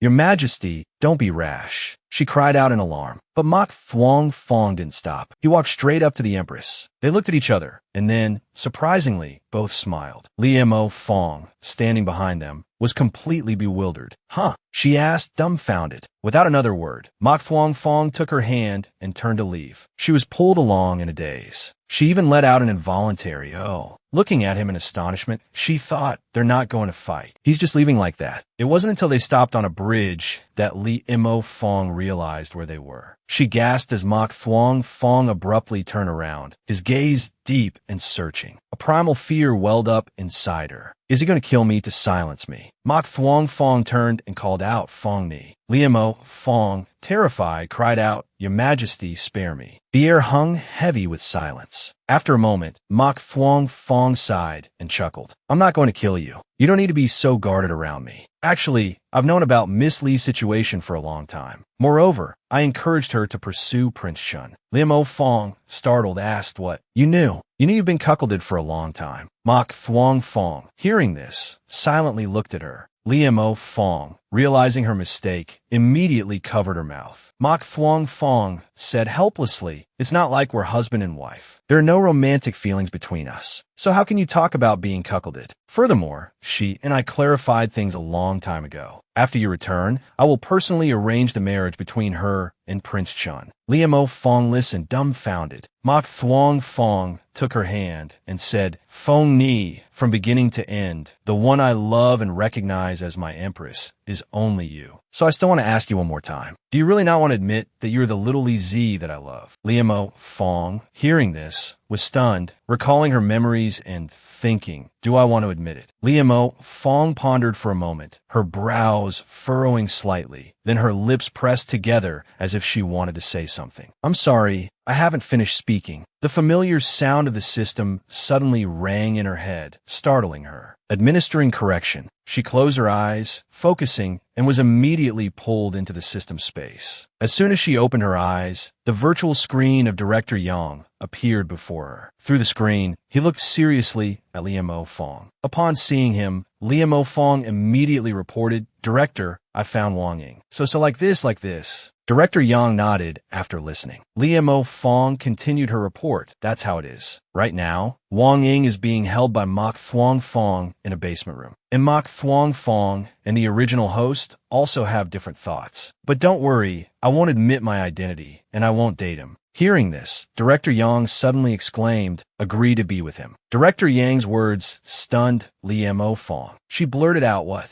Director Yang looked at her, his voice calm yet firm. "Mok Thuong Fong is now aware of our existence. Also, he and the eldest daughter of the Li family can no longer be as harmoniously affectionate as recorded in the history books. Perhaps you agreeing to be with him is the way to minimize the deviation in history." Li Mo Fong listened to Director Yang, shocked to the point of widening her eyes, unable to believe her ears. She pointed at herself and asked, "You mean I'll become the Li Mo Fong in history?" Director Yang replied, "Remember, you are a historical adjuster. This is your responsibility." With that, Director Yang and the system disappeared. Li Mo Fong returned to the Lantern Festival. At this time, Mok Thuong Fong was still calling her Fong Ni. Li Mo Fong opened her eyes and saw Mok Thuong Fong looking at her worriedly. "I thought you would be like that day again, when you opened your eyes and became a different person." Seeing her return, he breathed a sigh of relief. Li Mo Fong stared blankly at him and said, "Your Majesty." Before she could finish, Mok Thuong Fong embraced her, saying, "It's all right. It was my fault for being too hasty. If you don't want to admit it, then don't. Just don't leave again." Hearing him, Liemo Fong said, "Mok Thuong Fong, I won't leave you again." Then she hugged him back. Mok Thuong Fong was stunned. Suddenly, Liemo Fong looked at him seriously and said, "Let's get married." Mok Thuong Fong was so surprised he froze. He stared blankly for a moment, then suddenly pulled Liemo Fong closer. He lowered his head and kissed her. The two kissed, filled with happiness. Due to Liemo Fong's persuasion, the Northern Zhao dynasty. Somehow, Mok Thuong Fong had managed to turn the original host into the second miss of the Li family. At the same time, he arranged a marriage for her, making her the official wife of Prince Xian. Wang Ying was also released and safely returned to the future. That same year, Mok Thuong Fong presented betrothal gifts once more to the Li family, simultaneously announcing that he would wed Liemo Fong, the eldest daughter of the Li family, 1 month later. The lavishly decorated betrothal gifts were delivered to the Li residence by a procession of eunuchs from the imperial palace, causing a stir of excited chatter throughout the capital. The day the betrothal gifts arrived, Mok Thuong Fong and Liemo Fong stood side by side, exchanging smiles of happiness. Everyone in the Li residence, from the servants to the young ladies, couldn't help but admire the affectionate display of the future emperor and empress. 1 month later, the grand wedding ceremony was held. Liemo Fong, meticulously adorned and dressed in vibrant wedding attire, possessed a beauty that captivated all who gazed upon her. Seated within the crimson bridal palanquin, she was escorted to the palace gates by a solemn wedding procession. Before the magnificent palace entrance, Mok Thuong Fong, clad in brilliant red wedding robes, a radiant smile of love upon his face, watched as the bridal palanquin was lowered. He stepped forward and personally lifted the curtain, gazing at Liemo Fong with tender eyes. "Fong Ni," he asked, "are you afraid?" Liemo Fong smiled softly, placing her hand in his. "As long as I'm by your side," she replied, "I fear nothing." Liemo Fong thought to herself, "After so many years of adjusting history, I never imagined that one day I would become a part of history myself. I will no longer be the historical adjuster, Liemo Fong, but the beloved empress of the Northern Zhao dynasty, living my life with the legendary emperor of the Northern Zhao. Starting today, we will live as it is written in the story." Mok Thuong Fong took her hand and led her to the raised platform. Under the watchful eyes of the civil and military officials, they performed the ceremonial bows to heaven and earth. After the ceremony concluded, the eunuch loudly proclaimed, "The ceremony is complete." The officials immediately called out, "Long live the emperor. 10,000 years. 10,000 times 10,000 years. Long live the empress. 1,000 years. 1,000 times 1,000 years. Long live the emperor. 10,000 years. 10,000 times 10,000 years. Long live the empress. 1,000 years. 1,000 times 1,000 years." Liemo Fong turned to look at Mok Thuong Fong, their eyes meeting, sparkling with complete happiness. They held hands tightly, thinking together of high mountains and long rivers, of life and death together. Mok Thuong Fong leaned down, smiling at her, his voice warm and filled with affection. "Fong Ni, we are finally married. From now on, no one can separate us." Liemo Fong nodded gently, her heart overflowing with emotion. She knew that from this moment on, her life was inextricably bound to his, not just as a loop in history, but as an eternal love etched into time. This story ends here. If you enjoyed it, please give me a like and a share so I can be motivated to make more videos. Remember to subscribe to watch the next episodes. I wish you all a day full of energy.